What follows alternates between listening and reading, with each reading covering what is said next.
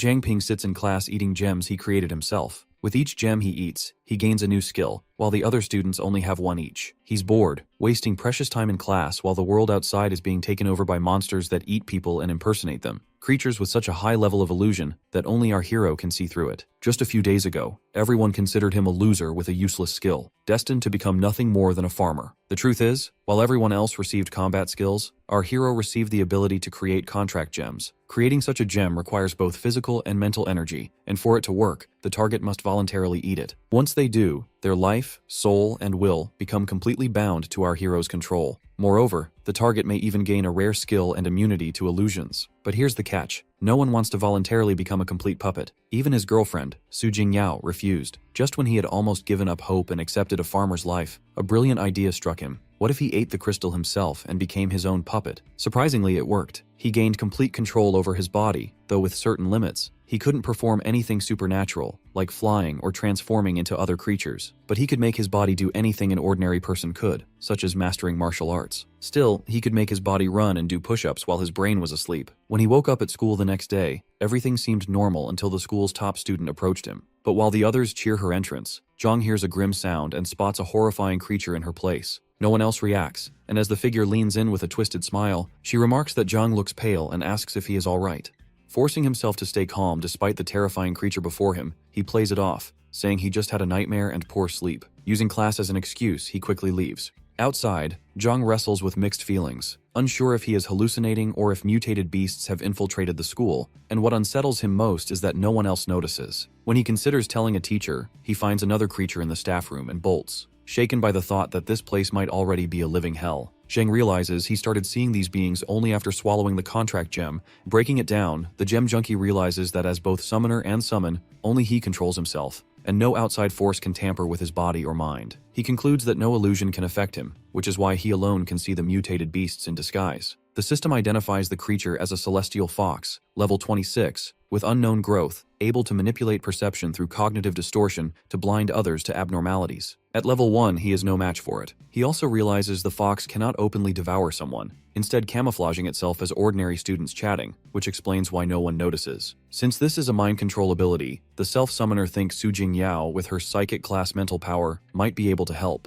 After school, Zhang assumes the celestial foxes are limited to campus, but is stunned when he spots a couple and realizes the girl is actually one of them. The thought of how many walk unnoticed among people chills him. At the city guard headquarters, a beautiful receptionist greets him, and he asks to see Su Jingyao, who enlisted that day. To his shock, the woman before him is also a celestial fox in disguise. The revelation rattles him even more, as it means these beasts have infiltrated the city guard itself, hidden even from high-level awakeners who cannot pierce their illusions. When Jingyao arrives, Zhang says he only came to check if she is doing well. She smiles, assures him she is fine, and offers to introduce him to her new teammates. Awkwardly, he just says that it's great. Jingyao shares her resolve to grow strong enough to hunt the beasts that killed her parents, and though nervous, he supports her. She then mentions being short on members and asks if she should put in a good word for him with the city guard. Zhang declines, feeling his power is useless and better suited to farming, but he is relieved to see her safe and decides not to interfere further. Yet as he leaves, dread sinks in when he realizes Jingyao and her teammates are also celestial foxes in disguise. Outside, Zhang is shaken to realize that the city guard, supposedly the strongest force in Pearl City, has already been corrupted by celestial foxes. He wonders how such power could fall so completely. Jingyao only joined today, yet the foxes have not only infiltrated the school, but the entire city. To them, everyone is nothing more than cattle, livestock trapped in their twisted game. Using his analysis ability, the self-summoner learns that celestial foxes range from level 1 to 9 as low, 10 to 19 as mid,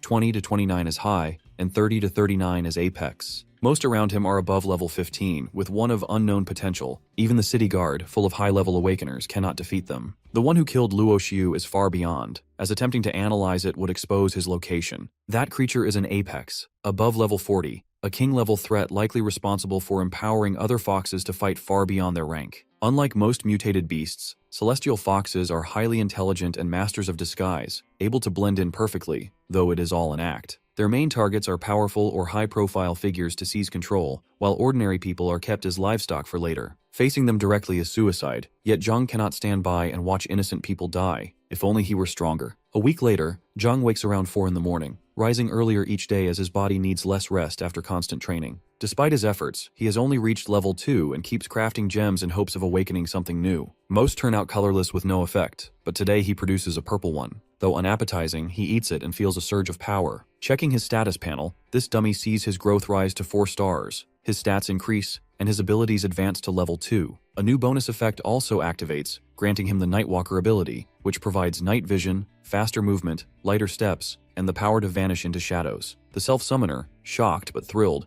realizes he can now investigate under the cover of night with ease. The self-summoner loves unlocking a new ability with each level, and with Nightwalker active he wastes no time training. During his run, he notices his vision sharper even in daylight. On the roadside, a ring catches his eye. His analysis reveals it as an assassination ring that makes the wearer subconsciously ignored by others, though high-level awakeners are immune. Shocked by the find, he soon spots the imposter Luo Xiu in a heated exchange with another man and assumes the ring must belong to him. Naively, Zhang believes the man sees Luo as human and is simply her enemy. When the fight breaks out, Zhang remembers Luo being an orphan who would never make enemies like that. So the only explanation is that others are also secretly fighting the celestial foxes. The creature suddenly senses something, convinced the missing ring was taken, but it is still oblivious to Zhang's presence. It assumes a mid-level awakener was nearby and rushes to report to its highness. Zhang realizes the ring was bait, but returning it would only raise suspicion, so he keeps it. By 5:30 in the morning, with the sky still dark, he feels untouchable with Nightwalker and the ring, learning that strength comes not only from power, but also from gear. Just then, eerie footsteps call his name as Jingyao's energy warns him to hide. Moments later, the imposter Luo arrives with other beasts, ready to gang up on him as the rat-faced fox prepares to smash him to death. While the self-summoner pretends to snore, the imposter Luo searches for any flicker of emotion that might expose him. Convinced this useless trash is not the escapee, he expects a real one would have fought for his life by now. Claws poised to strike, he still senses no trace of the ring. The rat face suspects something is off since this guy jogs every morning but not today, urging his highness to kill him. But the imposter Luo, highness of the celestial foxes, deems Zhang Ping worthless food,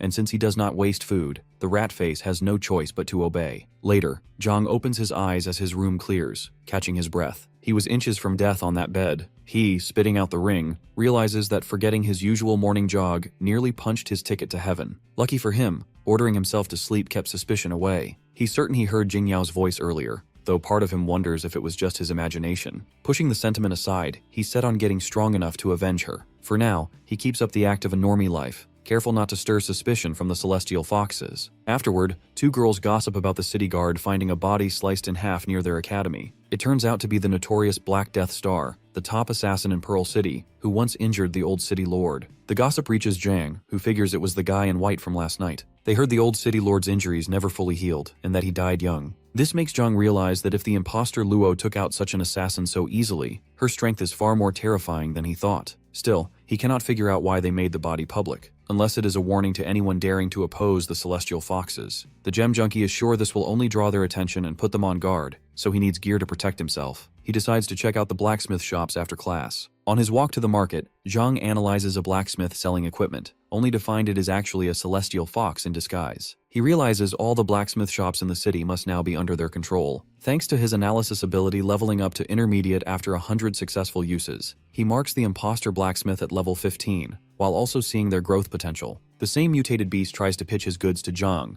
but Zhang isn't interested and looks for a shop not under their control. Soon, he spots the Iron Soul blacksmith shop, where a top-quality sword with shiny craftsmanship is on display. The sales brat praises the old man for being strict, but claims he is offering the lowest price, even if it hurts him. The old man isn't fooled, mocking the brat and asking if his daughter is waiting for dinner. This pisses the brat off, snapping if the old fart is deaf. Just then, Zhang picks up the sword to inspect it, angering the brat for touching his stuff. Using his analysis, Zhang finds it's a one-handed sword of common quality, once broken and poorly repaired. Zhang casually points out that the sword will break, and it does. The sales brat erupts in anger, demanding to know if Zhang even knows who he is. As his clothes tear dramatically, he declares himself the direct disciple of Master Ma from the Xingyi Martial Arts Academy and charges with great speed, telling Zhang to prepare. Zhang doesn't even flinch and slaps him without effort. Blondie accuses the self-summoner of playing dirty, but Zhang's analysis reveals him as Liu Badguo, a low awakener with 1-star growth potential, stuck at level 1, with only the earth-shattering ability. Though heaven-defying and flashy, earth-shattering drains him so much that he can't stop once he starts. The crybaby urges Zhang to leave, but the gem junkie has no interest in sticking around.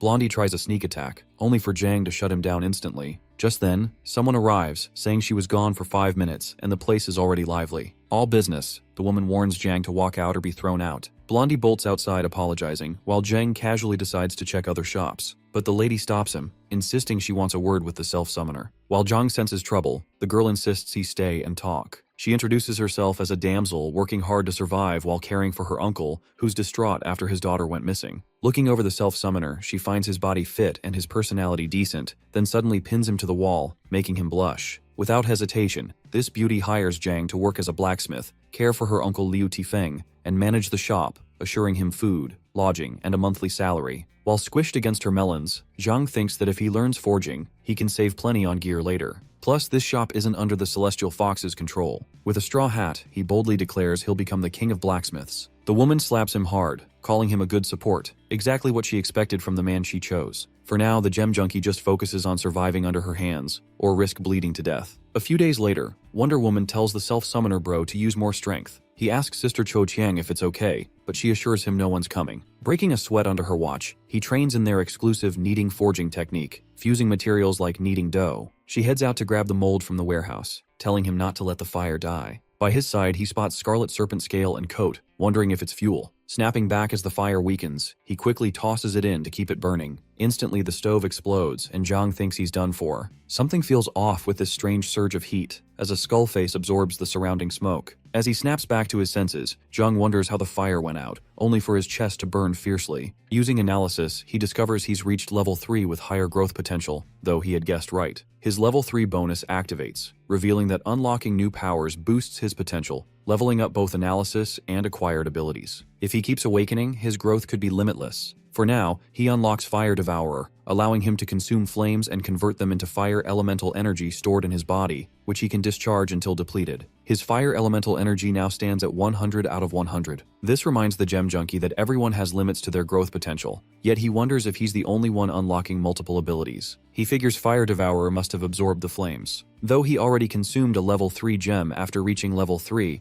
what puzzles him is why the effect triggered only in the evening, perhaps under special conditions. Just then, Chang bursts in, demanding an explanation for the mess. Getting close, she throws him off guard, asking if he tossed the Scarlet Serpent scale into the stove, causing the explosion. Admitting she forgot to warn him, she takes the blame, but he worries about the damage. Chang brushes it off, saying it's fine if he is, but she's baffled how he managed to extinguish flames born of a Scarlet Serpent scale, which are nearly impossible to put out. He says it's a long story. Meanwhile, Chang is surprised to see the fusion turn out so well, since such results usually require extreme temperatures. She remarks on Zhang's talent, calling the school blind for not recognizing his performance, strong enough to qualify him for the 3 major organizations. The gem junkie agrees, noting that people have always considered the City Guard and the investigation team as 2 of them. When asked about the third, Chang explains that Pearl City is part of it, though little is known about the organization itself, including its name. Remembering Zhang had gone out earlier for equipment, Chang hands him a dagger. With analysis, he identifies it as the Beauty's Tear, crafted from color iron, excellent in quality, and strong enough to cut down mutated beasts up to mid-rank 19. Worth about 100,000, equal to 3 years of his salary, it leaves Zhang stunned that he can even keep it, but Chang insists it's a reward for his progress. He's shocked that someone like him can even keep this, but Chang insists he take it as a reward for his improvement. For now, she has a mission to attend and asks if it's fine for him to skip school, but Zhang explains he already completed the graduation procedure in advance. The Wonder Woman tells him to look after the unstable old man and make sure he doesn't reopen the shop.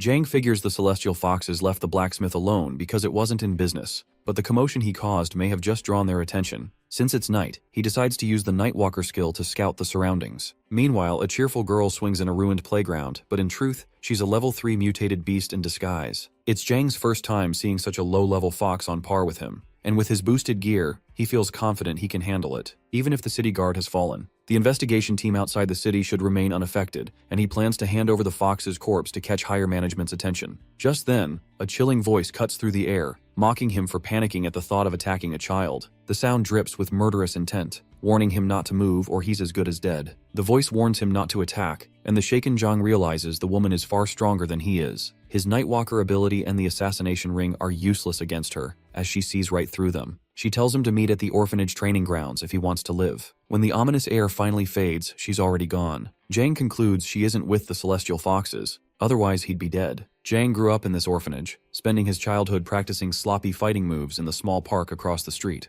That's why it's named the Orphanage Training Grounds, which now makes him wonder if the woman knows his past or his secrets. She's clearly been watching him, arriving just in time to stop him earlier, and he suspects she lured him here for a reason. Suddenly, a mutated beast emerges from the woods. Activating analysis, Jang identifies it as an armored venom-tail rat, a 2-star level 5 rodent. Its venom sac powers the bone spurs on its tail, capable of delivering a deadly toxin. The beast is 2 levels above him, so the self-summoner considers retreating, but quickly changes his mind. If he doesn't take it down now, the orphanage kids might wander into danger tomorrow. Besides, it's only a low-level beast, and with Chang's dagger, he's confident he can win. In all the web novels he read in his past life, the hero always becomes a combat expert the moment they gain powers, which he knows is total nonsense. He admits he has no real battle experience, yet he can still command Zhang Ping's summoned beast forward. When charging at the rodent himself, he's caught off guard when it flips through the air and rolls to counter. Bracing with the dagger, his defense is sloppy, and he quickly realizes the rodent's armor is too thick for the beauty's tear to pierce. He'll need a new plan to outsmart this beast. While fighting, Zhang feels as if he's controlling a video game character, only this time it's himself. He figures the beast's only weak spot is its unarmored eyes, but when it curls into a defensive ball, hitting that target becomes far more difficult. The gem junkie decides he needs to break the beast's posture, so he activates Fire Devourer and quickly comes up with an idea. He prepares his first command, Pearl Fist, Ratbuster style, never expecting those dull Pearl history lessons actually to come in handy. The technique focuses on overwhelming the enemy with brute force, perfect for crushing smaller opponents.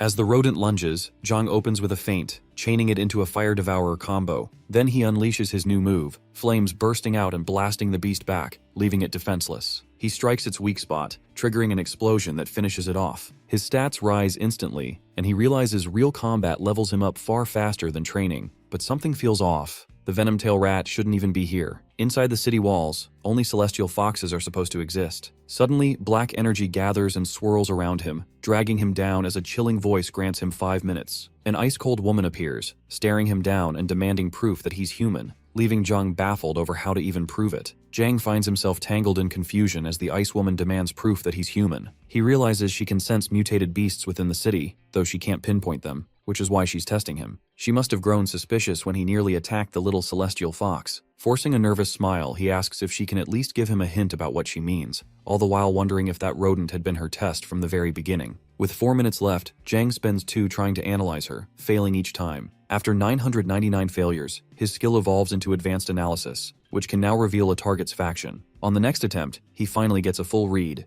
Liu Shan of the Purge Squad, level 28, a high-level awakener with water manipulation. It's an ability that lets her absorb and store water energy by drinking and wield precise control over it, within and around her body. Reading her status, Zhang finally understands why she was so hard to analyze, and why his Nightwalker ability and assassination ring had no effect on her. The Purge Squad is unfamiliar to him, and he wonders if they're the third organization besides the City Guard and the investigation team. When the Ice Woman warns he has only 1 minute left, panic sets in. Desperate to stall, he forces a casual tone, asking if she's from the orphanage too, since she called the park the training grounds. He racks his memory, not recalling ever meeting Liu Shan, and guesses she may have changed her name. With a nervous edge, he blurts out if she's really Liu Turin. Back in the day, a little white-haired girl named Liu Turin sang about the heaven-sundering, earth-shattering, CC invincible fist, urging Zhang to pay attention. Rekindling the memory, Zhang hums the same tune, naming its first to third forms, which makes the Ice Lady blush. He asks if she's Sister Cece, but Sishan deflects with a second question instead. Aside from that, the Ice Lady notes that his ability, Contract Gem, is recorded by the Academy as useless due to its impossible activation requirement, and demands to know what he did. Zhang lays it out that 2 weeks ago, he swallowed the gem and became his own summoned beast. Since then, he's had full control over himself, immune to mutated beast illusions and able to see through any disguise. From his investigation, Zhang has uncovered a chilling truth. Celestial foxes are hidden everywhere, and an entire clan may have already infiltrated Pearl City. Their inherent ability, cognitive distortion, explains how they've gone unnoticed, a revelation that leaves the Ice Woman visibly shaken. He lists them out with certainty: the Wangshang breakfast shop owner, the Juan furniture store owner on Lei Street, 3 blacksmiths on Longzhou Street, and even the little fox she stopped him from striking. All of them are low-level celestial foxes. Zhang urges her to confirm it herself. After a long pause, she orders him to stay put while she verifies the information with Jinbo. The first thing Jinbo's team can confirm on the other end is that no celestial fox mutant beasts have ever been reported in the city. However, The cognitive distortion ability has appeared before, matching Zhang Ping's description. A team is immediately dispatched to apprehend the 2 shopkeepers by Jinbo, and they're expected back shortly. Suddenly, an explosion erupts, and word reaches the team leader Jinbo that it came from the direction of the breakfast shop owner.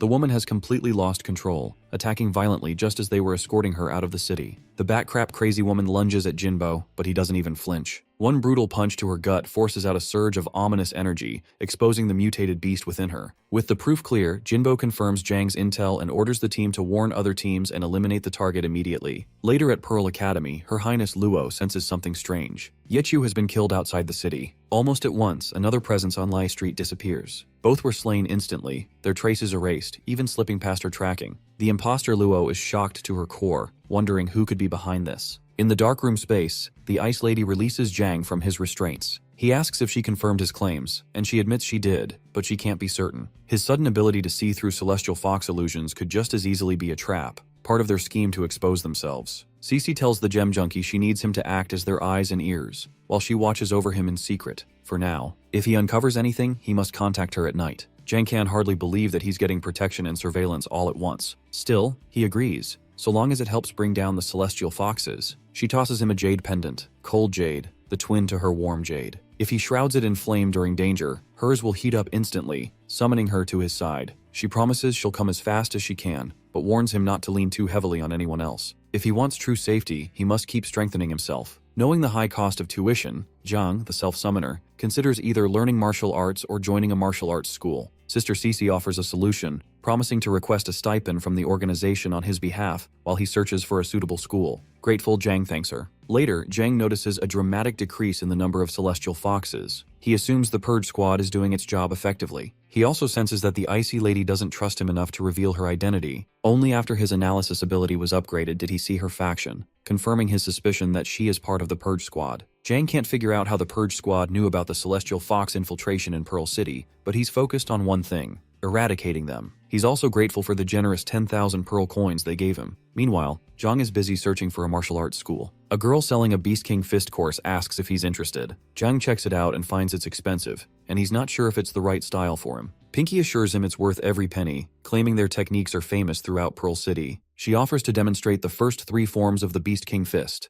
Ape King style, Giant Crocodile style, and Phoenix Talon style. So, Zhang is intrigued and pays close attention. The self-summoner quickly sees that the Beast King Fist techniques are more advanced than the Pearl Fists, with better footwork and moves. It's a great martial arts style, especially the Ape King style, which has no fixed form and many variations. However, he also realizes that Pinky is not well trained and has only scratched the surface of the technique. Pinky trips, and as he helps her up, 2 large men appear. They demand to know who authorized Pinky to hand out flyers for the Beast King clowns, as she was banned. One of them, a blonde man, calls the Beast King Fist a garbage technique and tries to get this dude to join their Xingyi martial arts school instead. Blondie gets furious when Zhang calls him Five-Fold Lightning Neil's guy. He corrects him, saying it's the lightning assault, and prepares to fight to prove it. Blondie, still fuming over what happened at the blacksmith shop, is eager to make the dimwit pay. He orders Zhongda and Zhong to take Zhang down, but Pinky steps in, shielding him from their bullying. The 2 gorillas unleash their power, sending chills down her spine.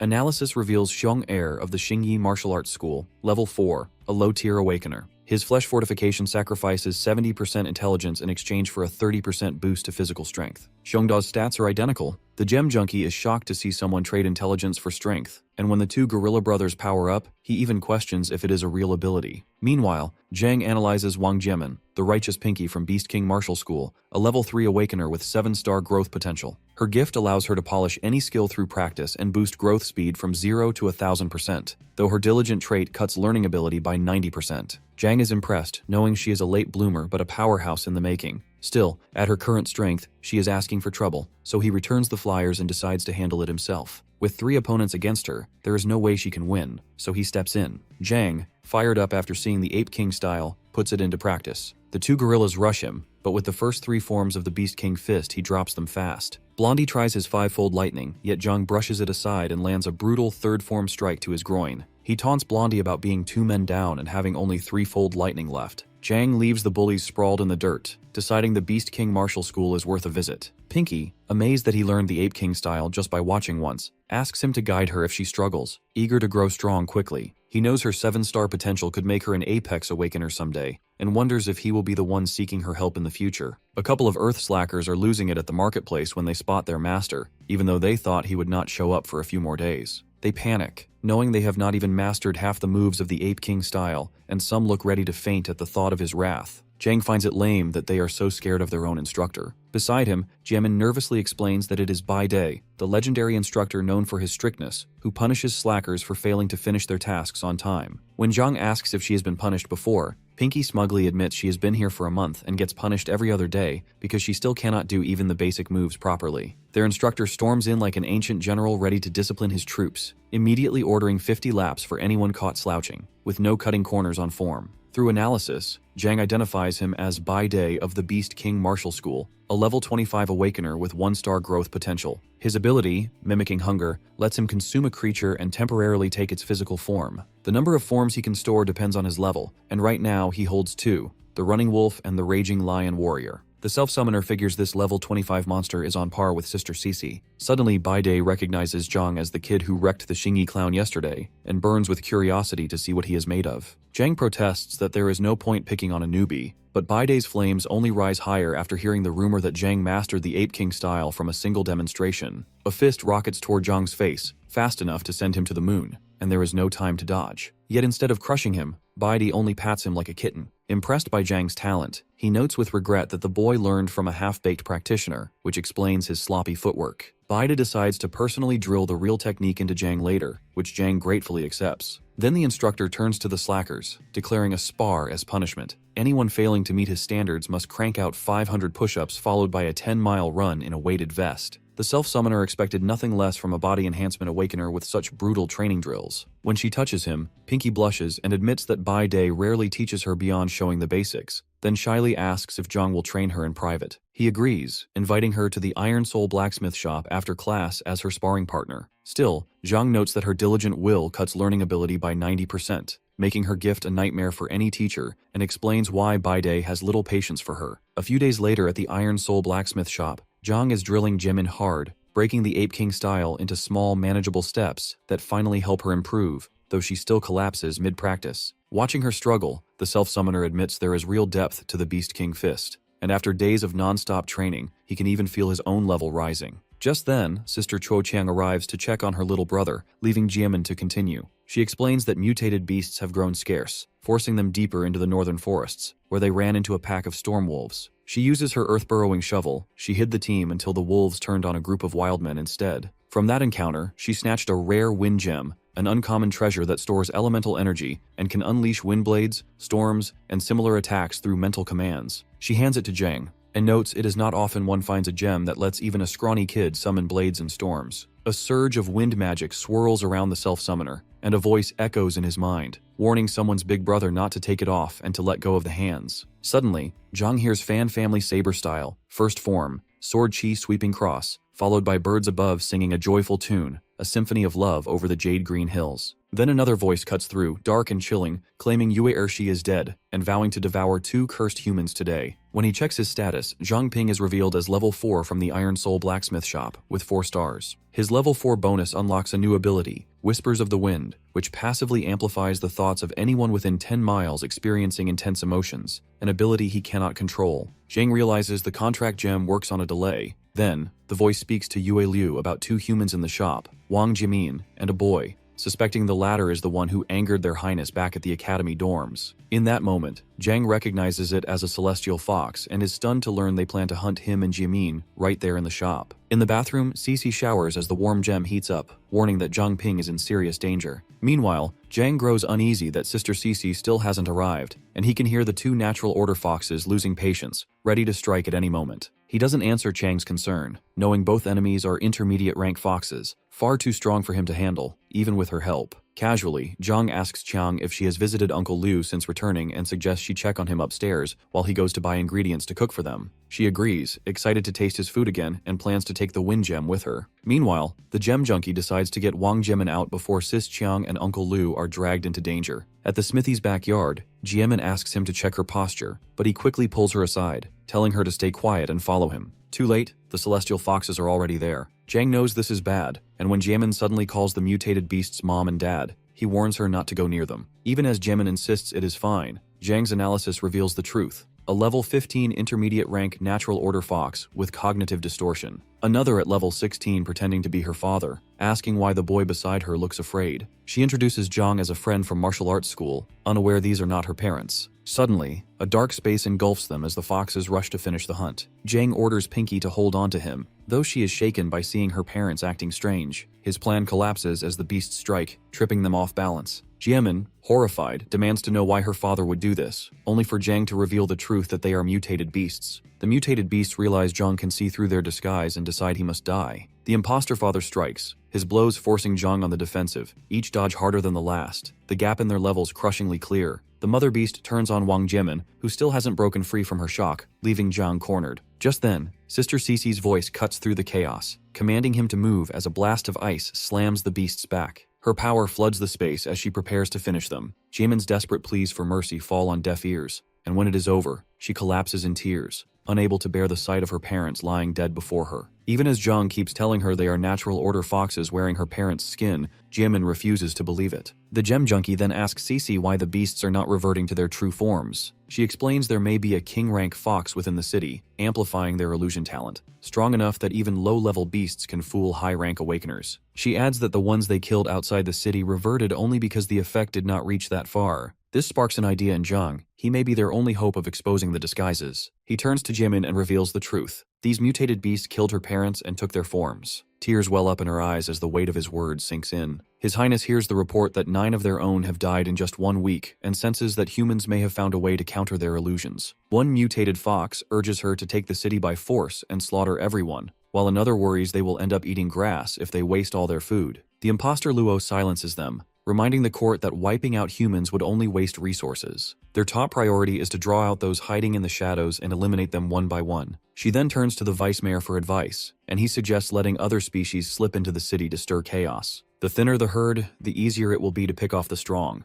Her Highness demands to know why the vice mayor is so certain the strong still remain in the city. He explains that aside from the city guard and the investigation team, there is a third major organization. Ever since the city lord was wounded by the king and fled, he has suspected the man has been hiding within that group, waiting for them to show weakness. The other foxes agree that bringing in outside species is a good idea, and some even welcome the change in taste. Her Highness acknowledges the vice mayor's counsel, warning that he has earned their gratitude for now, but will be ended if he steps out of line. The king still slumbers, and she has no intention of letting Huang Ziming forget his place. Huang Ziming vows he has devoted his life to Pearl City, blaming its decline on the weakness of the former city lord. He believes the city should belong to the strong. At the same time, Jimin reaches for her parents' remains, filled with regret for not knowing sooner. Cece coldly says she could not have changed anything anyway, and Jimin breaks down, blaming herself for being too weak, for not even mastering the basics, and wishing she had died instead. Zhang pulls her into his arms, telling her it is not her fault. He shares that he too lost someone dear, killed by celestial fox imposters in the city guard. The thought still haunts him, and though he wonders if stopping her might have saved her life, deep down he knows nothing could have changed the outcome. She shares her dream of joining the city guard, determined to run that path no matter what.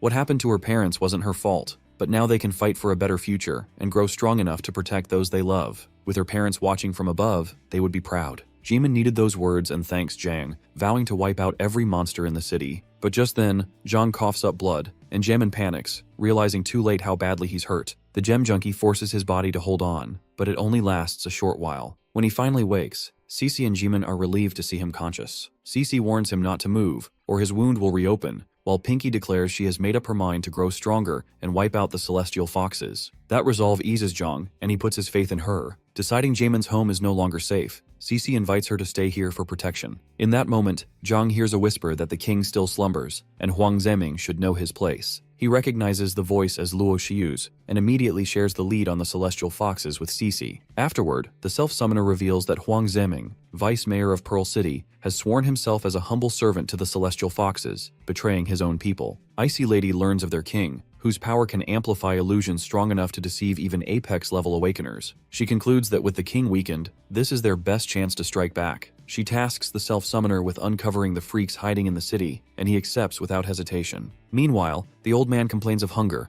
but Chu calmly assures him that the self-summoner will return soon with groceries. At the Purge Squad base, Manny grumbles that first she was dragged into activating the secret chamber, and now the celestial curtain, muttering that Cece really loves giving orders like a boss. Chen Luowei ignores her, while Shu Jie quietly offers her coffee, saying it could take some time. Moments later, Shuji channels the solar charge, Manny weaves the black curtain, and Luo Wei shapes light and shadow distortion, together unleashing the citywide curtain. After working together for some time, the Purge Squad finally decides to let Zhang in on a few of their secrets. Known as the most secretive organization in Pearl City, they are sworn to protect the city from any threat and purge all corruption. As the city's hidden weapon, they often carry out covert missions with the support of a specialized unit called the Barrier Team. According to Sister Cece, this team has 3 members. Manny, their leader, wields the power of the Black Curtain, the same darkroom space Zhang once entered, which was her doing. Next is Zijai, wielder of Solar Charge, a living power bank who absorbs sunlight and channels it to keep her teammates fighting at full strength. Then there's Luo Wei, master of light and shadow distortion,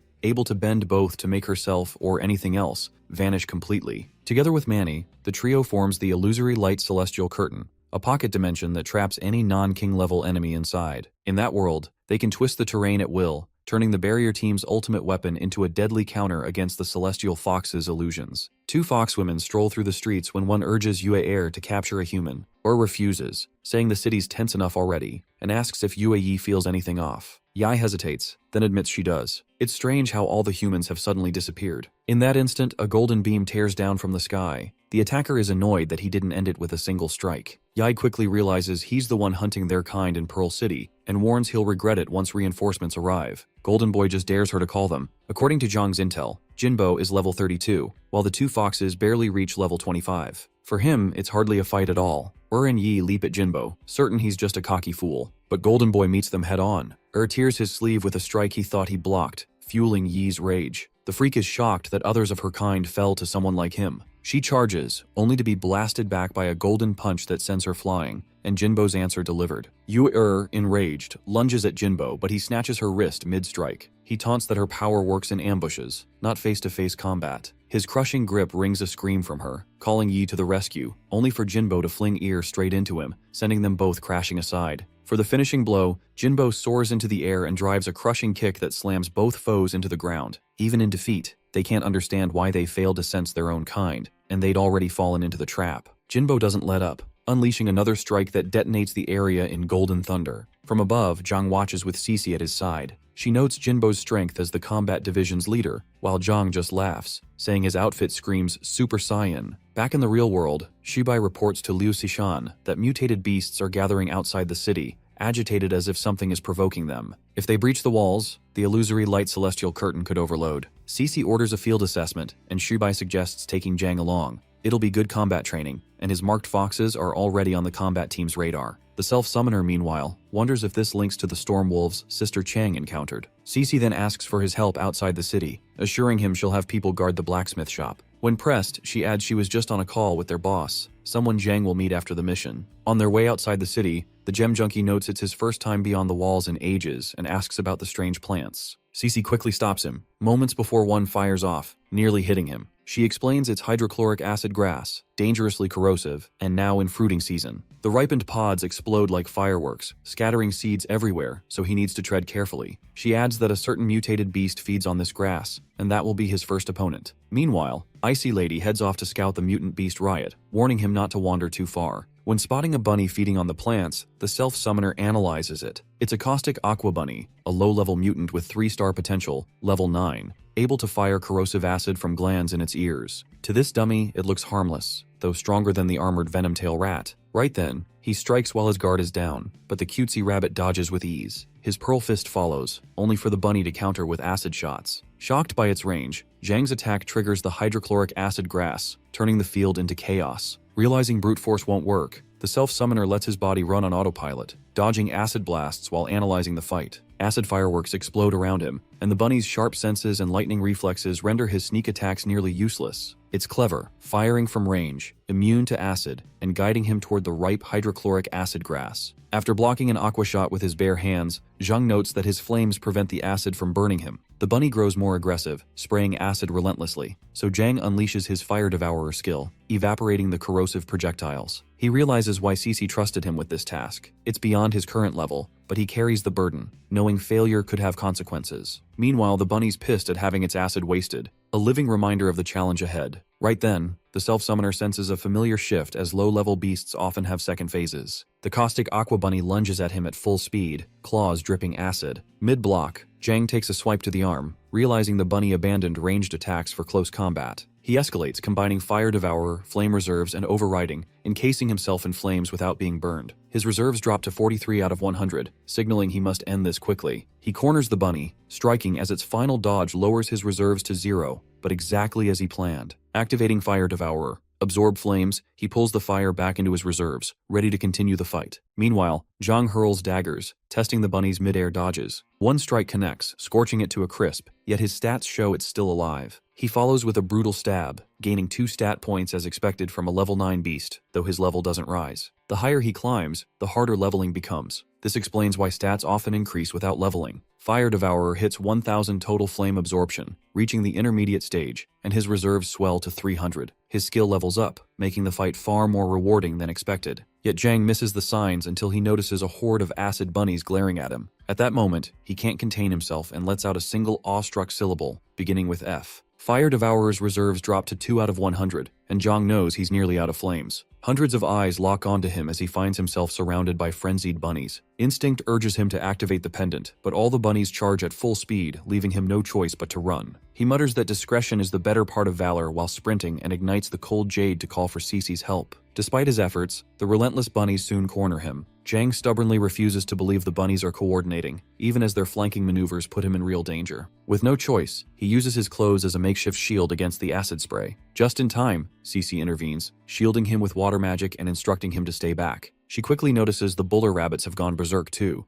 and sends a massive wave of water, nearly drowning every bunny in sight. Among the chaos, a human-like face emerges, hinting at a tragic story. Zhang realizes he's barely managed to take down a single one of these creatures, and he's giving everything he has, yet the fight demands even more. Cece demands to know how things got this out of hand while she was gone, but Zhang has no answers. She confirms the chaos isn't over and draws her sword, ready to finish them all, yet the fight isn't over. Suddenly the bunnies surge again. With the alpha dead, the herd should collapse, but the remaining ones are stubborn, fixated on something. Seeing no other choice, Cece goes all out with her sword, but even then, one lone bunny remains. Meanwhile, Cece realizes they're dealing with the alpha, and that the key lies within its body. She strips the bunny of its powers and retrieves a spirit-controlling pill. The scent catches Zhang's attention, and Cece explains it's crafted by a certain organization to control mutated beasts. She confirms the beast-taming Zhu clan is finally revealing themselves. The pill emits a unique aroma only detectable by low and mid-level mutants, luring them to consume it. Once ingested, the beasts lose their will, becoming completely subservient to the pill's master, an effect very different from a gem contract. The Zhu clan's control strategy remains a mystery.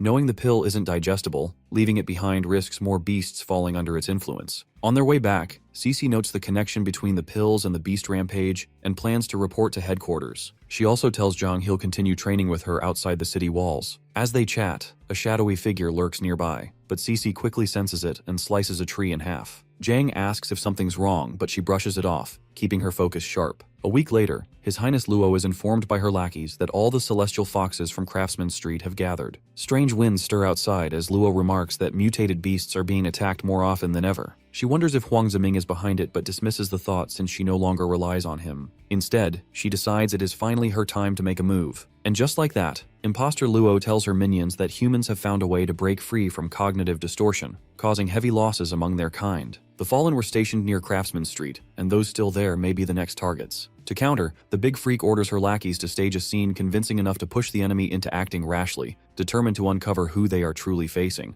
Deep in the forest, Chang the Gem Junkie unleashes his long-dormant Nightwalker mode, charging into the swarm of bullet rabbits. After a full week of grinding, he has finally reached level 6 and mastered their patterns, slipping past their acid projectiles with sharp precision. Step 1 is simple. Neutralize their ranged attacks without taking a hit, driving them into a frenzy. Step 2 follows as they drench themselves in acid and rush in close, their flammable coating burning fast but never lasting long enough to be deadly. Zhang scorches them anyway, knowing that with the Scarlet Serpent scales as fuel, his flames refuse to die. He calls it Fire Devourer, 3 flavors true fire, though he instantly cringes at the name. Even so, he emerges from a whirlwind of his own blazing tornado, surrounded by roasted rabbits, his serpent scales finally spent. He believes this massacre is enough to push him toward his next level, even as the weight of his choices lingers. Analysis complete. The self-summoner ascends to level 7, his stats rising alongside the contract gem, which advances to level 5 and glows a deep blue. He recalls how nothing changed between level 4 and 6. The gem stubbornly stuck at 4, proving it is far harder to level than himself. Curiosity stirs to think what kind of power it will unlock this time. Hopefully, something fit for combat. Suddenly, a lone bunny radiates a sinister aura. Shocked it survived, the gem junkie steels himself, declaring he is no longer the pushover he once was. The twisted creature lunges, and Zhang narrowly dodges, flinging dark energy in return. For a moment, he wonders if it is a ghost, a demon, or some vengeful spirit born from his slaughter. Whatever it is, the self-summoner cuts it down with a decisive strike. Yet what unsettles him most is not the victory but the fact that a mere bullet rabbit displayed a technique like that. He wonders if the creature is under the influence of a spirit-controlling pill and forces it to cough something up. But what drops is nothing like the pill. During the analysis, the object resists identification, a rarity Zhang has not encountered in ages. At last, the result surfaces. Nethermist essence, its quality unknown. A potent force said to be stored within the testicles of the nethermist black goat. Consuming it promises unpredictable results, both tempting and dangerous. After the analysis, Zhang holds the nethermist essence, a rare orb of unknown quality, said to contain the potent power once stored within the testicles of a nethermist black goat. Consuming it promises unpredictable results. Playback initiates, revealing a spectral goat wreathed in black aura, its presence drawing beasts toward it. A boar charges recklessly, but its body passes straight through the apparition, only for the goat spirit to seize it in her jaws, ending with both creatures destroyed. To be honest, this dummy feels the orb is just as rare and valuable as the wind gem, but he has no idea how to trigger its effect. Direct contact does nothing, unlike his last awakening, and he wonders if he really has to swallow this disgusting thing that came from the black goat's privates. The thought makes him gag, but then a sharp memory hits. The time mutated beasts nearly killed both him and Gemin, and when he first learned those foxes devoured Su Jingyao. Mocking himself for thinking he has the luxury of choice, he swallows it anyway. In an instant, his body convulses and his mind feels like it is tearing apart. He collapses, screaming, visions crashing over him. In one, he sees Jingyao bound in celestial fox shackles, telling him to survive no matter the setbacks, no matter the pain. His mind burns with rage as he vows to Jingyao that he will not die until every last one of them is gone. The system reveals his growth, showing 7 stars of potential and granting him the Nethermist body, a power that absorbs the fear of living beings and turns it into controllable Nethermist. With a reserve of 20, each point manifests physically, carrying attack and defense equal to 10% of his current level, stacking to a terrifying 1000%. For the first time, Zhang holds an ability built purely for battle, merging offense and defense into one relentless force. This power clearly depends on how much Nethermist he uses, and the self-summoner is stunned by his own growth potential. He never thought that gross thing could turn out this strong. Yet for some reason, the crybaby can't stop bawling. Emotions he doesn't even understand, only the certainty that he'll avenge Su Jingyao. A couple of dudes rush over asking if he's okay, but his friends urge them to leave him alone and get inside the city before mutated beasts arrive. When one insists, the gem junkie's ominous aura flares, scaring them off. Totally clueless, he just mutters that he's fine, only to realize his Nethermist reserve has jumped to 35. That's when it hits him. He can absorb the fear of others and convert it into Nethermist. This mist isn't like regular energy. It bends to his will and can be shaped into anything he imagines. He wonders how powerful this thing really is and tests it with the weakest strike. A single point of Nethermist cleaves a massive tree in one clean cut, leaving him stunned. When he pours in 10 points, the giant trunk shatters into countless fragments. The crybaby realizes this skill is incredibly versatile, a true weapon that could stand against even high-level mutated beasts if used wisely. For now, the self-summoner chooses to stay low-key, quietly growing stronger with the Purge Squad at his side. While Zhang Ping is still admiring his new power, Sister Cece suddenly appears, urgently searching for the Nethermist mutated beast he just fought. The dummy gets a strange sense of déjà vu, reminded of Qiang, and casually admits he swallowed the Nethermist essence. Cece blows up, demanding if he has a death wish. He insists it can't be that bad since his analysis didn't show anything dangerous, and if something goes wrong, he can just force himself to spit it out. But Cece snaps that not everything can be undone and asks what if it were a parasite. That finally rattles him, making him wonder if the thing he ate could actually be lethal. Cece then warns him that Nethermist beasts are creatures of unknown origin with no fixed form, usually hiding inside hosts like black mountain goats or bullet rabbits. These creatures, Cece explains, are nothing more than puppets controlled by the Nethermist beast. Once the host dies, the parasite slips into one of its organs and lies in wait for the next vessel. The real danger, she stresses, is that the Nethermist can seize full control of its host. This freaks out the dummy, who starts panicking that the beast might have latched onto him. Remembering the unbearable pain after swallowing the essence, he can't help but wonder if the Nethermist is already trying to take over his body. Zhang figures the thing must have failed to latch since he feels fine, but Cece warns he's not normal. Maybe another monster inside him wiped out the Nethermist beast, or perhaps his absolute control keeps him safe even if parasitized. Still, she makes it clear, If he mutates, she'll cut down the self-summoner without hesitation.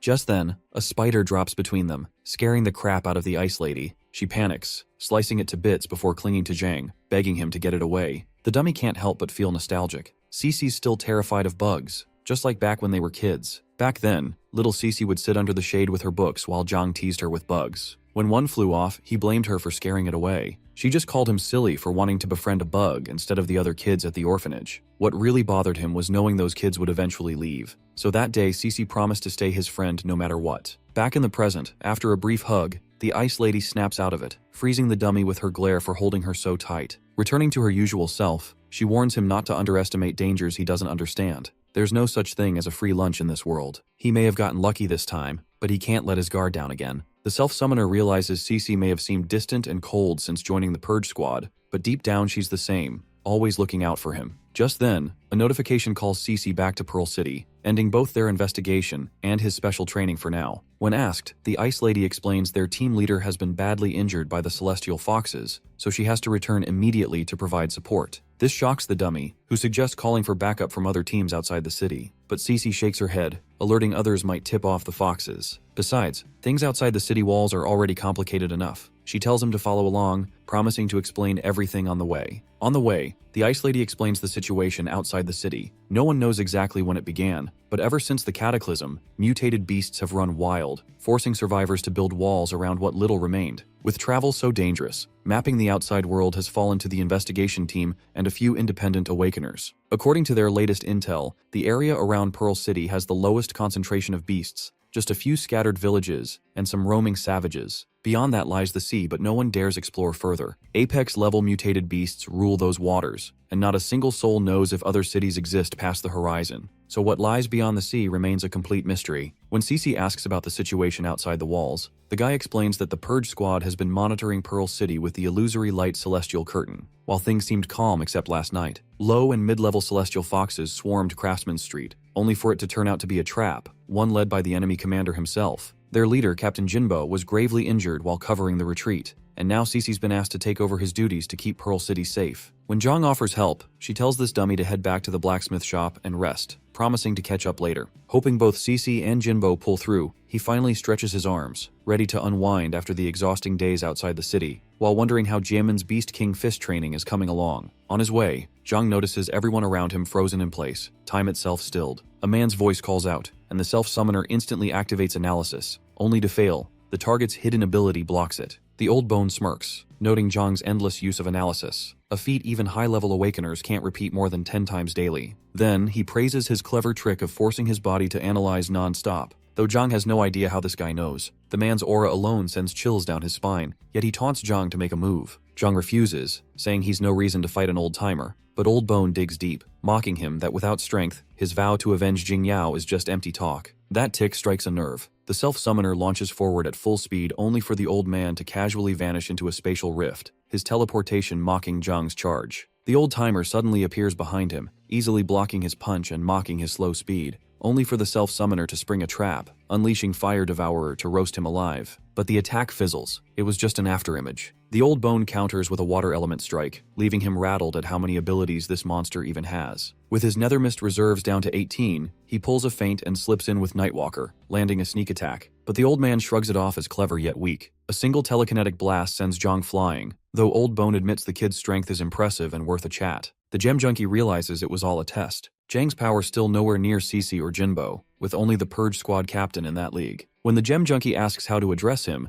the old man just smirks and says to call him whatever, or if he has really forgotten his name. One thing's clear that the Purge Squad already has Jang figured out. What he doesn't get is why Situ Shibai chose to reveal himself like this. Situ cuts him off, telling this dummy to first learn how to block others from reading his mind before overthinking. This stuns Jang, thinking if it's even possible to do that. Situ then explains that in the last 2 centuries, Pearl City hasn't seen a single ultimate level awakener until now. Jang is baffled since he thought Apex was the highest tier, but Situ clarifies, normal awakeners, even high levels, are chained to a single ability for life. Meanwhile, an ultimate level awakener can break those chains and awaken new powers endlessly. Then, with sharp curiosity, the old man asks if Jang's ultimate ability, Contract Gem, can copy his own, path of others. Mr. Situ offers Jang a gift of gratitude regardless of the outcome, and even promises to answer his questions. When our guy asks what happens if he refuses, the old-timer just shrugs and flashes the gift, a golden treasury bracelet with a storage skill he once relied on. The gem junkie nearly loses it, calling the old man way too generous, since storage space is exactly what he's been missing. Situ then tells him to hold out his hand, does something to it,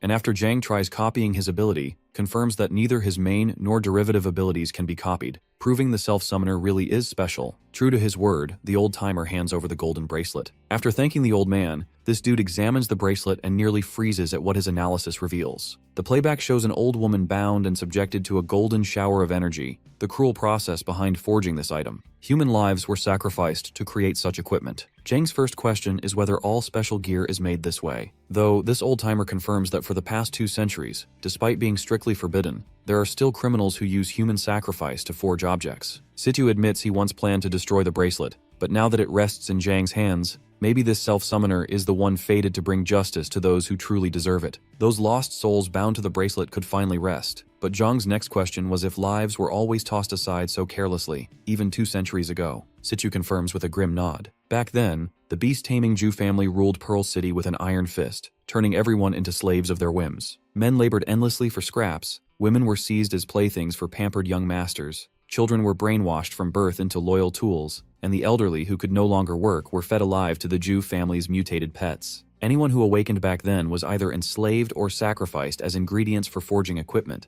until a few brave souls gathered strength to topple the Jew family's tyranny. Zhang, impressed by Situ's power, wonders why the old bone doesn't just deal with Princess Yue himself and free Pearl City again. Activating encrypted communications, Situ explains he can't, but assures him the city's defenses are far from weak. The Celestial Fox ambush only caught them off guard. Pearl City has its investigation team scouring the wilds for mutated beasts, the Purge Squad guarding the gates in secret. Above all, the King's divine artifact, the Sun and Moon Pearl, which suppresses all life within its range, capping their power at level 40. That said, even if a king-level beast appeared, the Sun and Moon Pearl would suppress it down to Apex, and Situ flatly claims he's the strongest Apex around. But his hesitation makes Zhang suspicious, asking if there's a traitor within. The old-timer admits the city lord is missing, and aside from him, only the Zhu family remnants can manipulate the artifact. Those snakes, once rulers of Pearl City, crawled into the shadows after their downfall, now resurfacing by shutting down the Sun and Moon Pearl and letting the Celestial Foxes in. Zhang quickly connects the dots. The sudden spike in beast activity must be their doing. Situ nods, saying they've been hunting Zhu's remnants for years, but wiping them out is like pulling weeds too deep-rooted to ever vanish. Zhang can't make sense of it, whether the Zhu family is after something bigger, if the city lord still lives, or why they'd stir up a beast uprising. He also itches to know what power the Celestial Fox King truly wields. Without those answers, he realizes Situ Shibai must tread carefully, or Pearl City will collapse the moment its strongest shield falls. It's like wars in Zhang's past life where the nuclear weapons existed as deterrents, never to be recklessly fired. No matter how much Princess Yue provokes, anyone else might snap, but not Situ.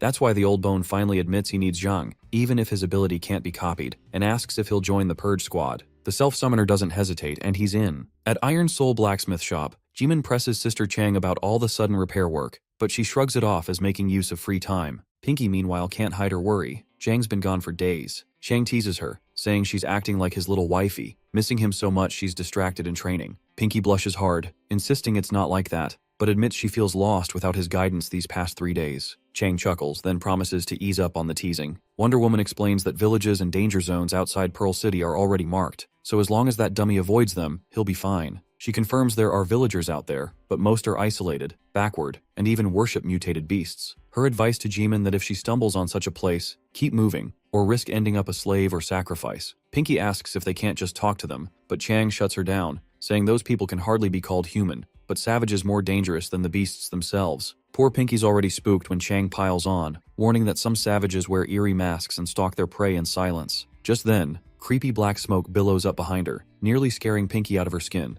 It's Zhang, fresh from the nether mist. Chang, caught off guard, reflexively slams a kick to his nuts. Something cracks. Yet a moment later he's acting fine and whining that she's too mean. They demand to know who he is until he reveals himself, leaving both girls relieved but annoyed. As usual, Chang grabs her little bro, while this dummy admits he only wanted to lighten the mood after overhearing their talk about savage villagers. Our guy never expected Wonder Woman to spin around and nail his crotch, but once the pain passes, Chang learns he's done with training and plans to stay inside the city for a while to polish his skills. She casually drops that she found a clue about Shan Shan and wants him to look after Uncle Liu while she heads out alone. Zhang asks what's the rush, but Chang only hints that someone's been waiting and she doesn't want to get in the way. Meanwhile, Pinky turns red in the background, panicking quietly before deciding it's safer to retreat to her room. Once Chang's gone, Jaemin slips past in a fluster, mumbling about needing rest, but pauses at the doorway just long enough to tell Jang she's glad he's back safe. For the first time since landing in this world, that simple moment makes him feel like he's truly home. Then Uncle Liu yanks him back to reality, grumbling about why he's grinning like an idiot when the girl's already gone.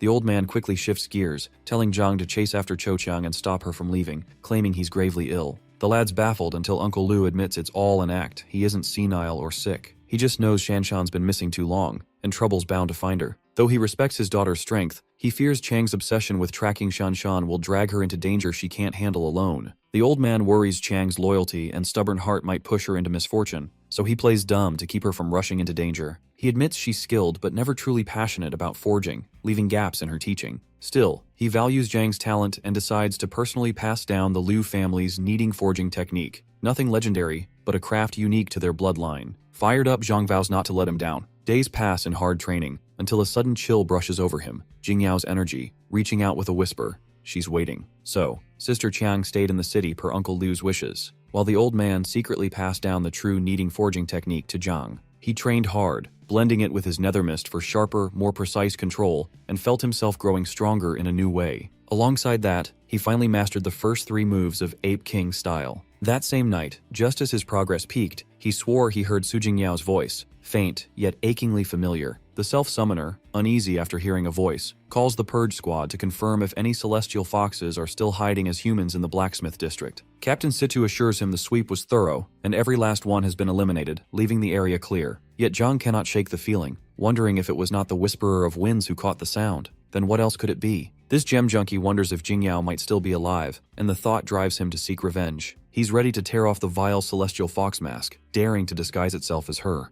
3 days later, a shady figure pries open a locked door and finds the Su family's daughter unconscious, his drug working perfectly. He pulls away her sheets, muttering about her jade-like beauty and thinking tonight is his lucky chance, blind to the danger waiting in the silence around him. Suddenly, an ominous chill fills the room, crawling over the creep's skin as a voice calls out his name, Zheng Xiaofan, the short-stack teddy bear, 5 feet nothing with a face only a mother could love. The voice mocks him as a pervert despised by women, twisted by years of tormenting countless victims. It feels like death itself looms behind him, a grim reaper come to collect. Terrified, Xiaofan bolts, knowing he drugged the entire Su family, unsure if what hunts him is man or ghost. The shadow figure stabs the creep's knee, sending him crashing headfirst to the floor. Fear surges as his nethermist reserves climb to 60 out of 100. The perverticun cries like a baby, begging him to stay back, then faints from sheer shock. Zhang, the Grim Reaper, scoffs at how easily this so-called serial killer folds, calling his first mission a success. Time to take out the trash and drag it back to headquarters. With his analysis, he confirms the target as Zheng Xiaofan, 2-star potential, mid-level awakener at level 13, with pharmaceutical mastery and a love mask. Zhang cannot believe such a scumbag wasted a powerful ability on disgusting trash. As the flashback hits, Zhang sees a mother begging for her daughter's life while the creep mocks her,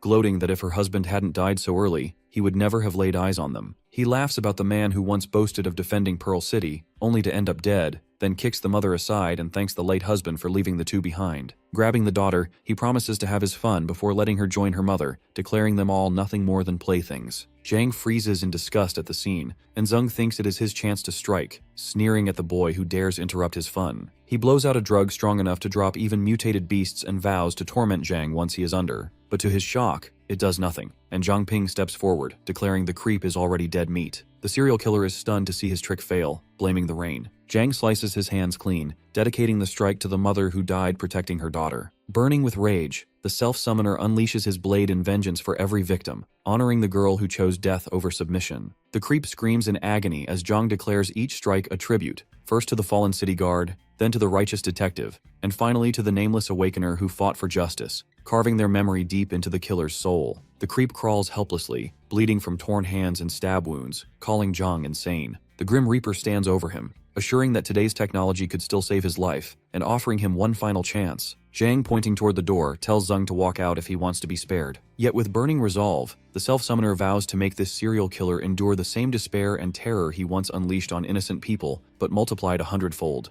In his darkest form, Zhang tells the creep Zeng Xiaofan that he failed miserably and wasted his only chance. Terrified to his core, Xiaofan staggers toward the door, but before he can escape, the self-summoner kills him in an instant. In the middle of the raging storm, the self-summoner warns the serial killer Zeng that this is his final chance to live. The creep crawls toward the door like a bloody slug, already plotting revenge and imagining how he will peel Zhang's skin off piece by piece. With twisted thoughts of women flashing through his head and the belief that there are still plenty of victims left to torment, he drags himself closer to the door of freedom. The door is locked, and the creep slams his fists against it in panic. With his last chance gone, the Grim Reaper declares Zeng Xiaofan a failure and, with one strike, ends him. Zhang's stats rise by 1 after defeating someone stronger, but instead of satisfaction, he wonders if wiping out the Celestial Foxes will truly bring peace to Pearl City or save everyone. Thinking of scum like Zeng, he reminds himself that such monsters don't deserve mercy, only death. Out of nowhere, Zhang senses trouble at Hanhai Academy, where someone's plotting to abduct a girl on this special day. Wondering if it's another creep like Zeng Xiaofan, he quickly contacts Captain Situ, reporting Zeng's elimination and the disturbance at the academy. Using his Whisperer of Wind skill, he warns that an abduction is underway. At Purge Squad headquarters, Manny tells Situ she can't sense anything inside the academy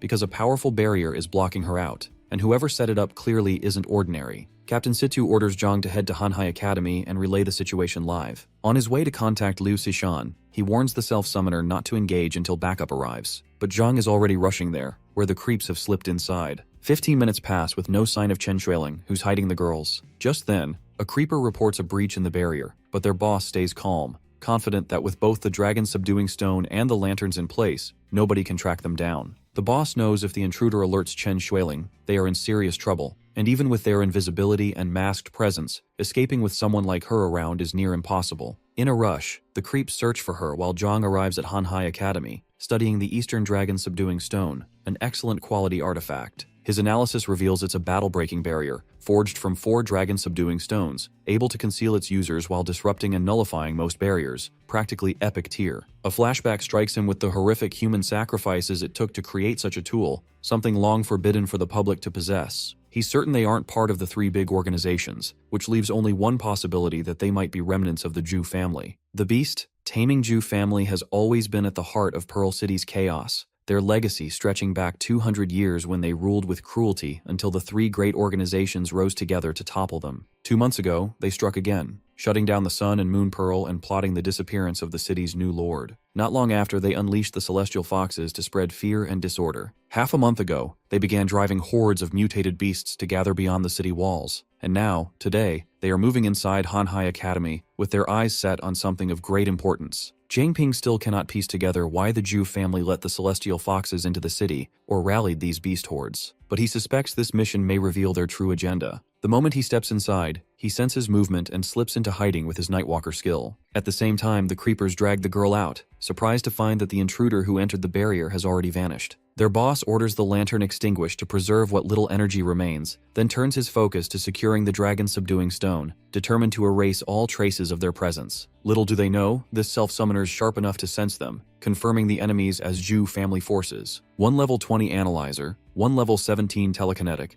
and 1 level 15 hypnotist, hidden by a nightingale lantern running low on energy. This tool masks presence, scent, and identity, though its energy is down to 16 out of 100 and about to run dry. Their target is Chen Junting of Hanhai, a level 13 awakener with 12-star growth and the rare Saint's Blood. It's a power that pacifies and bonds beasts, spreads passively as it grows, and curses anyone who drinks it with lost abilities and endless misfortune. The self-summoner sees the girl's potential as insane, her Saint's Blood basically an upgraded version of the contract gem. He knows the Zhu family must be after some innocent beast to control. With the trio vanishing into thin air, Zhang bolts after them and calls Manny to track their trail. At Purge Squad, Manny reports they're heading for the outskirts, and Cece won't make it in time. Zhang swears to stall them, but Situ warns him to prioritize his own safety. No chance though, this gem junkie isn't letting the Zhu family escape, certain his nethermist can buy Cece the time she needs. Mid-escape, the Zhu boss senses a nethermist beast closing in, and though Zhang's camouflage holds thanks to the kneading forging technique, he knows a level 20 analyzer nearby makes it risky. When he tries to scan the wolf, Zhang strikes to cut him off, forcing the boss to order Huang to hypnotize the beast. To their surprise, it actually works, except the self-summoner's infinite mental energy makes him immune. He plays along, pretending to be under control before lunging in close and sinking his teeth brutally into Huang's shoulder. The telekinetic snaps, ordering the wolf to release Huang, while Zhang levels up to 9 after taking him down, buzzing with the thrill that only 2 remain. The next guy unleashes crushing gravity, and inside the nethermist wolf, the self-summoner feels himself pinned and unable to move. The boss quickly analyzes him, revealing the wolf as Zhang Ping of Purge Squad, a level 9 rookie with unknown abilities and ties to the Iron Soul blacksmith shop. Fired up by the discovery, the boss mocks him for daring to play hero, vowing not to spare someone from Situ's squad. All the lad can do now is keep calm and figure out his next move. The analyzer may lack offensive skills, but his epic ranked weapon is shredding Zhang's disguise. The lad quickly realizes the Zhu family's strength lies mostly in their gear. Luckily, none of it messes with nethermist activation, though he can't help but wonder why the telekinetic isn't deflecting his strikes. As Zhang dodges and pushes back against the trio, the teleuser, Huang Er, assumes his ability drains heavy energy and waits to see when he burns out. Soon, Zhang catches on. The teleuser simply can't deflect at all. Growing impatient, the telebrat fires a golden beam and demands to know what Zhang is stalling for. Meanwhile, the self-summoner is ready to test his theory with nethermist reserves now stacked at 25. Blades fly his way, and boss mocks him to savor his last breaths of defiance, but Zhang's sneaky counter catches them off guard. The gem junkie points out their flaw, that Huang Er has to aim with his hands to use telekinesis, meaning if his hands are restrained, he's useless. Shocked at Zhang's speed, they barely react before he stabs the telebrat in seconds. Desperate, the brat mutilates himself to free his right hand and grabs Zhang's wrist. While boss taunts that the kid must be running out of energy, Zhang just grins through the trash talk and unleashes Fire Devourer, flames engulfing them until the telebrat screams and shoves him away, half burning alive. Even while pushed back with golden thunder binding his chest, Zhang holds firm as Huang Er sneers at his tricks. He didn't expect their gear to be fireproof, but they're clearly gearing up for a finishing blow. The hero just smirks, saying it's time, which makes them laugh, thinking he means the time of his death. But the real answer crashes in as water magic sweeps through, throwing them off balance. They lunge at Zhang anyway, only to be blindsided when Cece strikes from behind, knocking Huang Er out cold in a single move, leaving Boss stunned that she did it so easily. Boss realizes real trouble's here when Cece charges straight at him, knocking him off balance with no time for talk. Furious that the kid stalled them this long, he's forced to use the ring. Cece doesn't catch on to the sudden electric surge and tells him to stop, but it's too late as the power spirals out of control. She grabs Zhang, keeping him safe though he's out cold, and admits it's a shame they couldn't capture the Zhu family remnants alive. Just then, Manny's voice cuts in, telling her to bring Zhang back immediately. The Illuser curtain has been breached. The news leaves her stunned. The imposter Luo, better known as Princess Yue, watches Pearl City under the rain when Zeming is summoned. She asks about the preparations for gathering mutated beasts outside the city, and her servant assures everything's ready. Suddenly, a surge of electricity rips through the air, startling them both. Zeming instantly recognizes the myriad thundering call and wonders if Zhu Zejun has run into trouble. Hating that the fox caught it, he brushes it off as thunder, though she clearly doubts him. When pressed, Zeming scrambles for an excuse, claiming he's had a thunder phobia since childhood. Yue doesn't bother with the coward, certain the sound came from within the city walls, though she can no longer spot anything. Yue recalls the time she saw a man on death's door vanish without a trace, slipping away right under her nose. She suspects it's the same, a high-level illusion, but knows human tricks shouldn't work on their kind. Still, she's aware their illusory tactics can cloud Celestial Fox's vision,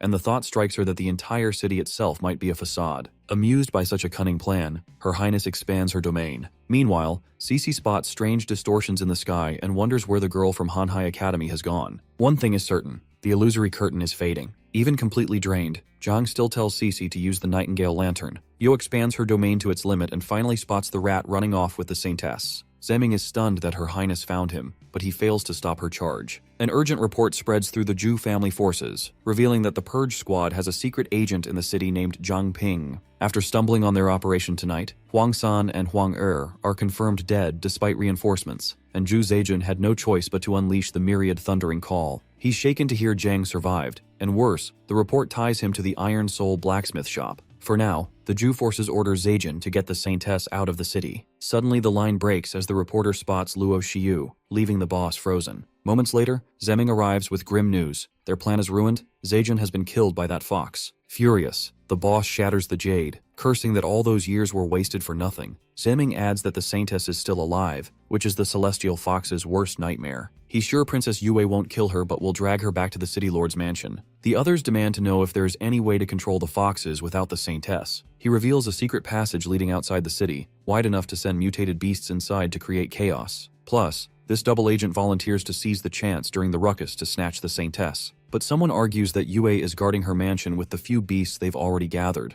To counter this, Zieming insists Zhang Ping, the Purge Squad's secret agent, can be used for the job, warning that Yue is watching the entire city and any disturbance will force her to strike personally. So, the mole plans to send their elite to hit Zhang Ping at the shop, forcing the Purge Squad and Yue into a clash. While they're distracted, he'll unleash the mutated beasts into the City Lord's mansion to blindside everyone. The others warn that this means cutting ties with the Celestial Foxes, so failure isn't an option. Zieming insists his identity must stay hidden, and they acknowledge him as the true heir of the Zhu family, ready to back him as Vice City Lord. Now, the fate of the Saintess lies in his hands. Darkness fades as Cece's blurred face tells Zhang he's awake and asks if he's alright. He sits up, confused about where he is, and the Ice Lady explains it's the Purge Squad headquarters. Things got urgent earlier, so she rushed him there first. She adds that team leader Jinbo was badly injured by Luo Xiu, which means she's now moving personally after sensing their presence. Just then, Xujai walks in, shocked at how fast Zhang recovered, considering he fought 3 high-level opponents more than 10 ranks above him, and even managed to take one down. She calls it an instant kill if the level gap is more than 5. Then Sister Cece introduces Xu Jie, the solar charge user who treated his injuries. Zhang, wanting to keep a low profile as a newbie, jokes that he just got lucky and says, what doesn't kill one makes them stronger, so he owes Sister Xu his life, admitting he would have been dead without all of them. He'd heard this woman is strict, but she doesn't seem that way to him. Xujai brushes it off, saying it's nothing since she isn't maintaining the illusory curtain right now anyway. Cutting the chit-chat short, she tells Zhang to meet everyone immediately to share full intel about last night, and the lad quickly takes back what he thought of her. Manny's drowning in paperwork while Xiaowei naps beside her, and the blonde cutie's begging Captain for a leave of absence. Wei even raises her hand to agree, which makes Manny snap when she realizes this bimbo's been awake the whole time and still refuses to help, only to start snoring again. Furious, Manny tries to punch her, but this sleeping beauty dodges every swing with ease. Captain watches with pity, knowing headquarters is seriously understaffed, and asks them to bear with him for now. Xujai shows up just in time to ease the workload, earning a hug from Manny, while Captain Situ concludes that the Zhu family and Celestial Foxes may have allied to kill their enemies, but clearly aren't truly working together. The Zhu family set up a barrier with a shielding effect that blocks surveillance, proving they know about the illusory light celestial curtain. But since they never told the Celestial Foxes, it's clear they're plotting to use it for themselves. Submission isn't their style, though they're too weak right now to face the Foxes head-on. Situ figures the girl from Hanhai Academy is the key to beating them. He checked the records and learned that Headmaster Chen Shuili only had a son, Chen Haowen, who supposedly died 14 years ago, unmarried and without heirs. Strangely, that same year Chen Shuili announced a granddaughter, Chen Junting, who has no blood ties to Pearl City, so probably from some outside village. Shuili has been so protective of Chen Junting that he kept her hidden for 14 years, leaving her citizen file blank with no trace of awakening or ability. That's when Zhang blurts out that he knows her power, Saintess blood. Situ freezes, wondering if she's really from the Holy Ancestor village, though he isn't fully sure. The self-summoner explains her ability, while at the City Lord's mansion, Princess Yue is having tea with the Saintess. Blondie cluelessly asks if Yue has always lived here and what's bothering her, then cheerfully repeats her grandpa's advice about eating sweets to feel better. Yue, already at her limit, can't stand this airhead and silently wishes her dead.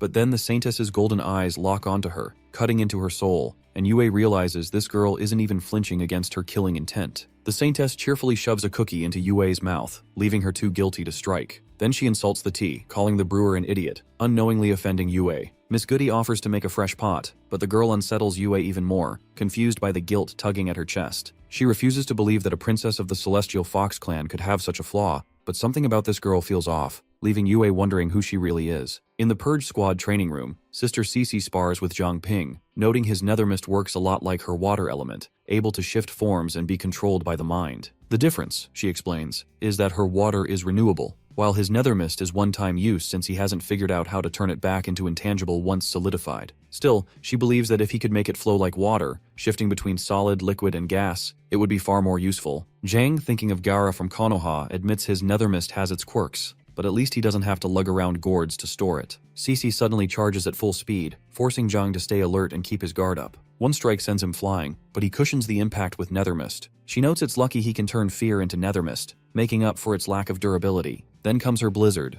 which he dodges like a pro, only to be caught when the falling ice melts into water and shackles him down. Distracted by the ice spikes above, he falls right into her trap. Cece reminds him that if an opponent doesn't fear him, nethermist won't work, but the self-summoner insists one good strike is all he needs. That's when his nethermist dagger flies straight at her, breaking through her water prison with ease. Stunned, she admits his attack surpassed her defenses despite the level gap. Guessing those nethermist beasts might be descendants of some king-level mutated creature, Cece figures the nethermist beasts must have passed down some special trait that lets his nethermist hit harder than its level should. But she points out he still sucks in real combat and would be dead if that had been a real fight. Suddenly, Jang screams as boiling water sears his skin. He never imagined she could heat it up too. Cece tells him to really study the nature of his ability, explaining how water can become ice, steam, or boiling hot, each form able to shift a battle. Jang then shapes a nethermist spider, but she freaks out, blasting the gooey thing with pistol water. The next moment, Jang swallows water, and Cece panics, shaking him to spit it out because pure water is highly toxic. He protests that she'll choke him to death first, so she backs off, only for him to complain about feeling strange. In a blink, his pants drop, and instead of legs, he's standing there with nothing but water below the waist. Apparently, his entire body below the head has turned to water, freaking him out. Zhang realizes he's awakened another ability. Using analysis, he identifies Omnivore, which gives a 10% chance to acquire a corresponding unique condition after consuming a special substance, and Pure Water Body, granting resistance to all physical attacks. Thanks to his level 6 gem awakening 2 abilities at once, he begins to grasp his new powers, though the full effect of Omnivore remains a mystery. Cece asks if he's alright or melting away, and Zhang assures her he just needs time to adjust. He wonders if Nethermist Body and Pure Water Body share traits, letting him use them like his Nethermist transformation. Concentrating, he splashes onto the ground, thrilled at first, but fails to regain form.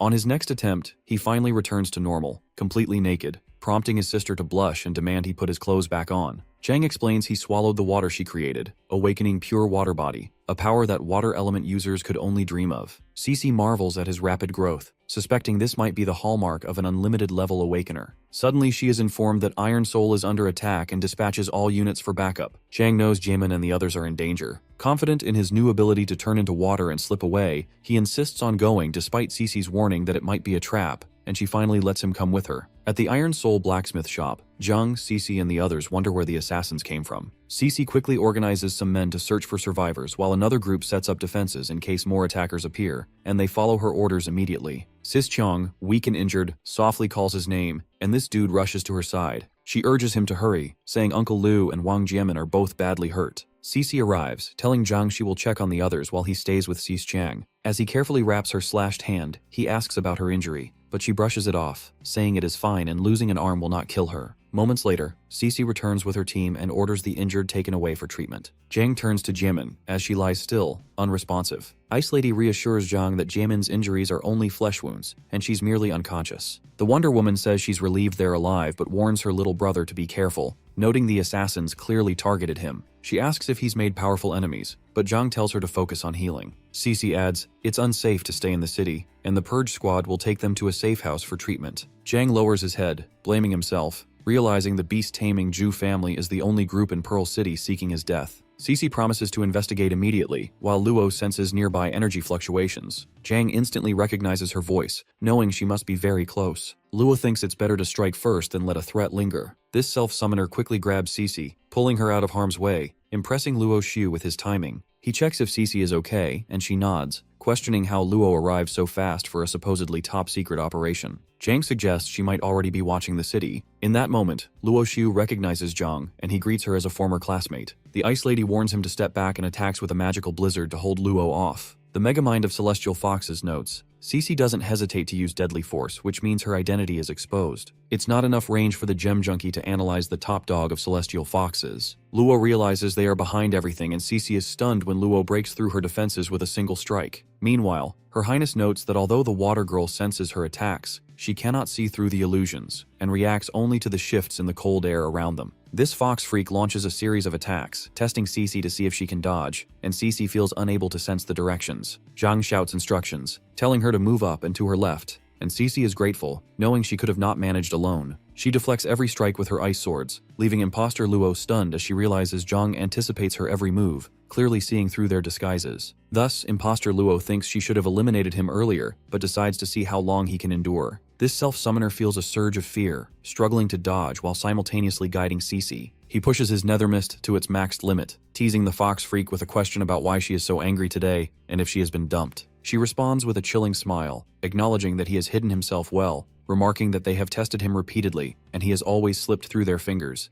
but this time, she promises, he will not escape. He might handle 3 tails, but if he can handle 3,000. Cece warns her attack power is overwhelming as Zhang's nethermist reserves drop steadily, reaching 10%. Imposter Luo taunts that surviving even a single second counts as a win. When the reserves hit 0, the self-summoner realizes he spent 100% of his nethermist in a single burst, yet it still isn't enough to slow her. He wonders if this is where it ends. The captain's projection appears, urging him to listen carefully. He only gets one shot at creating this kind of opportunity, and Zhang is stunned. Zhang Ping and Cece, aka Luo Xishan, face off against Imposter Luo, who's a high-level celestial fox inside. Using his power burst according to the captain's projection, Zhang grabs Cece's hand and pulls her away, making their escape. Enraged, the top fox refuses to let them get away, casting a spell and ordering everyone to hunt Zhang Ping down at any cost. So, every beast gathers. Later, at the Purge Squad's safe house outside Pearl City, Zhang speaks with the wounded Sis Chang, explaining that he has officially joined the Purge Squad and that the city has already fallen into the clutches of the cursed foxes. He urges Cece to stay hidden for her safety and apologizes, admitting it's all his fault. Sis Chang reassures him that it's just an arm and she'll survive, reminding him she owes him for saving Old Man Lu and the others. The lad swears to reclaim the blacksmith shop, but for now, she must remain safe outside the city. Cece quietly realizes Zhang has grown a lot. Sis Chang signals to the lad that the little girl is waiting and warns him not to let her distract him. Stepping outside, the weirdo asks Cece if she needs anything. The sound of being called a little girl makes her tense, and he immediately feels awkward, blaming Sis Chang for calling that. He only meant to say Big Sis Cece respectfully, yet after everything they've endured, and with his 2 lifetimes of experience far beyond her own and long age, the moment feels unexpectedly complicated. Just then, Cece waves off any hesitation, urging him to follow her. She explains that with his identity now exposed, returning to Pearl City will be risky, and he should wait for the captain's instructions. She reminds Zhang that the intel he provided on the Saintess is invaluable, and commends him for handling the rapist mission like a pro. As a small reward from the Purge Squad, she hands him a flask of golden blood. Zhang Ping asks if it's really the golden blood, and Cece explains that it comes directly from Jinbo, drawn and stored with care. She tells him it holds extraordinary healing properties, capable of treating severe injuries and even extending the lives of their most respected veterans. Cece instructs Zhang to drink it right here on the training grounds to see if he can awaken any of its power. Plus, she reminds him that golden blood is a bloodline ability, one that could be inherited by his descendants, warning him to be cautious and avoid attracting greedy opportunists. The self-summoner shrugs, brushing it off as only a possibility, and jokes that he might never even get married. When drinking the golden blood, he hopes the omnivore skill does a little something. Especially when this worked with nethermist and pure body water, he doesn't wish to be disappointed. She quickly asks if he feels any awakening, but he says nothing seems different. Then, noticing blood on his hand, he realized it worked. On the status, his body awakens the pure blood body, allowing him to shift into a pure blood form that can merge with another person's body and rapidly accelerate their healing. Also, the lad is shocked to his core discovers that his omnivore ability is actually an unlimited level power. He tells Cece that he can sense a person's condition simply by being near them. Noticing the scar on her face, he asks about it, but she brushes it off as nothing serious. Cece inquires for more, so Zhang explains that in this form, he can feel the life force of every living being around him and merge with them to heal injuries, even scars. She points out that this means he could potentially restore Chang's severed arm. The self-summoner adds that as long as there's enough blood, he can rebuild an entire body from just a piece of skin, using his pure water form for defense and his pure blood form to heal others. She urges him to hurry and help Sis Chiang, and he agrees, asking if they can talk later as old friends rather than just teammates. She nods. Outside the city, in the quiet wilderness,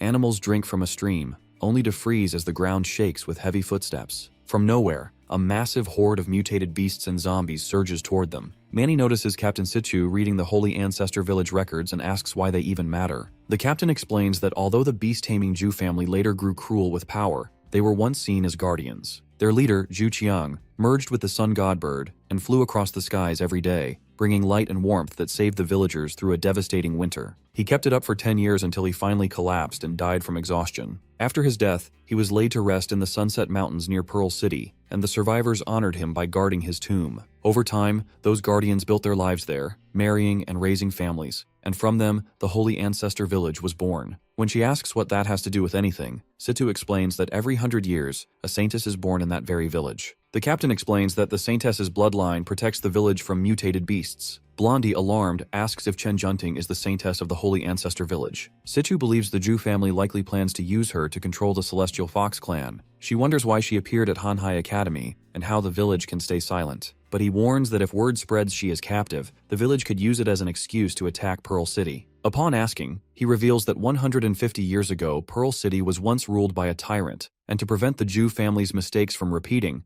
the Purge Squad declared her the most wanted criminal. With the city lord's support, they drove her out, but she later rose as the leader of the Holy Ancestor Village. He adds that she may have never abandoned her ambition to reclaim Pearl City. The captain believes that she may just be waiting for the perfect moment to strike back. The Purge Squad has built many hidden safe houses outside the city, some carved into cliffs, others underground, and even a few high in the trees. At safe house number 3, Cece hears a strange sound and worries it might be the Jew family. She wants to investigate but hesitates when she sees the wounded resting inside, knowing discovery would put them all in danger with only Zhang to protect everyone. Just then, the self-summoner bursts out that it worked. She recalls the lantern was out of energy. Zhang explains he tried recharging it instead of tossing it away, and after testing different methods like Fire Devourer, Pure Water Body, Pure Blood Body, and Nether Mist Body, created a ghost lantern. That's an artifact that hides sense and blocks detection. It now holds 21% energy, and with Nether Mist infused, it shines faintly, stronger than before. Overjoyed, the self-summoner says they can use the lantern to cloak the safe house and slip out for reconnaissance. The moment Zhang and Cece step outside, they freeze as a massive horde of beasts rushes past. He is shocked to see the absurd number and questions when the Jew family gained control of so many. Liu Xishan, aka Cece, immediately reports to headquarters that nearly 10,000 beasts, mostly forest wolves and bullet rabbits, are gathering near Safe House 3 and charging toward Pearl City. Stunned by their speed,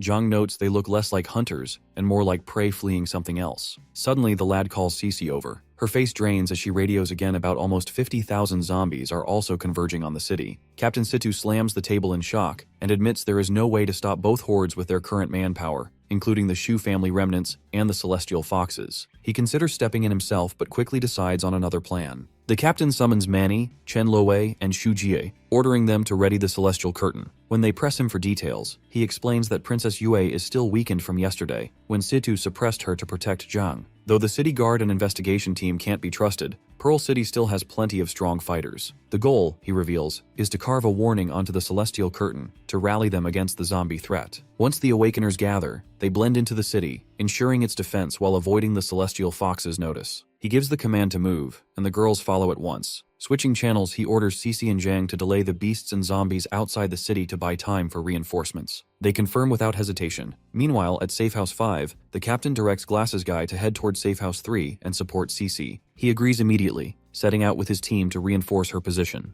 This trio's fired up as it's their time to shine. At the City Lord's mansion, the double agent Huang Zemming is certain the raid on the blacksmith shop should have gone smoothly. He reports to the Jew forces that Princess Yue is not inside, allowing them to move to the next step. But news arrives that the Jew remnants have run into trouble. A sudden horde of unidentified zombies has appeared outside the city, throwing mutated beasts into chaos. No one knows who is behind it, and Zemming coldly orders them to contain the disaster before it spirals further. He warns that if the plan collapses, they are all finished. Frustrated with their failures, he resolves to act himself, determined to track down the Saintess and seize her when the chance comes. Just then, Zemming turns to find City Guard Squad 1 standing silently behind him. He has no idea why Captain Lin Kadi is here with his men. Forcing a pleasant smile, Zemming politely asks the captain why he has come today, especially since the City Lord is not present, and offers to pass along any urgent matter. But Lin ignores him completely and strides forward with his squad. A flicker of doubt unsettles Zemming, wondering if this man suspects him. His unease deepens when Lin pushes through a door,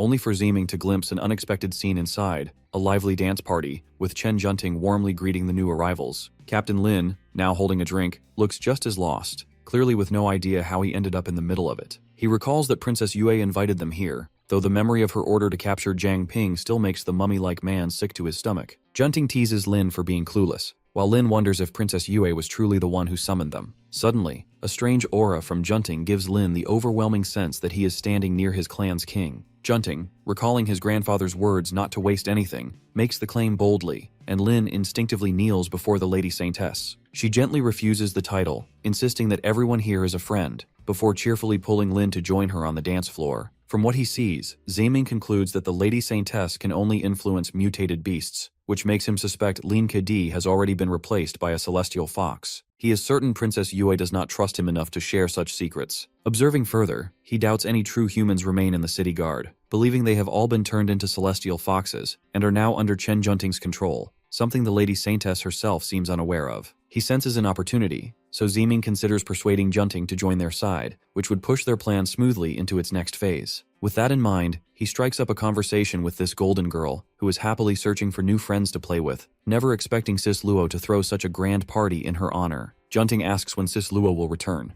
and Zemming nervously replies that she is out on some errand. Inwardly, he suspects this carefree girl is the one who summoned all these so-called friends. Trying to mask his impatience, the double agent calls himself her uncle and claims he knows a place even more fun than this, reaching for her hand as he suggests they go there. But Junting quickly pulls away, insisting she is not finished playing here and doesn't even know who he is. To make matters worse, the Lady Saintess, startled, demands to know how he learned her name, while everyone else freezes mid-dance, staring at him with an unsettling, almost predatory gaze. Near safe house number 3, Cece charges in with her water magic while Jang spreads his nether mist. He calls out that he has gathered the beasts and urges her to freeze them. The Ice Lady strikes, but the creatures break free and charge forward with unstoppable force. She cries out that her power is not enough to stop them. The self-summoner shouts back that he will hold the line. These beasts have filled him with tons of fear, but now he twists that fear into strength through the nether mist. Pushing himself to the limit, he unleashes its maximum power, shaping it into a massive nethermist dragon. All he can do is stand firm and endure until help arrives. With nethermist dragon facing hordes of mutated beasts and zombies, Zhang sees an endless supply of nethermist energy and experience points. Just a few hundred more, and he could boost his stats or even level up.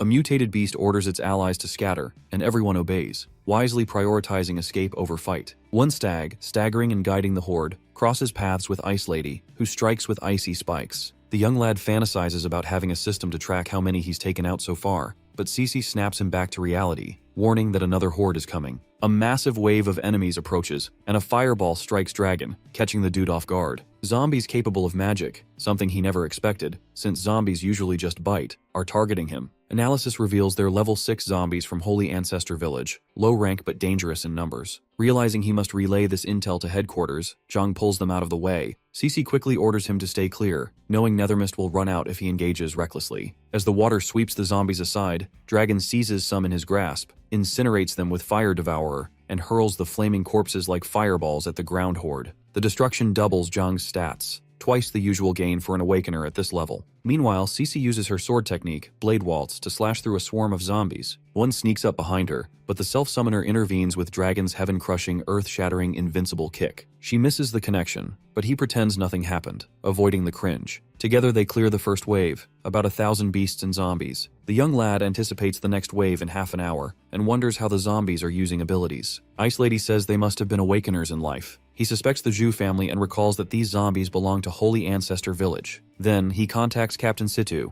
confirming the Zhu family, though ruthless and worshipping beast taming, would not resort to such twisted methods as controlling zombies. Zhang's intelligence suggests the Holy Ancestor Village is likely connected to the incident, a theory his analysis confirms. The news shocks Cece, who immediately thinks of the woman responsible for her scar. Suddenly, toxic gas surrounds them, and the dude recognizes the rotten egg smell of hydrogen sulfide. The memory of a previous rescue involving a massive fire triggered by the gas hits him, and he knows it's highly flammable. He quickly warns Cece, but there's no time to explain further before unleashing Dragon's Fire Devourer Flamebind. Zhang Ping's Fire Devourer skill reserves reach 263 out of 300 as the flames mix with the hydrogen sulfide gas. He announces that the second wave is just around the corner, while Cece reminds him he said it would take half an hour for them to arrive. Suddenly, a strange dust and smoke appear, signaling someone has arrived. As he runs analysis, Zhang sees that the two actually managed to neutralize his zombie's poison, which shows the younglings here have real potential. Meanwhile, he's stunned that his analysis doesn't work on this guy like it did on Luo Xiu. Though he manages to analyze Captain Situ,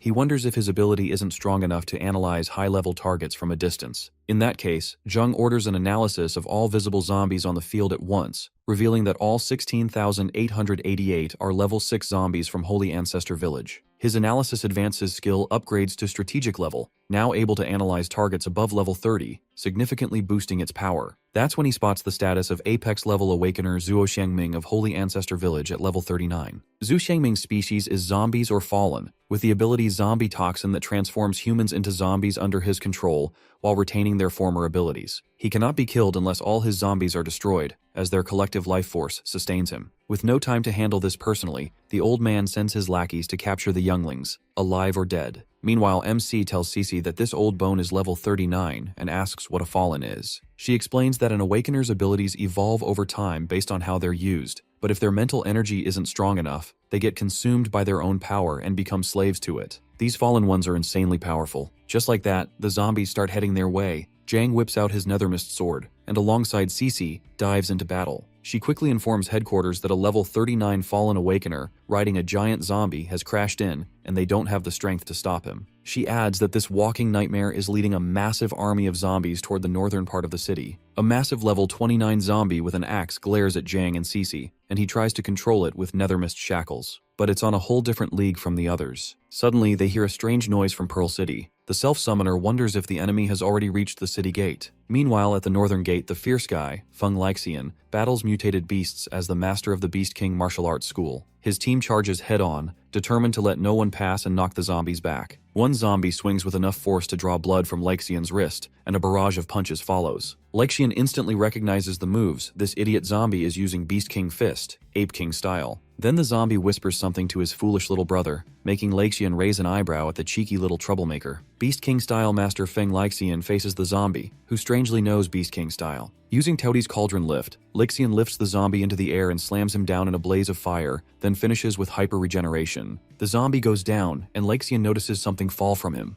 A token that clicks in his mind as senior brother Lin Benchi's, making him wonder if this zombie is actually Lin Benchi, missing for 30 years. Benchi whispers to his foolish little brother to channel his hate into rage. Grandmaster recalls him leaving the city to investigate missing awakeners but never returning, and vanishing mysteriously. Seeing him reduced to a zombie hits the old man hard, realizing even this legendary old fossil fell to such an absurd fate. Benchi declares that only he can stop him, while Grandmaster wonders if his senior brother has truly fallen. Back then, Benchi dominated poor Lixian every time with Ape King style, knowing the master had little hope for him, but seeing his junior improve fast, he gave him a hand so they could train even harder. Determined to wipe the smug look off Lixian's face, Benchi taught him everything. Tears well in his eyes as he demands to know when Senior Bro's fists became so slow and weak. Fired up, he swears this filth shouldn't disgrace Senior Brother or Beast King Fist. He activates Crimson Emperor's undying body, raising his temperature to 500 Celsius and boosting his stats, ordering everyone to back up to avoid the crossfire. With a roar, he charges at Benchi's zombie, smashing his guts Ape King style with a blaze of fire, sending him flying. The zombie's last words praise how strong his foolish little junior brother has become. Grandmaster tells his senior brother to rest in peace, while the old creep, Xiangming, watches the whole scene, apparently ready to replace his masterpiece Benchi with Feng Lixian.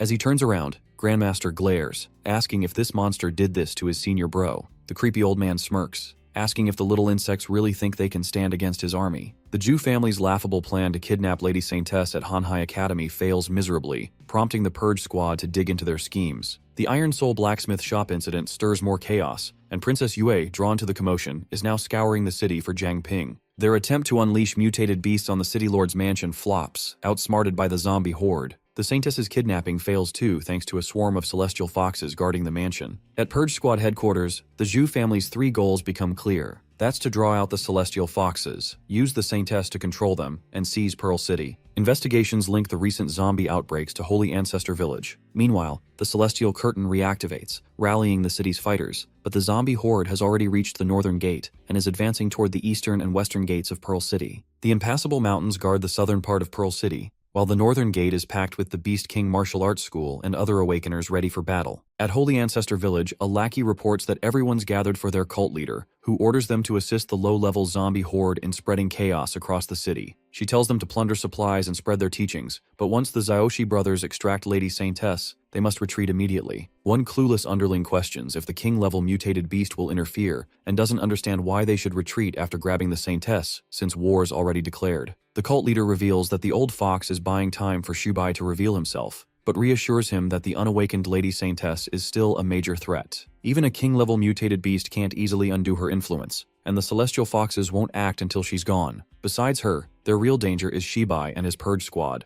for which she's planted an insider to open the gates and create chaos, using the Saintess as the pretext to let the zombies pour in. According to her plan, the Purge Squad will handle the city's low-level invasion. Shibai uses the Sun and Moon Pearl to cleanse the mutated beasts and zombies, exposing themselves to the celestial foxes. The cult leader's goal is to let the Purge Squad and the mutated foxes tire each other out before attacking Pearl City, which makes the retreat necessary without the Saintess restraining the foxes. One clueless lackey reminds her that the Zhu family is after the Saintess's power and could interfere, but she laughs it off, saying there's no way they can control a girl lost in her own mind. She sent the Xiaoshi brothers because their blood of the saint allows direct telepathy with the Saintess. and she knows the Jew family higher-ups are keeping their distance. Even if those scheming foxes tried something shady, they don't stand a chance against the Zaoshi brothers. The guy praises the cult leader's wisdom and leaves with his master, while Zhang and Cece are still stuck battling zombies, wondering if this mess will ever end. Suddenly, a zombie lunges at Cece from behind, breaking her ice sword, and the self-summoner, low on nethermist reserves, can barely see through the horde. Just as he yells, a giant in armor appears, shielding Cece in time. Ice Lady recognizes him as Zhang Shouzhong, and right after, Chen Ming's phantom sword sliced through the zombies, catching the young lad off guard. Then Chen Shuiji arrives, landing hardcore kicks to toss zombies aside, apologizing for being late. Chen Ming teases Ice Lady about her swordsmanship getting rusty, which annoys her to no end. The self-summoner yells at everyone not to let their guard down since physical attacks won't work on this big guy. He claims he's figured out a way to beat it, asking Senior Ming to keep it busy. Ming clashes blades with the monster while Zhang remembers the fallen guy controls the zombies through inflammable toxin. He strikes with his scarlet serpent scale to make a hole, planning to ignite the toxin with his flame dagger, and the zombie explodes spectacularly. Shuijie complains the enemies are tough, and the self-summoner teases her that the really tough ones are already in Pearl City. He also alerts them about a few wounded at safe house number 3, which he hid using an item, unsure how long it will last. Ming tells him Situ has it covered, and admits after seeing Zhang's skills that the city needs him more than ever. This gem hero leaves the group in Ming's care and heads with Cece toward the city, where the Northern Gate is chaos with Feng Laikshan and others fighting zombies head-on. At Northern Gate, Baida warns that the Grandmaster is still recovering, so they need to cover him with everything they've got. Meanwhile, Laikshan blasts fire, determined to see what tricks Xiangming has up his sleeve. The old zombie freak brags that his toxin is the most efficient for creating zombies, but he can't understand why fate keeps throwing him against fire-type awakeners. Grandmaster, fired up to avenge his brother Benshi, punches the old man in the chest, leaving him coughing up blood with a hole in his heart and collapsing. The fierce man thinks taking out the leader will end the zombie chaos, but to his shock, they're all still moving. It was a trick as Xiangming rises and injects Lexian with zombie toxin corpse usurpation, taunting him for thinking he could actually kill the old man. The zombie toxin corpse usurpation sacrifices the life of a controlled zombie to revive the user, and Feng Laikshan is shocked to see the old bones coming back to life. His heart races as he asks the old man what he did. Xiangming smugly reveals he injected the toxin directly into Laiksan's system, claiming the fierce guy will soon become the old man's zombie. The fierce man unleashes blazing aura form, raising his temperature to 1000 Celsius. But the old man taunts him, saying this toxin isn't the basic kind. The zombies are blessed with multiple toxins and won't die while it exists. Laishan tells everyone not to worry, even as the big zombie near Safe House 3 rises, shocking Ming's squad. Every big one Grandmaster Laishan has defeated, including his junior brother Benshi, comes back alive, with Benshi begging him to stop. The fierce guy screams for the old man to pay, while Xiangming mocks him, telling him to join his senior brother if he misses him that much. Seeing the dire situation, Feng Laiksan knows he has to end this now, battling 3 undying zombies while coughing up blood as the toxin spreads fast. He realizes he doesn't have enough energy to activate the final form of Crimson Emperor's undying body and fears he might turn into a zombie, letting the Northern Gate fall. Just as hope seems lost, Zhang and Cece arrive. Ice Lady tells the young lad that the Beast King Grandmaster is in dire state, according to Barrier Team intelligence, and urges him to rescue him first. The duo slashes through any obstacles, and Grandmaster, exhausted, wonders who's come to help. As zombies strike, Cece blocks them while Laixian finds an opening to unleash a tornado of fire with his adamantine body. The self-summoner arrives, and though he tells the kid to retreat, he confidently offers to heal him. Using Pure Blood Body, the kiddo enters Laiksan's body, shocking the Grandmaster with his unusual healing method, which restores both his wounds and stamina. He praises the kid's unique, crazy skills. The self-summoner feels guilty he can't neutralize the toxin completely, so he suppresses it from spreading, enough for the Fire Grandpa to tell the kid to buy him some time. Zhang can't resist analyzing Grandmaster Feng Laiksan, noting his 3-star growth potential as an Apex-level Awakener at level 38. The old master packs the Crimson Emperor's undying body, boosting wound healing by 200%, controlling heart rate under ignition, generating insane heat, and enhancing all physical stats once his body hits 6000 Celsius. He can also enter Sunfire form, multiplying strength tenfold, curing all abnormal states, and evolving his raging flames into true fire. Pumped and ready to roast some undead, Fire Grandpa gears up to crush the abomination once and for all. While Fire Grandpa's blazing, Zhang can't believe this guy's chatting so casually with a fallen one, but he analyzes the old man's strength just in case. Xiangming is dead set on turning Laikshan into one of his zombies. Stats confirm Feng Laiksan is an Apex-level Awakener at level 38 and the master of the Beast King Martial Arts School, a literal walking inferno. He cranks his heat to 3000 Celsius, smashing everything in his path toward the old geezer. The self-summoner warns him that Xiangming's life force is linked to the nearby zombies, so they have to annihilate them all to take the creep down. The freaking old zombie taunts Fire Grandpa by grabbing his biceps, but Lake San hits 4,000 Celsius, incinerating zombies into ashes. Still, he wants more heat, so the kiddo hands him the Scarlet Serpent scales, which Fire Grandpa devours like candy. The gem hero grins, thinking finally, that's the real Fire Devourer. With zombies swarming, Ice Lady is holding her own while watching Fire Grandpa unleash a form she never thought she'd see again. One idiot thinks the fight's over, but Lake San triggers his Sunfire form, hitting 6,000 Celsius and curing the toxin instantly. Zhang is floored, muttering that not even his Fire Devourer could touch this flame. Grandmaster tells the kid to keep healing him, as the form strains his body, while the lad covers him and orders everyone to retreat into the city. Old Zombie Leader is stunned to see his toxins gone and summons his zombie horde, but Grandmaster's primordial chaos unification vaporizes 20,000 zombies in an instant. Cece mutters that this walking inferno has to be top 3 strongest she's ever seen. Just then, some genius announces that the masters of the East and West gates have betrayed them, and the gates have already fallen. Fire Grandpa is stunned to learn that Ao Donghai and Wu Royo turned traitor at the worst possible time. Xiangming smugly declares Pearl City lost and dubs Lake San the winner, offering him a spot in his army and hoping he's just as mighty next time. This ticks off Grandmaster, who swears to gut this old fart when the chance comes. He orders everyone, including the kid, to fall back into the city while he handles the mess, toxin-free. Meanwhile, the kid wonders nervously if he'd melt into a puddle if he stepped out of Grandmaster right now. The mutated beasts rampage through the city, charging at civilians, while Zaiming cackles at the chaos, thinking Pearl City finally gets a taste of life without the Zhu family. When his lackeys report 1,000 mutated beasts under their control have entered the city, Zaiming orders them to storm the city lord's mansion. They warn him that Lady Saintess's blood will influence the beasts if they get too close, especially with the celestial foxes now serving her, making a direct attack impossible. Smugly, the double agent notes that Chen Junting hasn't fully awakened yet, basically a clueless newborn passively controlling the beasts. Overloading her power could throw the city lord's mansion into chaos, giving them a slim chance to snatch the Saintess. Meanwhile, Chen Junting lies in Princess Yue's lap, being licked by the fox. When she finally opens her eyes, she sees a swarm of mutated foxes and asks why so many witties are suddenly around, calling Princess Yue weird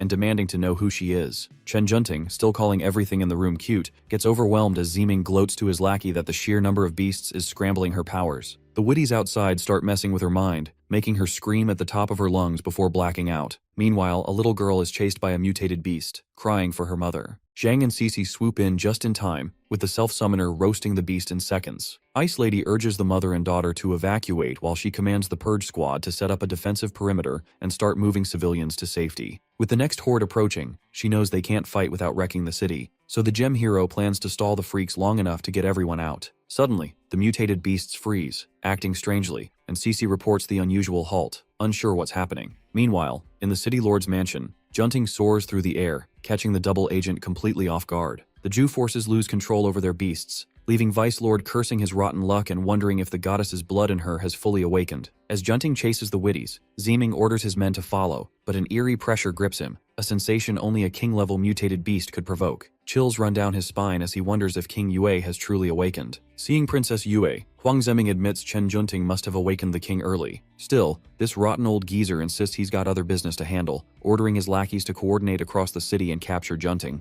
The double agent figures that with King Yue awake, the Celestial Foxes now have a king-level fighter, so revealing himself would be suicide. He opts to hang back and observe. At Lake San's side, everyone splits into 3 teams to tackle the remaining zombies. When asked, Grandmaster admits Zhang healed most of his wounds earlier, though he's still a little drained and needs a short rest. Right then, the fierce man punches a boulder, cursing the traitorous dogs for being worse than animals, but he reminds himself their priority is clearing the Southern Gate zombies first, before returning to the city to help. He knows they can only save as many people as possible under the circumstances. Just then, a couple of men spot a group of awakeners approaching from the north. Grandmaster guesses they might be reinforcements, but they're clearly not here to play nice. The Blazing Sun Martial School crew shows up. Leishan glares at Wu Royo, asking if this old geezer still has the nerve to show up, instantly alerting everyone for battle. Situ notes that the Blazing Sun Martial School abandoned the Western Gate, letting Pearl City fall. When Grandmaster demands an explanation for the betrayal, Baldy lectures him, asking if he's ever thought about living differently. He gestures to the city, sparkling with 1,000 points of light, beautiful yet fragile, where hundreds die each year from mutated beasts. He argues that pushing humanity to produce a king could free Pearl City and beyond from these threats. Fierce Grandpa realizes this rogue student promoting human king supremacy came from his own school before being expelled. While Baldy tries to justify his vision, the thought of sacrificing the entire city disgusts the fierce guy. Wu Royo waves his hand, telling the Grandmaster to chill, He's not here to wreck Pearl City, just after someone crucial to birthing a king in the Holy Ancestor Village. If they stay out of his way, no one gets hurt. Baldy ain't having it though. He charges in with his squad, ready to settle this with fists, sparking a clash between the Beast King's crew and Blazing Sun Martial School. Meanwhile, in the city's North Park, Junting levitates serenely among the trees, unintentionally freezing the mutated beasts in place while fangirling over the witties. The gem hero runs the analysis, shocked to find she's already level 20 with 12-star growth potential, now a full-on fallen. As Cece and Zhang hide, Ju family lackeys stumble in, bickering over their mission to nab the girl. One panics about the chaos, zombies everywhere, beasts out of control, while the other tries to act tough, insisting it's too late to back out. Just then, a mocking voice startles them, roasting these Jew chumps for crawling out into daylight when their family's usually busy hiding in shadows, claiming they've got more backbone. Through his analysis, Zhang confirms the newcomers are from Holy Ancestor Village. The first is Zhao Yanlong, a high-level awakener at level 25, with 5-star growth potential and abilities like Saint's Blood, Intermediate Super Strength, and Advanced Miasma of Toxins. This guy snarls that he'll turn the Jew scums into his personal zombie slaves. The second is Zhao Yanhu, another high-level awakener at level 22, boasting 6-star growth potential with abilities such as Saint's Blood, Blood Debt, and Unjust Blood. This self-summoner quickly fills Cece in, pointing out their powers resemble Chen Junting's. She realizes this could be the lead they need and insists they should capture the two alive to squeeze out intel. The Jew family agents finally realize that these two are behind the zombie outbreak outside the city. Demanding answers, they press to know which faction they belong to and why they ruined their plans. With no time to waste, the agents prepare to fight, while Zhang and Cece watch the show. But before they can act, their bodies lock up in paralysis. Jad mocks them for being all talk, disappointed they are weaker than expected. Zhao warns them not to waste their strength, or else they will die quicker. With a smirk, Zod commands his beasts, Tiger and Snake, to attack. The Jew agents quickly catch the scent of poison gas and find themselves unable to move. As the Lion Beast and the Serpent strike, they struggle to defend but fail. Jad mocks them, saying they are decent but won't last long. One agent is badly wounded by the mighty Tiger, and Zod tells the other to accept his fate of becoming a zombie. The other, refusing to give in, shocks the snake strangling him and unleashes a burst of magic. Zhao warns his brother to stay clear of the blast. When the smoke clears, the brothers stand unharmed, shielded by their mutated beasts. At that moment, Junting, the Lady Saintess, arrives and demands to know what happened to the two mutated beasts, whom she affectionately calls the Witties. Zhao is stunned by her appearance as she steps forward to heal the wounded creatures. The Zyoshi brothers immediately kneel before her, pledging to escort her back. Noticing something foul within their bodies, she begins cleansing them. Suddenly, Zhao panics as their powers fade, while Jad struggles to comprehend how she can be this strong when she is not even awakened yet. Desperate, the brothers beg her to stop, warning that forcing out the saint's blood from the beasts will trigger a dangerous backlash for them as well. After finishing with the mutated beasts, Junting declares them cleansed and embraces them warmly. The creatures, drawn to her presence, happily accept her request to join the other Witties and depart with her. Upon watching this, the Zyoshi brothers wonder if the Saintess has already mastered the goddess's blood. If so, there is no way they can use the bloodline connection to take her back to the Holy Ancestor Village. Convinced her mind is beyond their reach, they decide to regroup with their leader and think of a new strategy. Cece grows furious at the mention that the leader of the Holy Ancestor Village is in Pearl City as well. The self-summoner's curious to know exactly who this leader is that she hates so much. Cece spills the truth that the leader is Li Aoxue, former city lord of Pearl City, and the Purge Squad's most wanted criminal, the one who killed her master and left the scar on her face. Aoxue is so dangerous she could fight their captain on equal footing, and Cece is desperate to confirm if she's truly in the city. Since controlling Junting is impossible now, the duo decides to capture the Zyoshi brothers alive instead. Suddenly, the brothers sense a hidden strike and narrowly evade a barrage of icy spikes, realizing more enemies are lying in wait. As Jad turns to his brother, Cece seizes the chance and slashes at him with her sword. At the same moment, Zhang binds Zhao with nethermist rope, warning that if they dare unleash the poison fog again, he will make sure his brother pays the price. The Ice Queen begins the interrogation, demanding to know why the brothers came here and where Li Aoxue is. Jad stays silent, so she cuts his chest open without hesitation. The madman stands by, ready to heal them so Cece can keep carving until they talk. Later, Liu Xishan, aka Cece, contacts C2, reporting that they have captured 2 members of the Holy Ancestor Village. She reveals the village's true objective is to take Chen Junting, who has awakened the goddess's bloodline. Finally, news confirms that Li Aoxu is in Pearl City, shocking both Manny and C2. Realizing the worst has come, Situ insists he will handle it himself and tells them to keep watch over the captives. He then orders Manny to prepare the teleportation array. Manny hesitates, asking if he truly plans to activate the Sun and Moon Pearl, still hidden in the city square. She warns that revealing himself is too risky, especially since the Celestial Fox King has yet to appear. But Situ knows their original plan was to lure out the king, let the squad hold her off, and then activate the Sun and Moon Pearl. It can no longer work with Aoksu involved. Their only hope is for him to take the gamble and activate it first, before anyone can interfere. It is the only way left to save Pearl City. At the Memorial Monument Square, a portal opens and Captain Situ steps through with his squad in dramatic fashion. He declares that Pearl City has fallen into chaos, its people's hearts twisted into a vast and overwhelming force. Confident he can suppress the Jew family and restrain the mutated beasts, he admits he cannot fathom how anyone could withstand the weight of humanity's corrupted will. The unexpected happens when a familiar voice asks if he truly plans to stake everything on the Sun and Moon Pearl. The Purge squad freezes in shock as Liao Xue appears. Manny demands to know how she slipped past her senses and quickly warns the others to stay sharp. Situ only sighs that no plan survives first contact with the enemy. Aoksu mocks them as failures, saying their desperation to end the zombie plague led them straight into her hands, and declares victory already hers. Situ cuts her short, asking why she clings to winning and losing. He condemns her so-called path of the human king, accusing her of twisting the natural order by forcing the world's laws to bend, and warns that such defiance will inevitably draw king-level mutated beasts from across the globe. Situ demands to know what will become of humanity if she reaches king level. Aoksu answers that she will not fail. The old man presses on, telling her she has already failed the moment she raised her blade against the innocent, allied with Zuo Xiangming,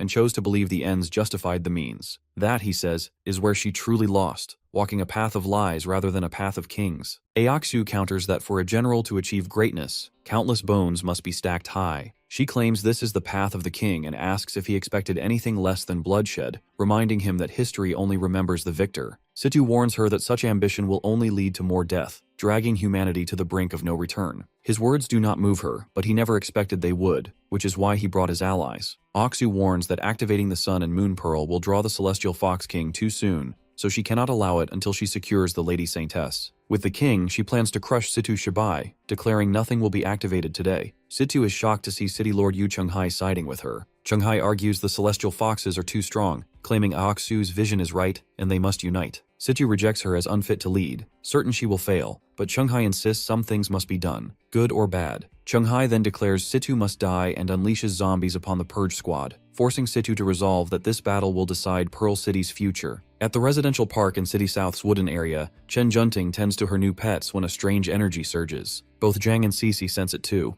noticing the Saintess and mutated beasts moving toward the source. Cece realizes it's the captain in action and urges they head to him, assuring Zhang that the division has already been notified to take the bound Zyoshi brothers. Meanwhile, battle erupts between the Purge squad and the Holy Ancestor village. Situ clashes with Aoksu, who mocks him for his failures, but he focuses only on stalling her. Aoksu quickly realizes he is buying time to activate the Sun and Moon Pearl by holding her in place. She orders Chunghai to destroy the pearl, but Manny, Wei, and Shuji rush in to shield Captain Situ and confront the city lord. Thus, Chunghai strikes suddenly, catching the girls off guard, but Zhang and Cece rush in. The Ice Lady shields the trio while the Self-Summoner charges at the city lord. Manny urges Cece to keep them from disrupting the captain's plan. As Cece looks up, she is shocked to see Liao Xue hovering above, and also notices the Lady Saintess approaching with her mutated pets. Aoksu, realizing the Zyoshi brothers failed, senses Junting's unstable aura and suspects the goddess's blood has entered metamorphosis. As Situ activates the Sun and Moon Pearl, the Saintess wonders if this energy is the real threat, finding it strangely familiar. The moment she touches it, a violent surge erupts, beasts turn on humans, and energy spirals across the sky. Aoksu and Situ, horrified, watch as Situ cries out that the Lady Saintess is absorbing the pearl. As Chen Junting absorbs the pearl, its unstable energy throws the battlefield into chaos. Amid the turmoil, Zhang checks on Cece to make sure she's alright. At the same time, the Saintess feels her mother's call from far beyond the city. Aoksu realizes the pearl's power has forced her metamorphosis ahead of time. Junting then gathers her witties and tells them to follow her as she leaves. Now, the Mad Leader concludes that once the metamorphosis is complete, the Saintess will head to the Holy Ancestor village on her own.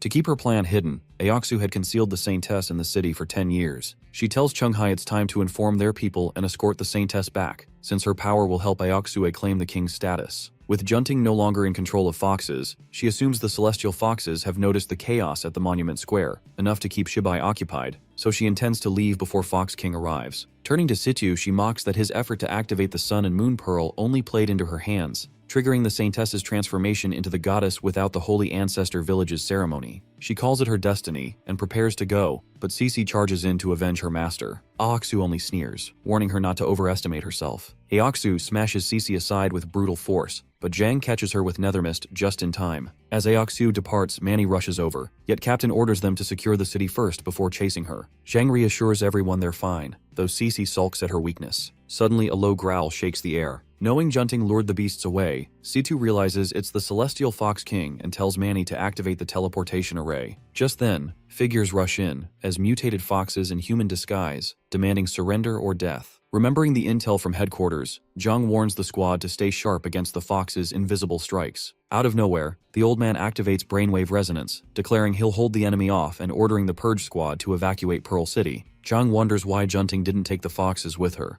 but Cece reasons the Fox King must have raised a barrier, so they need to leave. Knowing they can't match the king, Situ insists retreat is the only way to avoid more losses. Once everyone's gone, he taunts the imposters to reveal themselves, eager to witness the Fox King's power. An eerie shadow answers, calling him humanity's strongest, yet still unworthy to challenge her. It's the Celestial Foxes as king. Situ's analysis reveals she wields cognitive distortion and principle inversion. Though unfamiliar with the latter, he knows there's only one way to test her strength, and that's by striking with his full power. Situ unleashes Vacuum Meltdown, superheating his core before collapsing it into a vacuum to tear the Fox King apart. The blast even punches holes through her, yet she mocks the attack as useless. Situ rules out illusions and clones as she's truly untouched. King laughs, calling him a clown, while he realizes it's principle inversion, twisting reality so natural laws can't harm her body. She seizes him, crushing with unbearable pain, but he taunts back that her power only works on herself, not against him. With a sudden surge, Situ shatters her grip using a temporal barrier, startling her. Then Captain readies his next move to freeze Fox King in time. The Fox King scoffs at his trick, asking if trapping her in his domain means anything, then casually rips off Situ's head, declaring the space dies with him. But with space-time initialization, Situ rewinds his death, looping back to the moment of activation,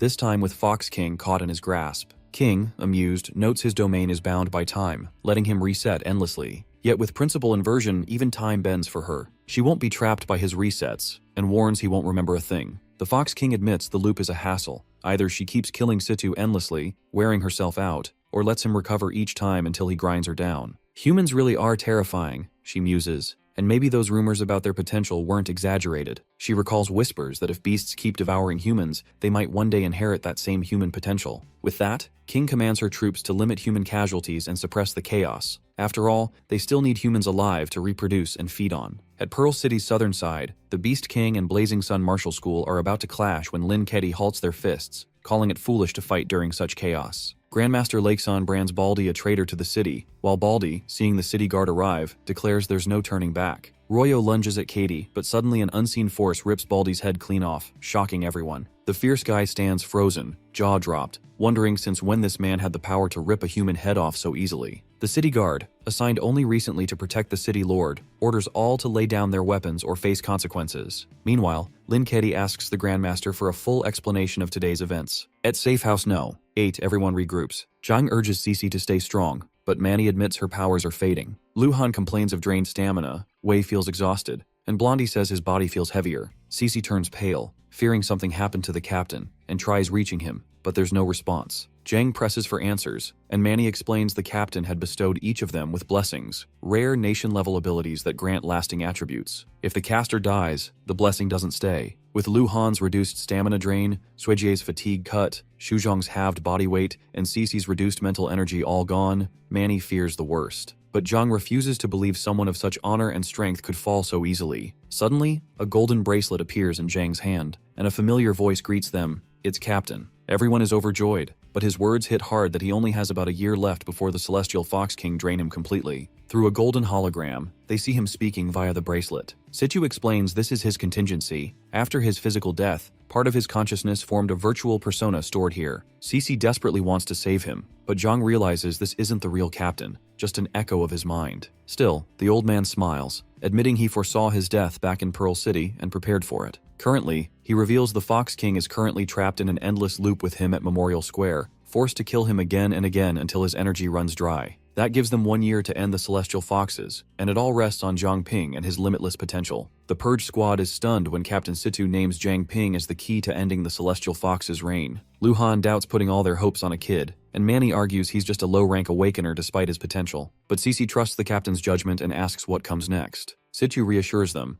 This challenge is nothing compared to the despair they faced against the beast-taming Jew family, whose vault held treasures rivaling the Sun and Moon Pearl, while they had nothing. The old man explains that the gap isn't as wide as it seems. What they need is a weapon strong enough to slay a king-level mutated beast. Lu Han is stunned such a thing exists. Situ reveals it's hidden in a place only unlimited-level awakeners can enter, with just one chance in their lifetime. That's where he once found the arrow that turned the war. Shuzhong is shaken, while Zhang, weighed down by pressure, realizes he has no choice. Situ assures him that it will benefit him too, as the ruin holds humanity's greatest secrets, meant for him alone. Manny's eager to depart, but Situ insists there's preparation to be done first, asking the self-summoner to follow him. In Safe House No. 8's underground prison, Zhang asks if there's truly no way to free him. Situ replies it's his choice after much thought, otherwise they'd face two outcomes, neither acceptable. First, if they failed to repel the Holy Ancestor Village, Pearl City would fall to Aoksu, and half the Awakeners would die in the chaos. Second, even if they won, his death would draw out the Fox King, who'd wipe out any powerful Awakeners in the city, costing them 30% of their forces. By trapping the Fox King himself, the strongest threat left is only Princess Yue. In a one-on-one, no Awakener could match Princess Yue, but against many at once, even she might falter. That means it'd take her at least a year to wipe them all out, which is the best outcome they can hope for. At the prison gates, Situ orders the self-summoner to take Zhao Yanlong's blood. When Zhang questions it, the old man reminds him he's stuck at level 9. He nearly broke through in the last battle but was inexplicably blocked, like a lump in his throat holding him back. To fix this, Situ tells him to first awaken a new ability by drinking Zhao Yanlong's blood, then he'll guide him on breaking through to the next level. As Zhang draws the blood, Situ explains the issue isn't a bottleneck between low and mid levels, it's that self-summoner has too many abilities. Single ability users have no choice but to advance, but he must pick a path, or risk level stagnation. Once he decides what he truly desires, breaking through will come naturally. Activating his omnivore skill, Zhang awakens a new power, Old King's Blood, which draws strength from suffering. The greater the pain, the stronger the effect. Situ then tells him to use it, feel the shifts in his other abilities, and hold them at the edge of activation. Finally, he urges this dummy to look within and choose the path he truly wants. Among his many powers, Contract Gem, Nethermist Nightwalker, Wind Whisperer, Omnivore, Nethermist Body, Fire Devourer, Pure Water Body, and Pure Blood Body, this gem junkie struggles to choose. He wants them all, but his biggest dilemma is between Contract Gem, the foundation of his abilities, and Omnivore, which birthed 4 top-tier skills like Nethermist Body, Pure Water Body, Pure Blood Body, and Old King's Blood. Though Omnivore is powerful, it still came from Contract Gem. After deep thought, Zhang finally makes his choice. Situ senses it instantly that the self-summoner has broken through, advancing to a mid-level awakener, level 10. Zhang Ping doubts if he truly leveled up, but with analysis, he confirms reaching level 7 with intermediate advancement. Along with this, he discovers the 3 forms of the Contract Gem. The first, Martial Pact, lets him temporarily infuse attack-type abilities into the gem, which, when destroyed, unleashes an even stronger version of that ability once. The second, Treasure Pact, allows the gem to fuse with special equipment, greatly enhancing its potential, though each item can only be fused once. Lastly, the Storage Pact enables the gem to shrink a contracted beast down to the size of a grain of rice, with a maximum storage capacity of 10 cubic meters. Even after gaining just 1 level, Zhang is stunned by the massive gap between a low-level and mid-level awakener. His stamina and mental energy have skyrocketed, giving him precise control over Fire Devourer's flames and a sharper command of all his abilities. Excited, he tells Captain Situ about his breakthrough, finally understanding how Cece became so combat-ready after reaching intermediate level. No doubt, the control is simply on another level. With Martial Pact, even useless transparent gems prove handy, as he crafts a sharp blade whose hardness rivals the Pearl Blade, all while being lightweight and durable. Situ isn't surprised that Zhang chose Contract Gem as his advancement core. He always expected this oddball to pick it over Omnivore, and though Zhang had considered Omnivore, something told him it wasn't the right path. After careful observation, Captain realizes that Omnivore gives out abilities fast, but comes with serious risks, with plenty of cases ending in backlash or even death. The self-summoner points out that while Contract Gem is slower, every ability it gives is like a lifeline. Then Wind Whisperer kicks in, and Zhang overhears Yue's plan to recruit Awakeners under the name of the City Guard, slowly weeding out anyone who could become a threat within a year. Later, Captain meets up with his squad and reveals Yue's scheme to bring in a large number of Awakeners under the guise of City Guard admissions to quietly get rid of Pearl City's strongest.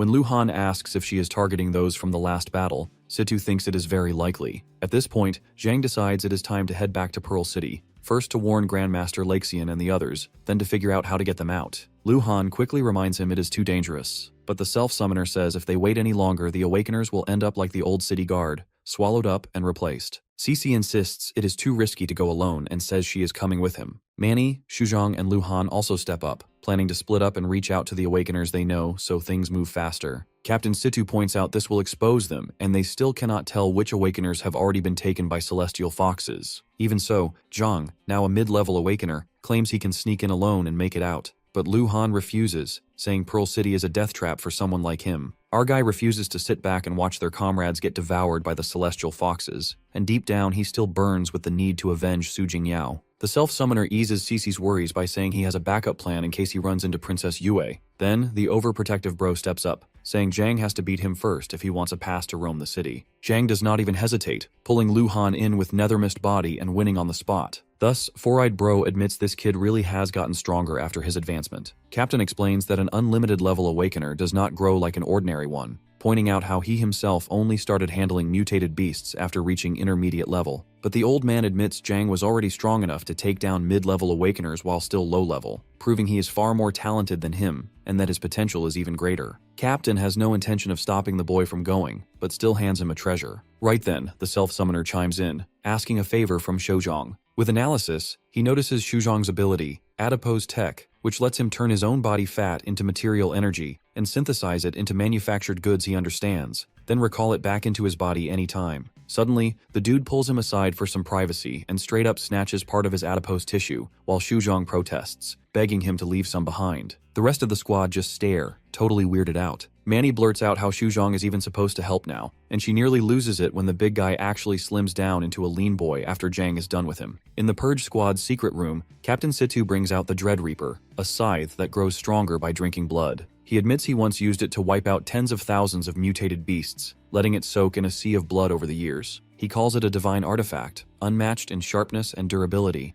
and says it's the perfect weapon for Jiang Ping to take it to Pearl City to boost his survival chances. Jiang gratefully accepts, while Situ notices Cece looking a bit too worried. With his strength running low, the old man retreats into the bracelet to rest, leaving the two alone. When Zhang tries asking about her scar, Cece brushes it off, saying they can talk as friends, not just teammates. Well, Cece opens up, saying she's faced her inner demons and had the Purge Squad heal the scar on her face. That last ordeal made her realize her own weakness, so she's no longer chasing revenge alone and wants to lean on everyone's strength to take down Li Aoxiu together. Under the moonlight, she asks Zhang if he's really set on going back to Pearl City by himself, and if avenging his friend is driving him. He pauses, then admits it has crossed his mind, now that he's a mid-level awakener and feels his power growing. He reassures her that he's no longer the powerless kid who pretended to sleep when Princess Yue appeared and promises that saving people comes first, which is why he's returning to Pearl City this time. Regarding Su Jingyao's revenge, Zhang promises he won't act recklessly if the opportunity doesn't arise. Cece still worries about him going solo, but he reassures her that he has Shuzhong's secret weapon and will be fine. Inside Pearl City, the self-summoner, disguised, notices that Celestial Fox patrols are more vigilant and that Pearl Square is temporarily closed to unauthorized personnel. Situ whispers to the kid not to worry about the old fox, as it won't be a threat for a year or two,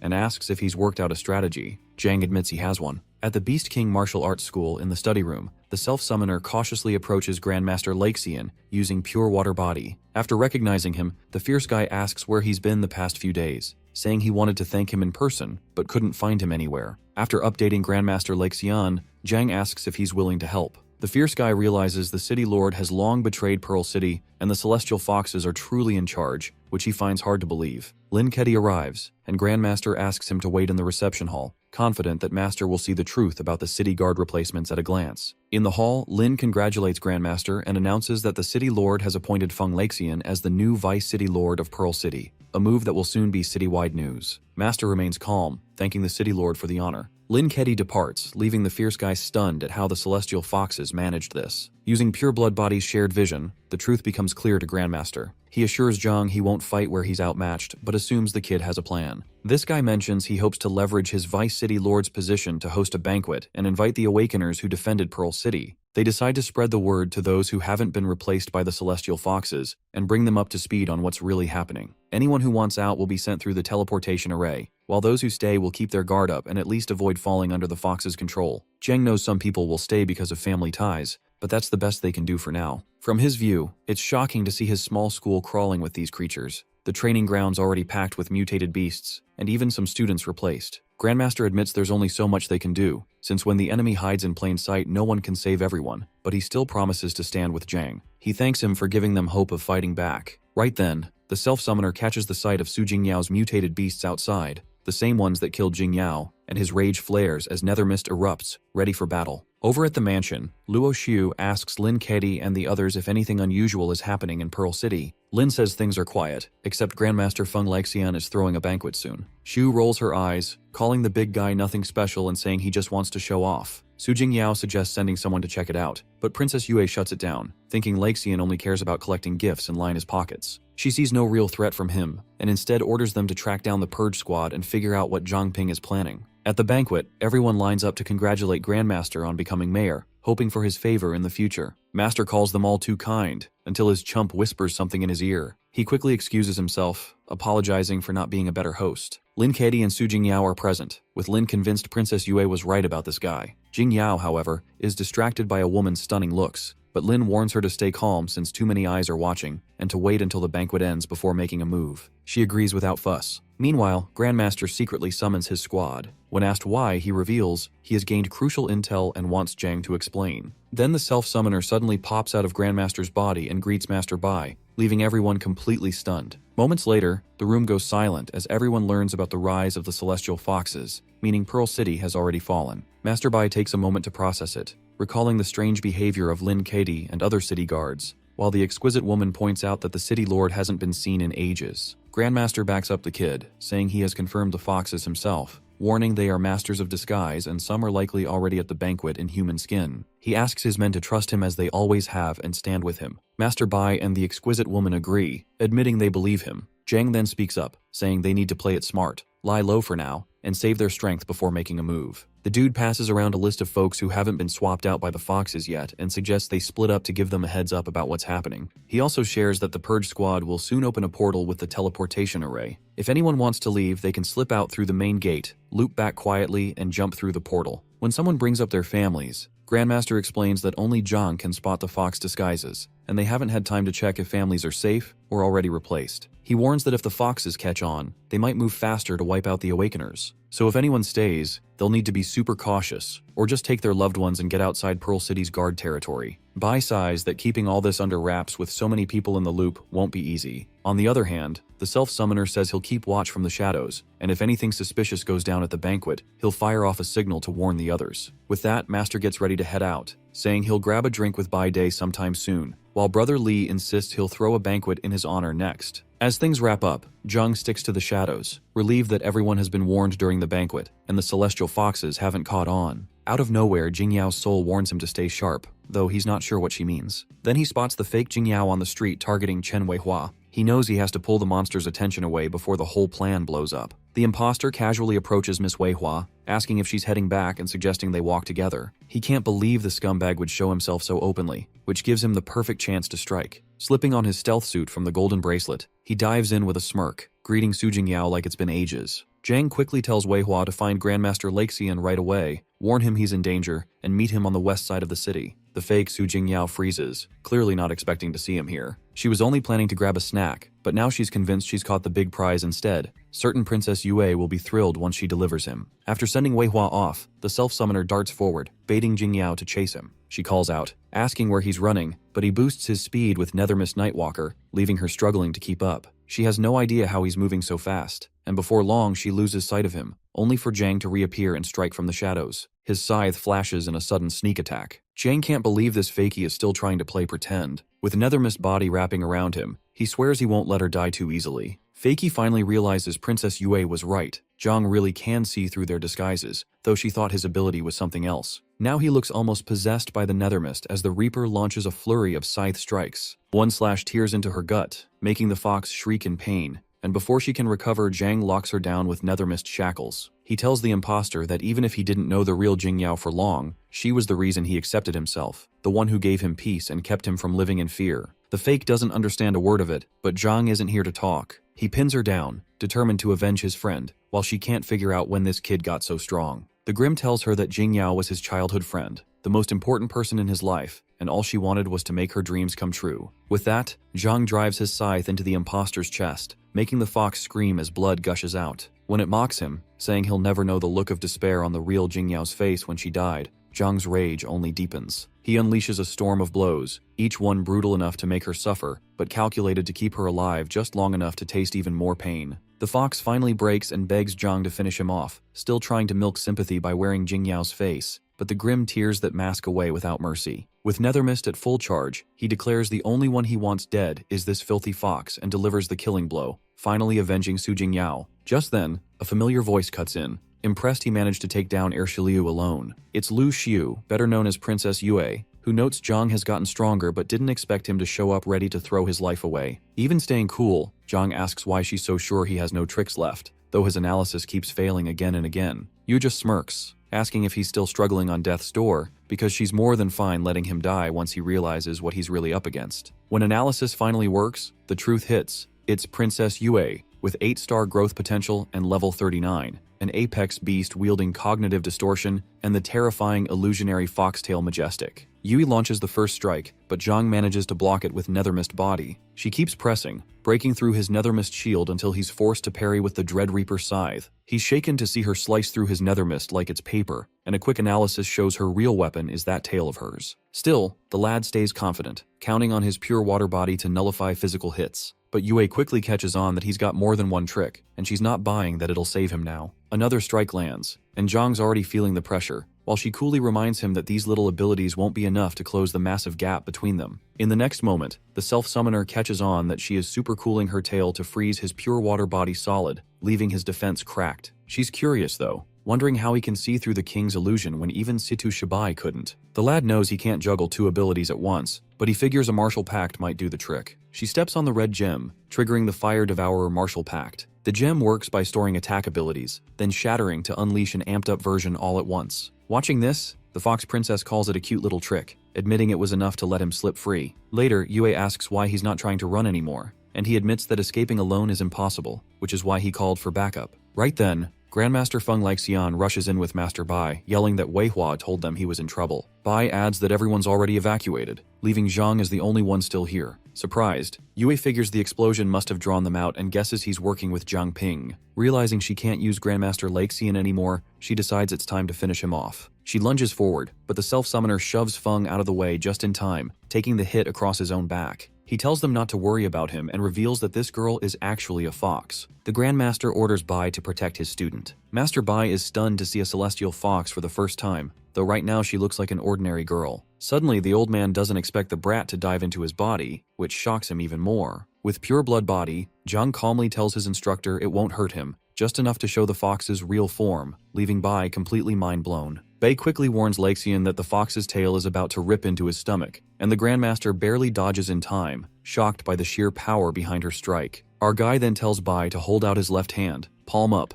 and asks him to pass the Grandmaster some of his blood. The instructor's relieved they've finally got a plan rolling. Then, he tosses it to Lixian, saying that when the wind brings tidings, you receive them with grace. It's his way of telling the fierce guy to swallow it. Lixian instantly gets the hint and gulps it down without a second thought, finally seeing Princess Yue's real form. The Grandmaster dodges her tail again while Instructor Bai and Zhang are already set to back him up. Grandmaster is fired up with blazing aura, and Bai is in his raging lion warrior form, ready to make the fox pay for what she did to the students. But the kiddo quickly tells him it's only his blood that's letting him see her true self, and it won't last long. Though for Grandmaster, it's more than enough time to settle things. The Fox Princess still can't figure out how they're seeing through her illusions, while Grandmaster Lixian and Bai the Tiger are burning with rage. Convinced Jiang Ping is behind it, her fury spikes, and she decides to stop caring about tricks and just wipe them all out. She calls to her shadow, and from it rises Yue's shadow, a powerful fox spirit that's been hidden inside her all along. Lexian quickly warns Bai that the thing crawling out is insanely strong. Zhang knows this is no illusion, but he's baffled at how the fox managed to hide inside her shadow without anyone noticing.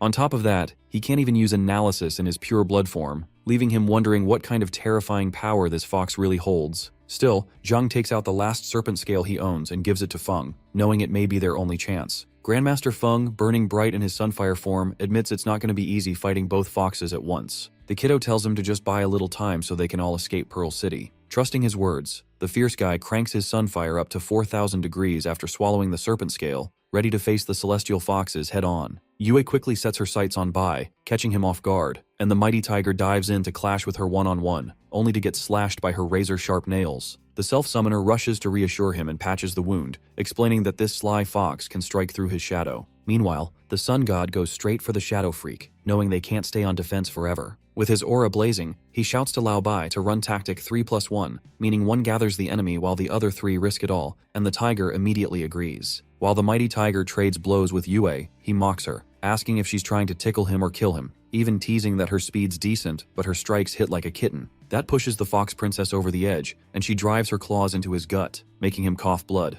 Even so, Bai grabs her face and hurls the filthy fox into the air, only to catch sight of the shadow freak stabbing Grandmaster's shoulder. In a blink, Yue is back beside her shadow. That's when the fierce guy unleashes the Beast King's secret technique, Primordial Chaos Unification, flooding the field in blue fire. Zhang seizes the moment, tossing them a Marshall Pack gem upgraded with adipose tech, telling them firmly not to let it slip. That's when the kiddo calls out to Shozhong, telling him to reclaim his fat right now. Instantly, the gem surges with pulling force, answering Shuzhong's call and carrying them through the air. In mid-flight, Bai snaps at the brat for pulling such a stunt without warning, while Grandmaster can't hide his excitement. The instructor feels certain they've made their escape, but Zhang is left on the verge of collapse, drained from healing with his pure blood body. Barely conscious, he assures them the gem will lead straight to the base before finally blacking out and falling from the sky. Outside Pearl City in the Lost Woods, our guy's lying on the ground when a leaf drifts down and lands on his face, gently waking him. He jerks upright the next second, stunned that he's even alive. Just then, the golden bracelet speaks up, relieved that Zhang is finally awake. The captain explains that he was badly injured and has been out cold this whole time. The kid immediately feels the ache tearing through his back. Situ tells him he did all he could, but he's at his limit after Zhang took that slash to the back, and he needs to rest. The brat's taken aback, realizing that if not for him, he'd probably be dead. So he tells him it's fine to sleep easy, there's nothing to apologize for. He drags himself through the forest until he stumbles across a small cave. The self-summoner tries to reach headquarters, calling out if anyone copies, but all he gets is silence. He figures he's on his own for now. His pure blood body can heal others, but not himself, and that stings. After lighting a small fire, he finally gets why they say doctors can't heal themselves. On top of that, his energy's running low, so if some mutated beast shows up, he's pretty much toast. For now, he settles in the cave, patching himself up with what little flame and nether mist he's got left. The lad knows finding his way out in this state won't be easy, so he just hopes his teammates can track him down soon. Just then, Zhang spots Su Jingyao's fallen hair clip, and memories of their revenge battle rush back. He knows he finally avenged her,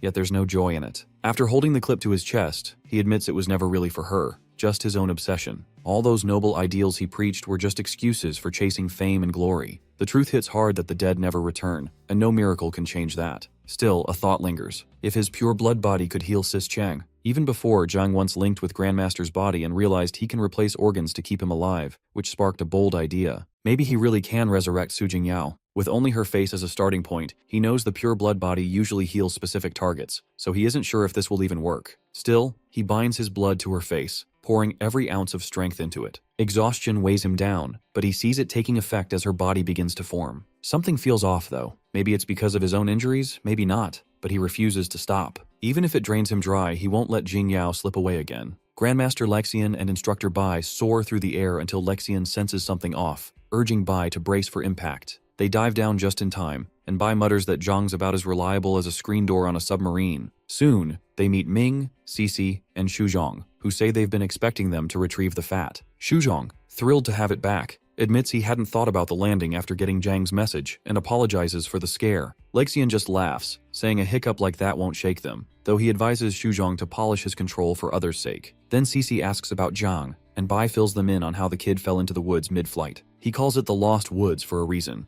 Its twisted terrain traps anyone who wanders in, no matter how prepared. They know their navigation skills are terrible, and if they rush in blindly, they'll only get themselves lost. Ming points out that the Purge Squad badges have a tracking function, so they can at least find their way back. Cece immediately volunteers to enter, and Grandmaster Laxian insists on joining, blaming himself for not noticing Zhang's injuries earlier and feeling responsible. The Fierce Guy tells Bai to focus on healing, assuring him his wounds are already recovering, and that no mutated beasts stand a chance against him anyway. So it's decided. Ming, Cece, and Laxian will search for Zhang, while Shuzhong escorts Bai back to base. Fatty beams at the task, proudly saying they can count on him. Inside the cave, the self-summoner steadies his breath, pushing his blood art to the limit. A window flashes. His mastery of human anatomy and the circulatory system has advanced, upgrading him to pure blood body intermediate with 4-star growth potential. He can't believe the timing, swearing this attempt has to succeed. As Jingyao's body glows brilliantly, he holds his breath, then tears up when she stands before him in flesh. Overcome, he hugs her tightly. Jingyao says she feels fine, just a bit tired, then teases him for pulling the same reckless stunts as always. Zhang, resting against her lap,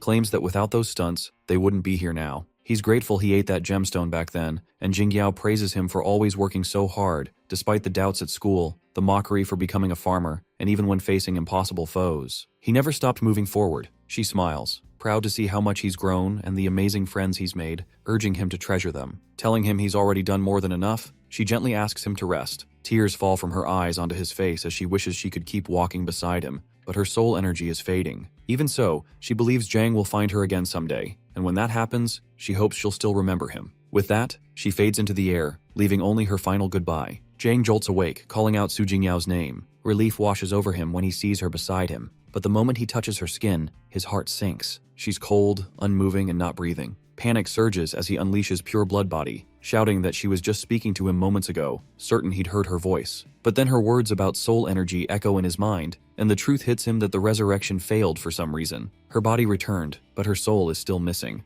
Zhang sinks into despair, admitting that if reviving the dead were so simple, it would break all logic. Even with forced resurrection, he wonders if she will still be the same Jingyao. Still, her words give him hope that if he can find her soul, there's a chance. Suddenly, a mutated beast bug appears at the cave's edge, as light seeps in from the entrance. Instead of attacking, it simply watches. This self-summoner kindly asks if the little guy is hungry and offers food, grateful that it spared him while he was unconscious. After eating, the bug seems to ask about the girl. He answers softly that Jingyao is still resting peacefully within his bracelet. The dude guesses the little bug is newly born, too innocent to grasp death. When it shares food back with him, his heart warms. It's the first friendly mutated beast he's ever met. To him, it feels like the bug is reminding him to cherish the present, since no amount of moping can change the past. Curious, he scans it and discovers it's a mobile fortress ant queen, level 5, with 9-star growth potential. Not to mention, the little bug carries a majestic tier ability. Queen's Majesty allows it to reproduce asexually, spawn mutated ants within its nest space, fully command its colony, and intimidate foreign ant species with strength tied to its growing body size. The guy's floored that this tiny thing has the potential of a king-level mutated beast. He just parted ways with a princess, only to stumble upon another, and can't help but wonder if it's fate. Just then, he notices something odd nearby and analyzes it. It turns out to be a Black Mountain bowback ant, level 5, with 8-star growth potential. Its ability, Black Mountain Legion, grants each ant a spined carapace, high defense, and highly corrosive formic acid, while the colony moves as one through shared information. Zhang cheerfully tells the little bug that its friends are here for it, but suddenly, the little bug queen trembles in fear. It takes him a moment to realize something's wrong. He activates pure blood water, noticing the surrounding ants glaring with hostility at the queen,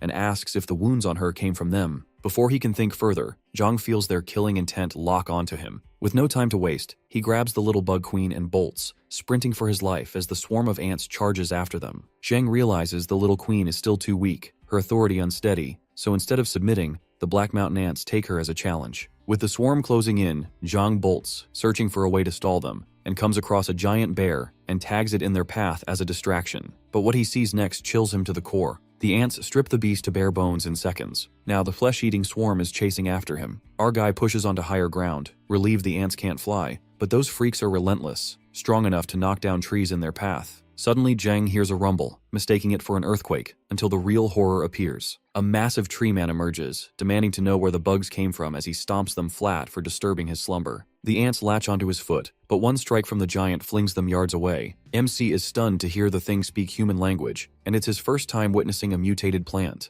Thanks to his Nightwalker skill, he's just glad the tree man is scaring the ants off, giving him a chance to escape. However, the giant tree calls out, stopping the human from bolting away. MC quickly realizes this tree man must be high level, able to see straight through his Nethermist Nightwalker skill. He tries to analyze, failing twice before finally succeeding, only to discover the truth that the tree is Ye Changchun, a human turned fallen one, an apex awakener at level 35. His ability, Ultra Dendrification, lets his body transform into a plant-like being that continues evolving with age. Treeman admits the ant storm woke him, and that he's thrilled to finally see a living human again. Unlike the other fallen ones Jang has encountered, psychos or lunatics, this one speaks calmly, almost friendly, and simply wants to chat. When asked, the lad introduces himself as being from Pearl City, which excites Treeman even more, as he too is from Pearl City, though age has blurred much of his memory. This self-summoner cautiously reminds him that he's a fallen one, but the dumb tree seems clueless about the term, shocked instead that this kid knows his name. He explains it came up through his analysis arts, revealing him as Ye Changchun.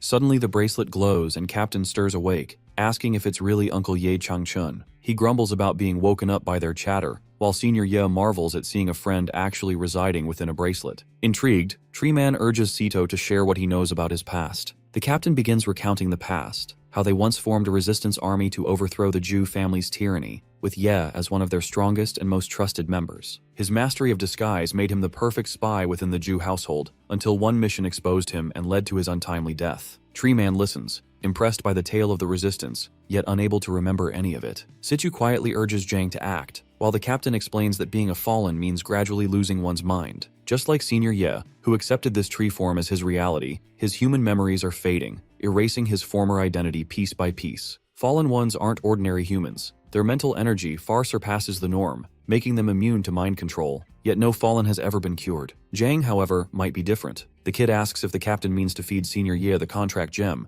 which instantly piques Treeman's interest. Jang explains the gem can work since fallen one's immense mental energy needs external guidance to restore their selves, but it also requires Senior Ye to surrender control of his body. Treeman shrugs it off as nothing serious and gulps down the gem without hesitation. Moments later, the result is clear. The contract succeeds, and Ye Changchun becomes Zhang's contracted beast. The self-summoner is floored that Senior Ye swallowed the gem so casually, and even more so when the contract actually works. To test it, he gives a command for Ye Changchun to stop being a fallen one. As the tree man begins to change, the lad wonders if it's really working, and to his shock, it does. The giant tree shrinks into human form, memories flooding back all at once. Contract Gem Beast summoned and bonus effect activated. Jang never knew contracts could trigger bonus effects too, like awakening new abilities, and that revelation stuns him even further. That's when it hits him. Level 7 contract gems can't be used for awakening new abilities anymore. Still, this dummy convinces himself it was worth it, especially seeing how happy the old man is, and decides to hold out until he gets a level 8 gem. Amidst the chaos, Senior Ye realizes he never asked Jang's name, so the lad introduces himself. The old man chuckles at how someone with such a plain name lifted his curse, admitting he has little to repay him with. Except for a strange purple fire he once claimed, something caught between the living and the dead. Jang recognizes it instantly as Nethermist essence. With Annalise, the truth pops up quickly. Its concentrated power stored in the gallbladder of a Nethermist black bear, and consuming it could lead to unpredictable outcomes. Still, Zhang is just relieved it isn't sheep testicles this time, assuring Senior Ye that this essence should be incredibly useful, at least, he hopes so. He reminds the tree man that helping him was out of his own free will. Then he recalls Cece's warning that Nethermist creatures are like parasites, so as long as it doesn't seize control of his mind, he'll be fine. With his past experience, Zhang is confident he can handle it this time. After all, the basic Nethermist couldn't even scratch Princess Yue, but if he wants to defeat her, he needs to grow stronger. So, without hesitation, he downs the essence and feels the surge immediately. He keeps pushing himself that he can do this, and he does. The Nethermist essence is absorbed successfully, advancing from basic to intermediate and gaining the ability to absorb rage. His reserves rise to 199 out of 300. His potential jumps to 5 stars, his level climbs to 13, and his contract gem skyrockets to level 9. The gem junkie never expected the Nethermist essence to boost him 3 levels at once, let alone advance his contract gem further. Senior Ye laughs, saying Pearl City must truly be a hotbed for talent if a kid like this can eat that purple essence and survive. This self-summoner, however, suspects he's the only one alive who could pull it off. Then Treeman suddenly calls out Old Sue, saying he's been watching long enough. To Jang's horror, it's the very rock he's been standing on, and it scares the life out of him. He warns Ye not to be so trusting, but the old man only asks Sue if he intends to remain a fallen forever. Old Sue argues their current life is easy and free, but Treeman reminds him he's forgotten important things, like his family. That's when Rockman rises, towering like a giant. With Annalise, the young lad identifies him as Su Qingbo, a fallen Apex Awakener at level 35, wielding Ultra Mimicry. Su Qingbo's power lets him merge with any inorganic matter in the natural world, gaining its properties, but he can't fuse with anything smaller than his own size. Tree Man scolds that Su no longer even looks human, while Zhang feels the name strangely familiar. Captain Situ confirms it that Su Qingbo was one of the founders of the investigation team, a Pearl City legend who vanished years ago. The dude wonders if it's mere coincidence that two seniors ended up as fallen in this wasteland. Senior Ye recalls being injured by the Jew family and cast outside the city, where he tried to heal by becoming a tree, thus becoming Tree Man. He remembers Su as a young lad back then, so he doubts any direct connection. Yet he was delighted to hear the boy made a family of his own, and couldn't stop talking about his adorable granddaughter on their first meeting. That moment jogs the young lad's memory, prompting him to show Su Jingyao's body to Su Qingbo and ask if he recognizes her, a question that visibly unsettles Rockman. Suddenly, Rockman is hit by a flashback of a woman cradling a baby girl, Yao Yao. She tells her dad the baby just woke up, calling out that Grandpa Su is here to see her. Rockman goes into a frenzy, struggling to recall who these people are and, more importantly, who he is. Senior Ye watches in horror as this girl is truly Su's granddaughter, but Rockman can't place her. He only remembers fragments about the beast-taming Jew family, Pearl City, the investigation team, and a traitor. Seeing him unravel, Zhang realizes Su is in danger of losing himself completely. The old man urges him to act quickly. Without hesitation, the young lad prepares to sacrifice his contract gem, knowing he'll lose the ability to awaken new abilities, but saving Su takes absolute priority. Zhang throws the gem, hoping to break the curse, but Rockman shoves him aside, yelling that they're liars trying to trick him and calling for Ma Bin to leave the city. Senior Ye yells at the giant to snap out of it, pointing out that the girl is his granddaughter. Seeing Jingyao's body finally calms him, and for his family's sake, he swallows the gem. The contract succeeds. Zhang commands Su to stop being a fallen, and Rockman shatters, freeing his human form. He's devastated to see Yao Yao, aka Jingyao, in such a state. As her grandpa, Su Qingbo, is overwhelmed with guilt, regretting not being there for Jingyao and fearing Ma Bin may have harmed her. Tears stream down his face. Situ explains that Ma Bin became the leader of the investigation team after Su went missing. The captain asks if they'd had a falling out, and he drops the bomb that Ma Bin is actually part of the Jew family who escaped justice. Learning this enrages old Su that he failed to protect Pearl City and the people he cherished. Zhang finally pieces together why the investigation team remained silent during the city's chaos. The Jew family orchestrated it all, though they failed to capture Chen Junting last time, leaving him to wonder what schemes remain. Meanwhile, Tree Man is lost on the details. The self-summoner delivers the grim news to the seniors that Pearl City is now on the brink of disaster. He confesses he was badly injured during a rescue mission and had to hide in the forest to recover. If it weren't for Senior Ye, Zhang and the little bug would have been devoured by the swarm of flesh-eating ants. Su Qingbo grows curious about the kid, constantly hearing Jingyao's voice and even seeing her illusions. He confronts the kiddo, suspecting she somehow guided him, but Zhang insists he's actually seen her. Rockman is stunned that perhaps they weren't illusions after all. That's when he learns that Yao Yao, aka Jingyao, awakened her powers early and is extraordinarily gifted, with abilities akin to astral projection. Most astonishingly, she could enter people's dreams, leading old Su to suspect that Jingyao managed to separate her soul from her body at the time of her death. So the thing Zhang saw was actually Jingyao's power, meaning she could still be alive. With her body destroyed, old Su believes her soul has been wandering without a medium for so long that she has become a fallen. It suddenly makes sense to our guy why she didn't want to burden him back then about her transformation into a fallen. It pains him to see she's been helping him from the shadows while secretly wishing he'd forget her. But forgetting her is impossible, and he vows to find her once the dust settles. Now, eager to act, he listens as the seniors share their plans. Having dedicated their lives to protecting Pearl City, they will not stand idle if the city faces danger again. Grandpa Su longs to see his granddaughter, and the seniors commit to being Zhang's strength, ready to fight alongside him and follow his commands to save Pearl City. Meanwhile, Liu Xishan, Ming, and Grandmaster Lexian rush to find Zhang Ping after the navigation team reports his signal disappearing nearby. They arrive to find blood and chaos scattered across the area. Ming quickly identifies the culprit that it's the Black Mountain bowback ant on the march, and suspects the kid ran into serious trouble. Ice Lady hurries forward, but a portal suddenly opens to strike her, though the trick fails against her, and she blocks the attack, demanding to know who's there. Three figures emerge from the smoke, greeting Grandmaster Lexian to the old zombie freak, accompanied by his lackeys. The familiar stench confirms Lexian's suspicion. The old freak intends to leave no one alive, unleashing his minions to carry out his plan. Ming wonders if the Holy Ancestor village left a spy behind, but Cece shrugs it off. Her order is simple, that to kill them all. Lexian tells them to retreat as he is the main target. Feng's body erupts in flames as he activates the blazing aura form, with his temperature soaring to 1,000 degrees. With strength, stamina, and agility boosted up,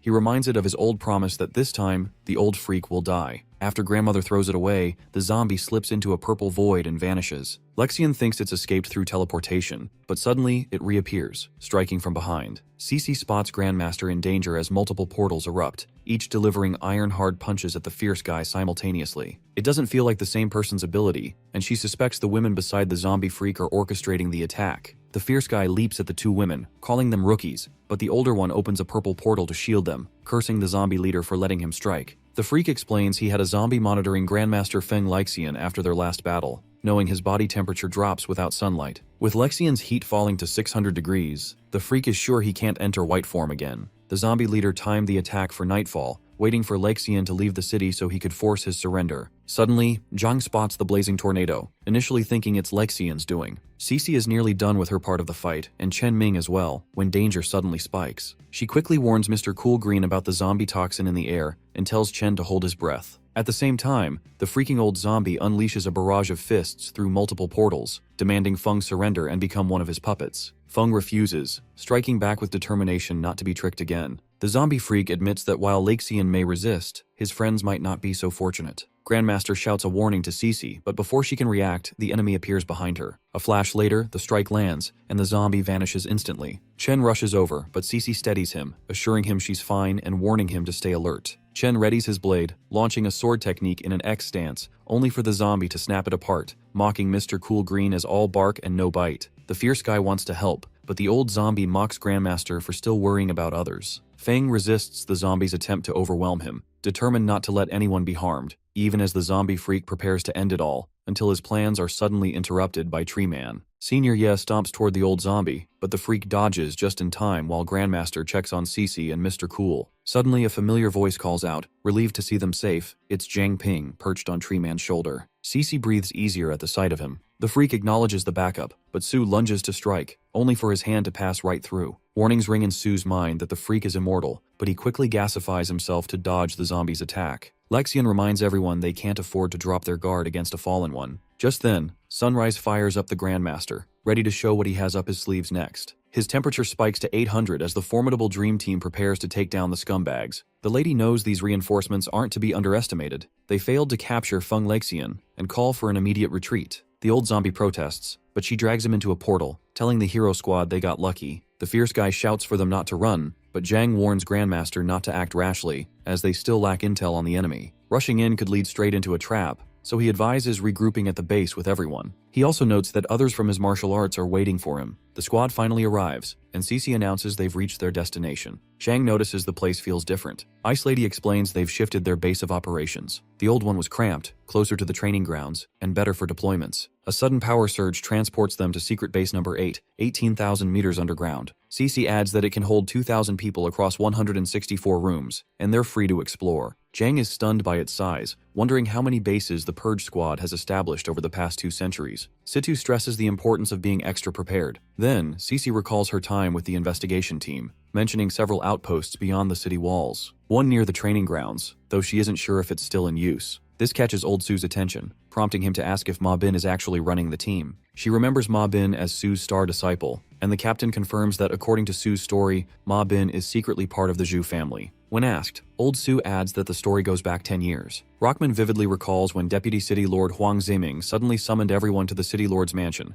claiming an informant had revealed the main hideout of the Zhu remnants. As captain of the investigation team, Sue had never heard of such an informant. When he questioned it, Huang brushed him off, saying the source was a low-profile Purge Squad member. Given the urgency to eliminate the Zhu remnants, Sue didn't press further and led his team to investigate. After a week of following clues, they finally located the supposed hideout. Just as they prepared to strike, the Zhu family ambushed them. Exhausted from travel, the team was caught off guard and suffered devastating losses. Amid the chaos, Old Sue sensed something was wrong and tried to order a retreat, but Ma Bin suddenly struck him with a strange dagger that instantly suppressed all his abilities. Sue, betrayed and powerless, was captured and tortured. overhearing the Ju forces addressing Ma Bin as their lord. By chance, the dagger's effect wasn't permanent. Then, Su faked his death, and the enemy, convinced, dumped his body into the river. Using his water flow concealment technique, he merged with the current and escaped. Severely injured, he soon drifted into unconsciousness, sinking into darkness and gradually letting go of those painful memories. Now, Tree Man understands why Su was so guarded when they first met. He carried hidden pain and had fallen into darkness, refusing to share it despite repeated attempts. Captain is stunned to hear Huang Zaming's name again, realizing the Ju family took control of the investigation team 10 years ago, meaning their schemes run much deeper. Cece reflects that without the captain's promotion, she wouldn't have survived that team. Just then, the illusory barrier trio arrives, asking what's going on. Manny welcomes the seniors Jang encountered and is curious about the little bug. Jang explains he found it in the wild. It has the potential to become a king-level mutated beast, and its friendly nature could make it a valuable ally. The ladies find it adorable, while Manny tells everyone to settle in, recover, and get some rest. Meanwhile, the captain declares the investigation team their enemy, meaning they can no longer rely on the outposts and must stay vigilant. Before their next move, they need to be fully prepared for whatever comes next. It's news to the trio, and Manny asks when the investigation team became their enemy. Jang says it's a long story they'll cover together later. At Holy Ancestor Village, the city lord announces that the sect master has decreed that no outsiders may approach within a 10-mile radius due to special circumstances and orders patrols to stay vigilant. Just then, the freaking old zombie is thrown out of a portal, cursing the woman for ruining his plans and regretting not refining himself first. Li Aokshu enters, telling the old fool to calm his temper. Everyone hails the sect master, bowing to Aokshu. The old fool complains it wasn't their deal. He was supposed to let them mobilize the zombie horde in exchange for her providing materials for his corpse refining, but Aokshu calmly reminds him that she always keeps her promises. She notes that he must realize the current situation. The two newcomers are as powerful as Feng Lexian, making it impossible to capture him alone. With the sun up, the fierce guy can transform into Sunfire form, rendering his toxins ineffective. Still, she's confident it's only a matter of time before Lexian falls. Now that the Saintess has returned to the village, she expects to break through to the king level soon with her guidance. Until then, she permits him to use these high-level awakeners for his refining and confirms she will remain in seclusion. She hopes everyone behaves, and the old man bows in fear, agreeing. A week later, an instructor fights against Zhang Ping and a pink-haired girl, Wang Jiamen, to train them. The two of them manage to defeat their instructor with a set of skills, which resulted in him bearing some injuries. While the girl apologizes for that, the boy simply murmurs about how their instructor himself provoked them by calling them weak, and this angers the instructor. Once they go off to have lunch, their instructor acknowledges the improvement in their techniques as well as in strength within just a few days. On their way out, they meet the team leader as well, who is out of rehab to work out with the other awakeners. Upon moving ahead, they stop by at the blacksmith's workshop to inform the little chubby guy about the work he'd have to do in fixing the training ground since they wrecked it during the training session, and the girl apologizes to him upon seeing him worried. When they finally reach the dining hall, he tells the girl to go ahead and goes to the meeting room himself. The captain welcomes him and informs him that he wanted to discuss some important things regarding the trial grounds. In the Ju family's headquarters, a group of those people sit around in a circle with cloaks covering them. Another cloaked figure holds down a man in the center of their gathering as the second elder yells at him for showing up after the Saintess has been taken. However, the Grand Elder mercifully forgives that man since the Saintess's awakening was triggered due to Pearl City's Vice City Lord. Considering our boy being an unlimited class Esper, he states that he'd definitely be headed for the trial grounds. Thus, he asks Zhu Yanbing, also known as Ma Bin, about the situation on his side. Ma Bin, who's sitting with his legs on the table while smoking a cigarette, ensures that his investigation team is prepared. Moreover, he claims that the main character isn't near their league since his level is still low. In this comment, the Grand Elder advises him not to underestimate the abilities of an enemy since the true terror of an unlimited class Esper lies in their potential to dominate across levels. The second Elder then highlights their main issue being the Holy Ancestor Village, which the Saintess took. And when he's expressing his worries, another person reminds the elders about their family's trump card, Zhu Yuanlong. However, that name fuels the anger of the second elder, and the elder calls him an ungrateful person for not paying back to the Zhu family for nurturing him with resources. He claims that since that man didn't follow the family's plans, he's hiding in a cave. The person who suggested that man asked the second elder to calm down and clarified that he has a clever plan of forcing that man to serve the family and increase their strength greatly. But for that, the person claims to need the help of Juju Yang, that man's nephew, since he's the key to the Forbidden Zone. After giving some thought to the plan, the elder finally accepts it half-heartedly since it's the only option, and gives the red quill to that person after summoning it. As soon as the person catches the quill, her cloak disappears, and it turns out that person is Zhu Hongfang, and she assures the elder of not letting him down. Zhu Hingfang, who received the quill, goes to the man in the cave and tells him about her plan of reviving the Zhu family. When the man mocks her for talking about all that when she couldn't even keep an eye on his nephew, she tells him that due to that kid's nature, no one else besides this man wants to get involved with the kid. The woman reminds him about the time when the kid snuck into the armory and triggered a heavenly thunder trap and almost got kicked out of the family until the man covered for him. While talking about it, they arrive at the Zhu family's forbidden grounds, which the man finds quite ordinary. She scoffs at his reaction, reasoning that it's due to his lack of involvement in family affairs earlier. After lighting the quill on fire, they finally enter through the door while the man remarks upon how she and other members of the family treat others' lives as dirt and have pulled the family down from grace. Upon stepping inside, his eyes widened in surprise after seeing a huge skeleton of the first patriarch's divine sunbird. He can't believe that the old men stashed the remains of the sunbird there, but the woman tells him that there's something more important than that. She then calls out the kid, telling him his uncle's here to play with him. Right then, the man notices a coin on the ground, and the woman claims that it's his nephew's. However, the man snaps at her, telling her that he's aware of her act, and demands to know the real thing. Acknowledging his intelligence, she reveals that she wants him to become the sunbird,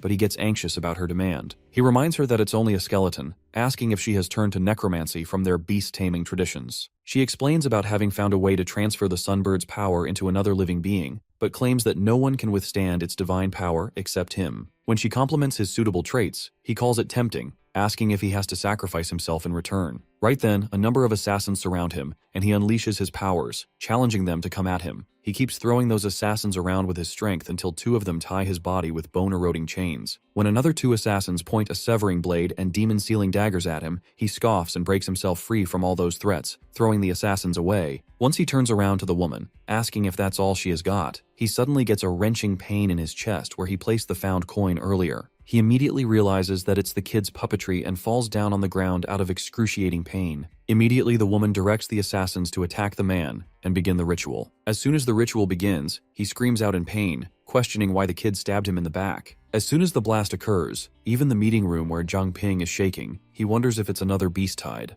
The earthquake turns out to be so hard that the glass windows of the base of operations end up getting cracked. Everyone starts to get escorted to a safer location, including the wounded. The captain reminds them not to leave without the Zhao brothers since they're well aware about the Holy Ancestor village. Thus, Zhang Ping volunteers to find them since it's a risky job because they're enemies. Jin Bo is about to go, but when Zhang Ping volunteers, the white-haired girl tries to stop him. However, he assures her about using his water body to deal with any possibly dangerous situation. The girl reminds him that those brothers are both high-level awakeners and can even try to take him down along with themselves, and if the portal collapses in such a condition, he'll be trapped since they're 1,800 meters into the ground. To solve the issue, the seniors suggest going along with him, so she finally agrees. Therefore, the three of them rush to save the brothers, telling the girl to go ahead with the others. While the kid is having fun seeing his uncle turn into the divine sunbird, saying it's time his uncle should return home since their Zhu family is the best, his uncle writhes in pain. Zhu Hongfang tells him to stop moving since the ritual has been completed already, and now he can be a part of the divine sunbird itself. An assassin standing beside the woman questions her about why she teamed up with the celestial foxes and kidnapped the saintess when she was this way. After calling him a fool, she explains that the reason for teaming up with the celestial foxes was that only King Zhui could hold back the captain. According to the elders, in the centuries the Zhu family has fought against the captain, he has displayed over 10,000 different abilities. Even though he hasn't broken through to king level, his strength rivals that of a true king, and because of their long-standing conflict, they've discovered his very few weaknesses. In the early days, the Zhu family didn't have strong mind controllers, so he couldn't realize that his resistance to mental abilities was actually quite weak. Thus, once they found the celestial foxes, they formed a pact with the king and seriously injured the captain. Now, the reason for choosing to revive the sunbird is due to the urgency of the matter since it took her 40 years to refine the drop of blood she has. During all that time, she was unable to use her beast control arts and endured constant humiliation and mockery. Yet this blood's control capabilities are still inferior to the Saintess's blood. Now with the Saintess's return to that village, Zhang Ping might also enter the trial grounds to gain king-level power, and if either of them succeeds, the Zhu family is done for. Although she knows her blood pact might not fully control the sunbird, she has no choice but to risk it all. With that said, the divine sunbird breaks through the roof of the cave and rises up to the sky. The Purge Squad can't understand why it's so bright outside until Grandmaster Feng spots the sunbird and wonders if it was the reason for the earthquake. When the others look at it, they can't believe it's the Zhu family's divine sunbird, whereas Zhu Hongfang screams victoriously over her success and announces the Zhu family to be the ruler of everything. However, her eyes widen in surprise when the bird rises from the ground and flies away without her command. The Zhao brothers lie on the floor of the dungeon they're locked in, discussing what they should do to escape. Suddenly, a giant rock falls from the roof. but before it could hit them, Zhang Ping arrives there and quickly catches the rock mid-air using his nether mist body. Once the seniors have carried the brothers out of the cell, our boy also throws the rock and runs outside to the seniors and the brothers, telling them that now they need to get to the portal room. Before they could move from there, another rock, bigger than before, fell upon them. The falling rocks feel similar to him, and he loses himself in his thoughts while staring at the falling rock, wondering if he's going to die once again by getting buried in rubble. Since he stayed that way, the seniors had to step up and turn into their tree forms to protect the others from getting crushed under the rocks. They wake him up after yelling out his name and tell him to find a plan since they can't balance those rocks on themselves for much longer. Upon analyzing the situation, he deduces the chances of reaching the portal to be none. When the brothers continue demanding him to rescue them, he yells at them to be quiet. The seniors tell him about their limitations of being unable to rescue all of them quickly. When he also claims to be able to escape using his water body, he mentions how the brothers would end up getting buried here. Right then, the captain informs him about having taken blood samples of the boys and finding out that their saints' blood compositions are completely different, and when combined, they generate a unique energy wave. Since he awakened Old King's blood by using the older brother's blood, he may create a way out of this mess if he absorbs the younger brother's blood. Once he gets to know the ulterior motive of the captain, he asks the brothers if they have a deal since they continue to act arrogantly. Without saying such, the younger brother sheds blood through his knife and offers him to take as much as he wants. After using it, he doesn't feel any change until he suddenly coughs out some blood. This results in him awakening the ability King's Gem, which enables him to greatly boost his contracted beast's powers and base stats for a short period. On the other hand, the divine sunbird keeps firing up the trees around them. Thus, to protect themselves, the white-haired girl builds a wall of snow between them and the sunbird. When Manny urges her about them leaving, she denies it, stating that Zhang Ping hasn't arrived yet. Manny forces her as the portal has been shut and the three of them will come out using their own abilities. Moreover, the divine sunbird even kills the Hu family members, which signifies how out of control it has gotten. At last, the white-headed girl agrees to leave. Grandmaster Feng and others arrive by then, and they tell the girls to retreat, claiming that they'll handle the situation themselves. Huffing and panting, Zhang Ping finally comes out of the base while dragging the Zhao brothers in a nether mist cage attached to thick metal chains. Upon being asked about how he made it possible, he exclaims about drinking the younger brother's blood, which evolved Old King's blood to King's Gem. He elucidates about how he temporarily boosted the seniors by 5 levels using that technique and made them become able to break through to the king level in the nick of time. While the seniors also join Grandmaster in combating the divine sunbird, our boy can't help but wonder what kind of vision he saw after drinking the blood. The vision consisted of quite a number of men caged inside giant red balls, and he wonders what it could be. Accepting it as one of the many secrets of the Holy Ancestor Village, he decides to ignore it. His gaze then falls upon the Awakeners getting crushed by the divine sunbird. Even the Grandmaster's flame couldn't stand a chance against the solar energy-infused flames of the sunbird. When he further mentions the senior tree being weak against the sunbird, it clicks something in the mind Manny. She calls out to everyone, instructing the barrier team to buy her 30 minutes by distracting the sunbird, and asks the others to get the beacon transmitter from Zhang Zhang. When she further asks the white-haired girl to help her, the captain smiles inside the golden bracelet space, thinking how much she has grown. The captain then commands Zhang Ping to help them distract the bird, so he takes out his nethermist scythe. While the barrier team fights and distracts the divine sunbird, Manny points at a map and explains her plan about the white-haired girl suppressing the solar power of the sunbird for a short time so that the barrier team can help set a trap to restrain the sunbird. Furthermore, the beacon transmitters are supposed to be buried at the designated spots to boost the team's effective range. One of the people from the barrier team temporarily seals off the air around the sunbird and tells the senior tree to hit it. As asked, the senior drags it down and slams it to the ground. Once the vacuum effect is gone, 3 of them lunge forward for an attack. Subsequently, the blue-haired says some spell and unleashes his Dragon Abyss sword. Since the Zhao brothers' bloodline has merged with that of our boy, he's able to break through to level 19 in a single shot. Thus, using both the King's Gem and the Nethermist, his attacks are near that of an Apex level, and he helps Chung Ming to unleash the sword. Once the Dragon Abyss sword has been unleashed, they both throw it towards the divine sunbird by combining their strengths and powers.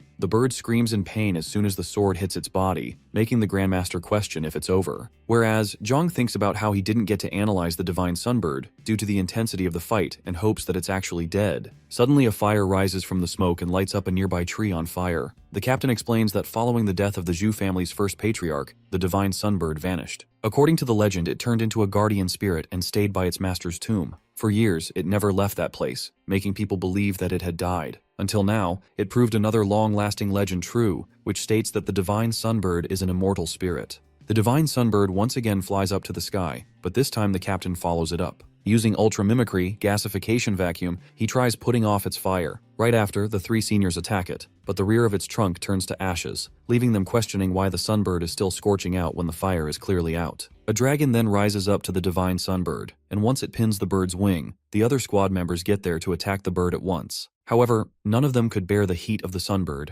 and even the Grandmaster claims it to be more intense than his sunfire form. Jinbo explains that its burning isn't from flames but more so from the radiation of heat from its body. Moreover, the dragon's ability isn't just fire blasts, but also manipulating the surrounding temperature as well. Out of nowhere, the divine sunbird throws a fireball in their direction, which highly affects the Grandmaster while he tries to shield others. The senior quickly grabs the Grandmaster and pulls him down on the ground. The senior rock states that it seems like their amplifications have run out. Upon seeing the Grandmaster's state, all of them descend back to the ground. Grandmaster's state makes them all worried about what to do anymore. Jang checks his bonus effect and realizes how he hasn't felt any boost despite absorbing it. While he's wrecking his mind over what to do, Cece informs him that the trap has been set, so she tells him to lure the divine sunbird over. The main character in his dragon's form lures the sunbird towards the trap while asking the help of the seniors as well. As soon as the divine sunbird gets over the trap, the girls attack it with the glacier storm technique and freeze its body with ice. When its whole body is covered in ice, the girls run towards our boy and tell him to escape immediately since the trap won't hold the sunbird for too long. When he expresses his worry about the senior tree being unwell after the sunbird's attack, but the senior assures him that his vitals are intact, the rock senior pulls him out. Our boy tells them to escape immediately and suggests the seniors rest in the gym, so they agree. Chung Xueji comes to him upon hearing the call for escape,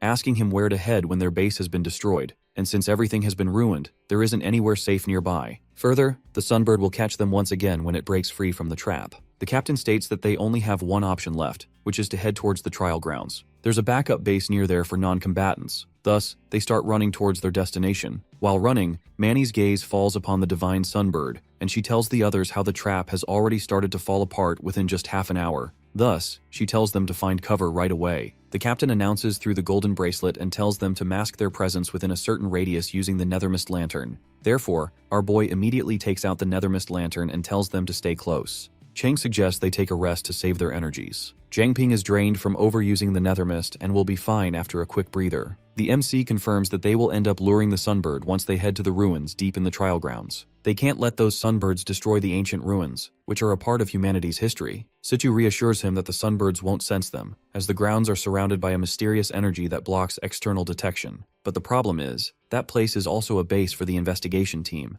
which has long been infiltrated by unknown forces, according to Senior Su. He suggests they must also be prepared for a possible attack by the ancestors of the mountain, which reside outside the trial grounds. They have no choice but to cross it back to enter, and it's best to carry some morning glories, as those ancestors have a strong dislike for their scent. Upon hearing this, our boy wonders if these flowers could be somehow different from the ones he knows. The perimeter security is now the responsibility of Grandmaster Feng since Zhang Ping is going to find some of these flowers. Grandmaster advises him to rest, as he has used a lot of energy, since Instructor Bai and Feng himself can look for them. Our boy refuses, as his abilities are best suited for a nighttime job. Cece also decides to go along, which he finds helpful. The chubby guy gives him some traps for safety. Later, the main character hunts the monster with the nethermist shape-shifting panther skill, which is so efficient and constantly adds to his energy level. Soon enough, they finally manage to find morning glories. As our boy takes a closer look at those flowers, there is a strong bad odor coming from them. Cece explains how they use these flowers to torture people in a room full of them. Despite having a bad odor,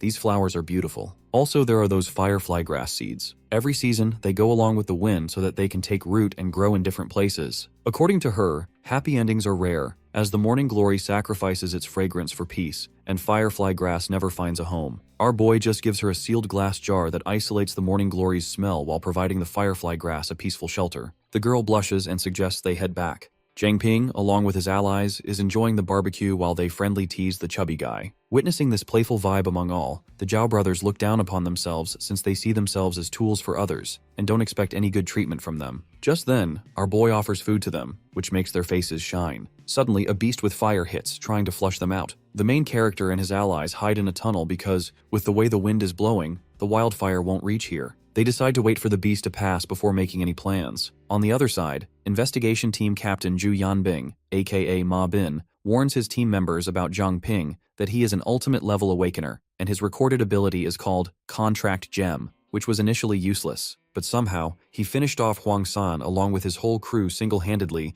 with some kind of mist technique. The strange part is that he can transform into blood and water, making him impossible to predict. He also seems to have an escape technique that makes him nearly impossible to track. The captain is still uncertain about his tricks. Through his Wind Whisper's effect skill, Zhang gets to know that the Zhu family has set an ambush outside the trial ground, and there are 2 apex-level awakeners, to his guess. The Grandmaster could take down both the awakeners by himself if the weather were clear, but our boy decides to handle one of them. As Instructor Bai doubts this decision, the main character reassures him that despite being a mid-level awakener, his analysis ability is greater and he shouldn't have too much trouble, unless it's someone like the strongest Grandmaster. Our boy plans to find the actual number and specifics of weaknesses once the B-type passes and suggests they take turns to guard the area while others rest to regain their energy. The next day, Zhang, along with his ally, gets in trouble since the sunbird scorched the whole forest last night, and now they have to eat the trek ground by crossing this scorched wasteland. This is the only way ahead, and it will take them half a day to get through by moving at full speed, according to the estimate of Shiba. Luckily they have a lantern, but it won't last much longer.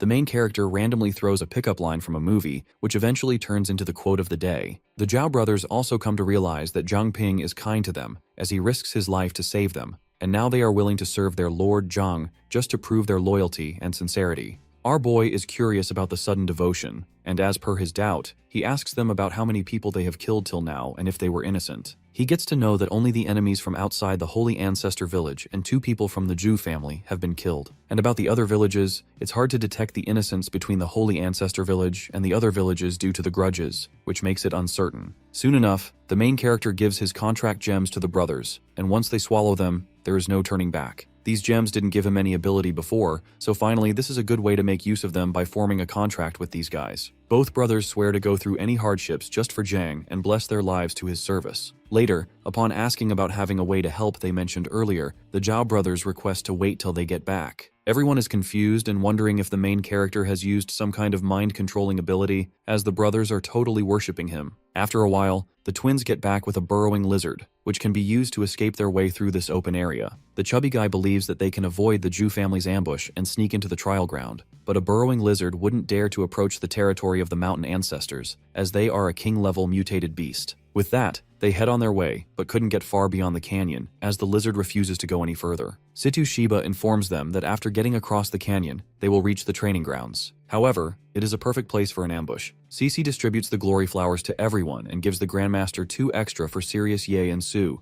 as they will need them both if the sunbirds show up. Although they have already finished off that annoying bird, they still can't be sure. Since the Zhu family can't fully control the bird, they might try to lure it over. Upon the concern of Instructor Bai, our boy reassures him that he has a plan to fight the sunbirds in the trial grounds. He advises Sister Luowei and Shujai to take the injured to the nearest safe house. Meanwhile, Ma Bin gets to know that Zhang Ping, along with his comrades, isn't far enough and has somehow managed to escape the sunbirds' pursuit. He prepares his comrades to slaughter Team Zhang.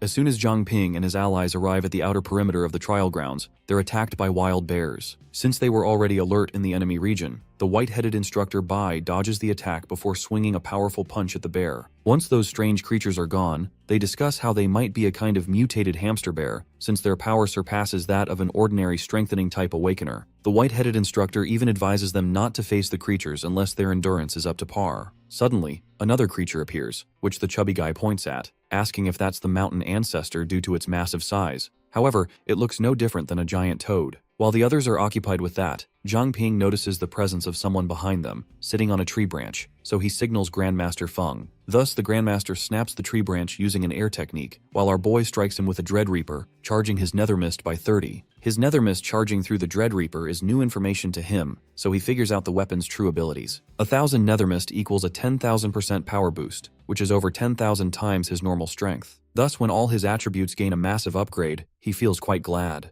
Zhu Yanbing's lackey informs him about their ally being crushed by their enemies, so he orders Zhu Sanqi, his green-haired lackey, to go and avenge the death of their ally. Without delay, the green-haired enemy leaps off the cliff to attack our boy and his allies and throws his dagger at them. However, Zhang Ping easily blocks the strike with his Nether Mist Reaver. While the green-haired man seethes at our boy, his boss and other allies arrive as well, intending to finish off the unlimited level awakener. On one side, our boy barely manages to stop Senior Su from lashing out at Ma Bin, while on the other side, he instructs his allies to handle the 6 high-level awakeners as he and Grandmaster Feng take on the 3 apex-level awakeners. Zhang Ping's team prepares to strike, while the enemy team also plans to crush him with the Divine Sunbird, since they can't risk another unlimited level awakener after Situ Shibai. Both sides clash, and the spirit of the Raging Flames is summoned by the enemy team in the form of the Divine Sunbird. Once the summon call ends, the Zhu team's head commands his side to retreat, and the Divine Sunbird rises into the sky simultaneously. Expressing his surprise over how the Zhu family managed to tame the bird, which had been going berserk earlier, our boy warns his team to stay cautious.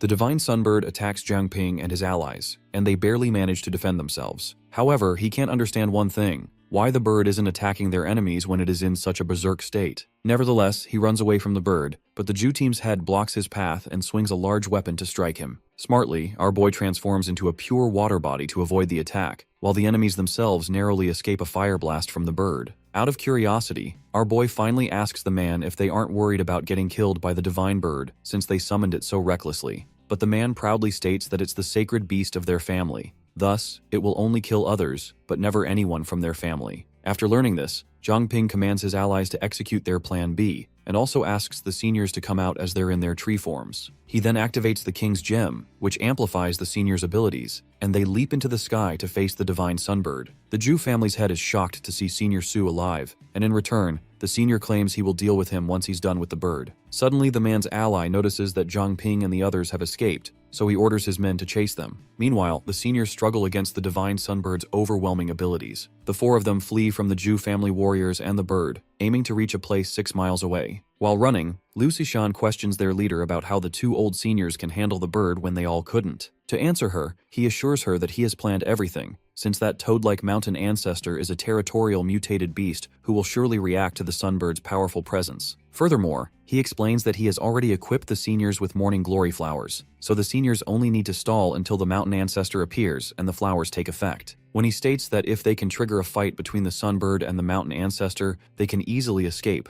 she questions aloud about the possibility of the investigation team interfering. He replies that he had purposely led the Divine Sunbird towards them minutes ago, but it didn't stop attacking, and the investigation team was too busy dodging. This proves they don't have control over the Sunbird, and they must have used some method to block its perception. That's why the Sunbird ignored them, and they're staying out of it because they know direct intervention would only make things worse. Regardless, they'll be coming after them, so they need to hurry. The Zhu family's lackey informs their leader that they can't sense Zhang Ping and the others, so he deduces they must be concealing themselves from apex-level awakeners with their family's Nightingale lantern, which our boy was indeed carrying. However, he wonders how the main character is managing to conceal the entire group with just a single lantern. Nevertheless, he takes out an object, but his subordinates try to stop him from going that far since it would put a huge strain on his body as well. He replies that he doesn't care about himself, because they can't afford the consequences if their enemy escapes into the trial grounds. With that said, Zhu Yanbing swallows the cursed eye taken from the box in his hand, and his entire body screams in pain. To deal with it, he releases all the stored souls, and they rush toward his enemies, as he claims that even though Zhang Ping and the others are hidden, their souls leave an undeniable trace. He then yells at his subordinates, ordering them to follow the trail of these vengeful souls.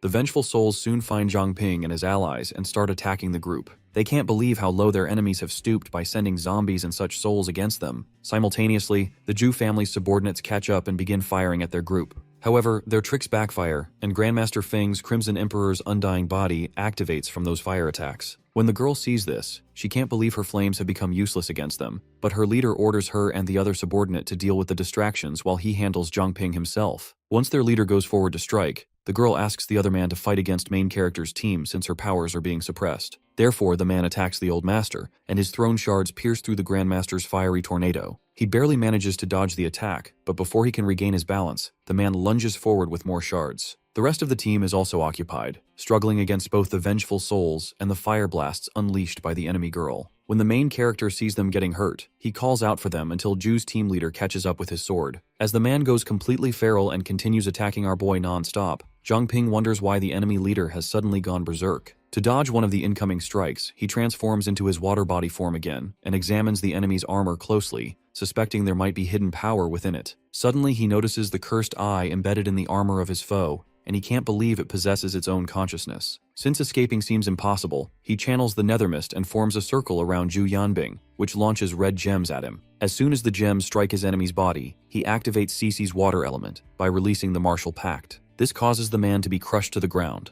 And with that, main character's Dread Reaper also returns with an increase in Nethermist points. He can't believe it was all so simple until he realizes the man never even tried to resist. On closer notice, he figures out the man's body is undergoing some kind of strange transformation, like a curse rebounding upon him. Suddenly, a massive explosion erupts around the man, and a voice urges our boy to run away, which seems to be the voice of Su Jingyao. Jiang Ping conjures up a shield from Nevermist to protect himself from the harms of the explosion. He wonders if that voice of Su Jingyao came from there because she might be trapped there. Once the man is transformed into an inhumane form with the same purple eyeball on his chest, our boy can't understand why it is constantly radiating pure fear. Thus, he decides to analyze it and sees a large hole in the ground with weird patterns around it. The people are standing around that hole in the ground while kids are crying and adults are cursing the Zhu family, hoping that the three factions of Pearl City won't let them get away with this. Suddenly, the subordinates kick 4 adults and a kid into the hole and call the investigation team leader, Ma Bin, to begin. The investigation team then begins the ritual, and various hands rise from the ground and pull the people inside the hole into the ground.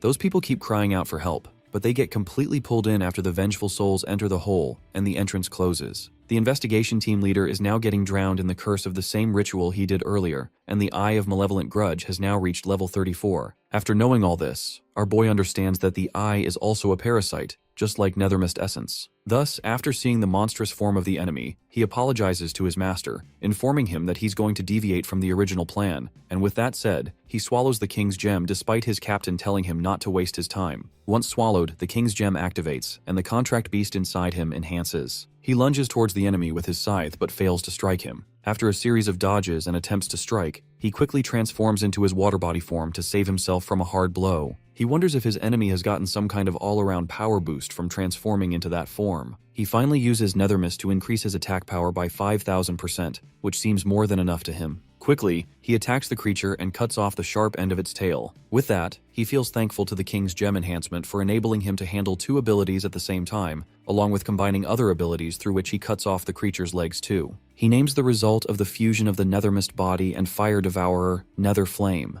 With that said, he directly aims for the eyeball in the creature's chest and pulls it apart from his body, making him scream in pain. Considering that it could be the creature's weak point, he crushes the eyeball, which boosts our boy straight into the high-level Awakener tier. The upgraded ability is automatically assigned to the gem, and his choices turn out to be crucial. This makes him understand why he couldn't get new abilities from the gem lately, because this might be the path to even greater evolution. Although getting new abilities through Omnivore still works, it's not a big deal for him. Once Zhu Yanbing returns to his human state, he states how he never imagined that thing to become so powerful. He then smirks at Jiang Ping, stating that he won't be able to escape since the Eye of Malevolent Grudge is completely out of control. This makes our boy wonder where Su Jinyao's soul can be when the vengeful souls again gather around the eyeball. As the man warns our boy about the upcoming trouble, our boy finally sees the soul of her in the air. The second wave of the vengeful souls hit Jiang Ping and his allies, making them confused about what's happening. Li Sishan mentions how this wave of souls seems slightly different from the first wave. Simultaneously, a soul gets closer to our boy and goes through him,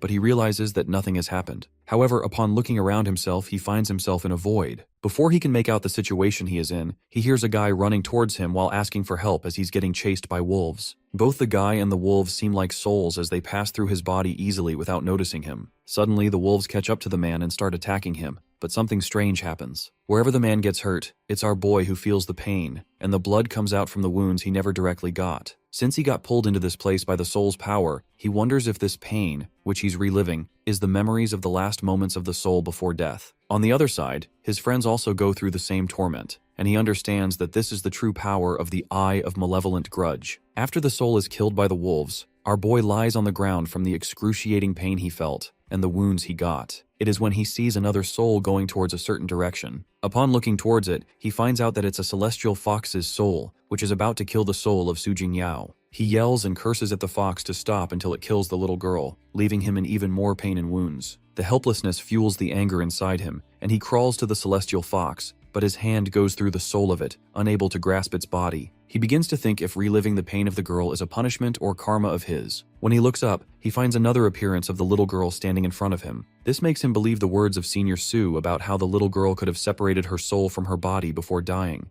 and helplessly watched her own body getting killed and eaten in a powerless moment. He manages to get on his feet and walk to her before apologizing to her for not keeping his promise of saving her. As he then lifts his hand to touch her face affectionately, he's surprised to notice that he can touch and hold her unlike the other souls. He realizes that instead of her soul getting faded, she has become a fallen one from overusing her power. So if this is a world of souls, then, like him, she's also a living soul. He then looks up at the Eye of Malevolent Grudge and thinks about how the formation is the same as the last one. Thus, he wonders if the investigation team leader is trying to use the power of these wandering souls and the living to fuel the Eye of Malevolent Grudge again to make it stronger. Taking out the King's Gem, he understands that once you get sucked in, there's no chance of fighting back. Therefore, he decides to give it all he's got and make sure he doesn't fail no matter what happens. For that, he plans to form a contract with the little girl and free her from her fallen state. All the souls in that place start getting sucked into a strange circular formation. When Zhang Ping sees the little Su Jingyao getting closer to the formation, he grabs her hand immediately in order to stop her and wake her consciousness up. Although he gets chained to the ground with the power of the Eye of Malevolent Grudge, he still doesn't give up and keeps his grip on her tight. He keeps telling her how she's not one of these lost souls since she isn't dead, and reminds her of her dreams of joining the city guard and protecting their home. On this reminder, she opens her eyes while he continues reminding her of how she wished for a future where they would fight for the same cause.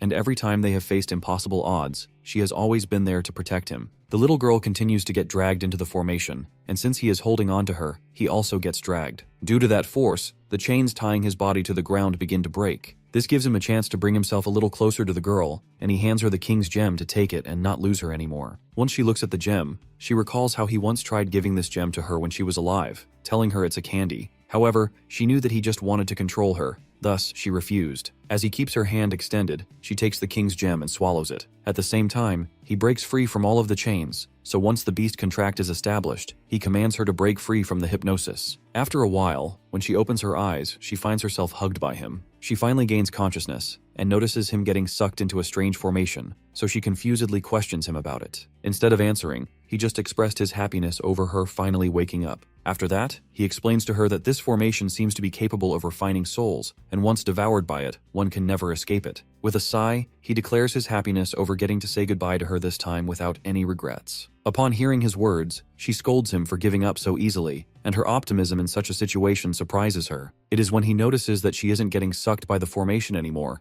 so he asks her about it. Without answering, she just pulled him strongly, making him fly out to the other side where they were before. After whining about how she pulled him harshly like that, he notices that his injuries have all healed. The little girl smiles at him and tells him that no matter how strong an awakener is, the growth of their soul and spirit will always be limited without soul-related abilities. However, she claims that she's different because she's been training since she was a child, and now she can even control the souls of others, which means as long as his consciousness hasn't completely faded, she can bring back the soul no matter how damaged it is. Thus, even though the formation's grip on souls is too much for an average awakener, it's nothing to her. Moreover, the trick to ending the whole formation is to free the souls on whose resentments he's been feeding off. Since pulling the souls one by one would take too long, she asks him to borrow his soul power and use the nether mist to pull all of the souls at once. Thus, he starts the process of freeing the souls from their prison and throws several chains on the ground towards the formation. After freeing the souls, Zhang Ping and Su Jingyao return to the real world. When he doesn't see his allies there, he questions their disappearance before he hears the little girl whining about draining all of her energy from her soul. After stating that it was she who asked her to pull all the souls out at once, he expresses his happiness over how she's finally back after so much waiting. He then summons her body and explains to her that he resurrected it for her earlier. She is quite surprised after seeing her body and finds it weird how he has been going around while carrying it. She then confesses about how she's been with him all along, just that he couldn't sense her in her soul form. Even when he resurrected it, she tells him about how she tried to merge into it. But despite her ability to separate her soul from the body and target someone else's soul and spirit directly, she is unable to take over another body. Thus, if she tries to force it, she'll get consumed by their power, and her soul will end up trapped forever with no way out. When she continues to talk about it based on her own thoughts, he commands her to acknowledge the body as her own and return to it. Due to the King's Gem swallowed earlier, her soul easily gets back to her body, which surprises her at how easy it was, yet she was overthinking about it all along. Further, just to be sure about how he can use her, she asks him if he'll be commanding her to do weird stuff in the future, and he laughs it off while denying it. Soon enough, his other allies return to the world as well and express the frustration of getting stuck in there earlier. Our boy thanks the girl for helping him save others with her soul energy and gets worried about the people of the investigation team returning to attack them. Asking him to calm down, the girl explains that such a formation requires a bunch of awakeners to activate, so Ma Bin sacrificed himself to open the formation and trap them all inside. Unluckily, he didn't expect our boy to wake the girl up and break the formation, which resulted in his own death. Jiang Ping then tells her how this guy has a blood feud with her grandpa and was surely fated to be killed at her hands. Grandmaster Feng walks over the dead bodies of their enemies, claiming that since all are dead,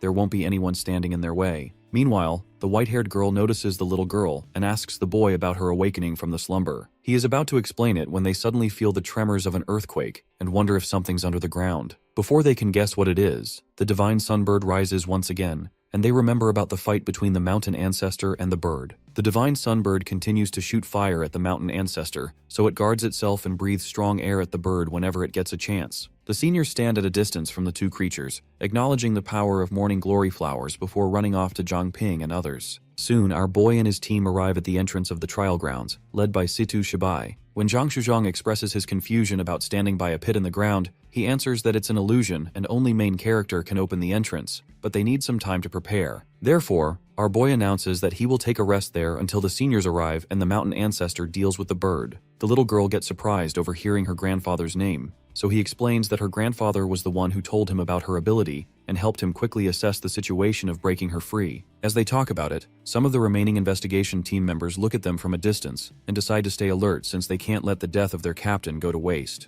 Later, Jiang Ping is preparing food while everyone else continues training, even if they're not actively training. Just then, a zombie shows up, startling our boy, and asks for food as he's starving to death. The Zhao brothers start making fun of the pathetically weak zombie, seeing him in such a pitiful condition. Our boy simply offers him the food, as his pure blood can't replace all the fat, and after all, the zombie is burning. Back at the camp, a braided girl, Manny, asks if Yao Yao knows Cici, having heard that the main character was classmates with this little girl. Yao Yao confirms it, saying our boy always talked about that beautiful girl. She's happy to finally meet her. The girl explains that she lost touch with Jiang Ping after she left the orphanage, before he even started school, to which Manny teases her, joking that she met our boy even earlier. Just then, our little girl asks her big sisters to take care of her. The braided girl excitedly hugs her, as everyone has always treated her like a little girl, but now she finally gets to be a big sister. Minutes later, both the seniors return and explain that the divine bird lost its marbles and started attacking everything in sight. It's probably still fighting with the mountain ancestors, so it won't bother them for a while. When our little girl hears her grandfather's voice, she runs to him. Upon the old man's curiosity, the main character explains that the formation Zhu Yanbing refined was drawing in wandering souls from the area, and Su Jingyao's soul just happened to be caught in it. Since the old man once told him that Yao Yao wasn't dead but in a fallen state of soul form, he took the opportunity to release her and reconstruct her body. The old man starts sobbing,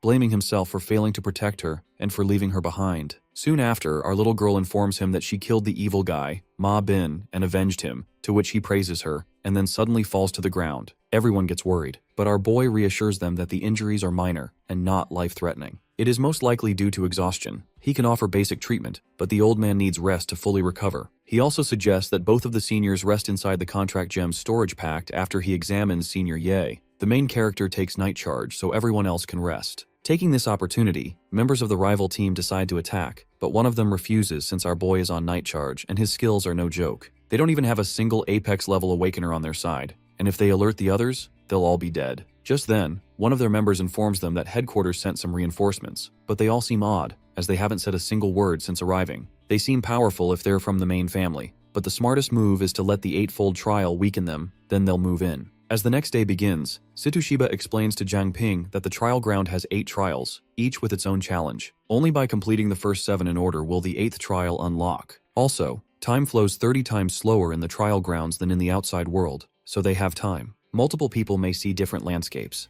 To enter a specific scene, grab the person who sees it, let them enter first, and everyone else can join afterward. As the main character summons the area, the white-headed girl sees the rainforest, so he lets her enter first and everyone joins afterward. When the rival team member sees them teleport into the area, he commands his team to follow.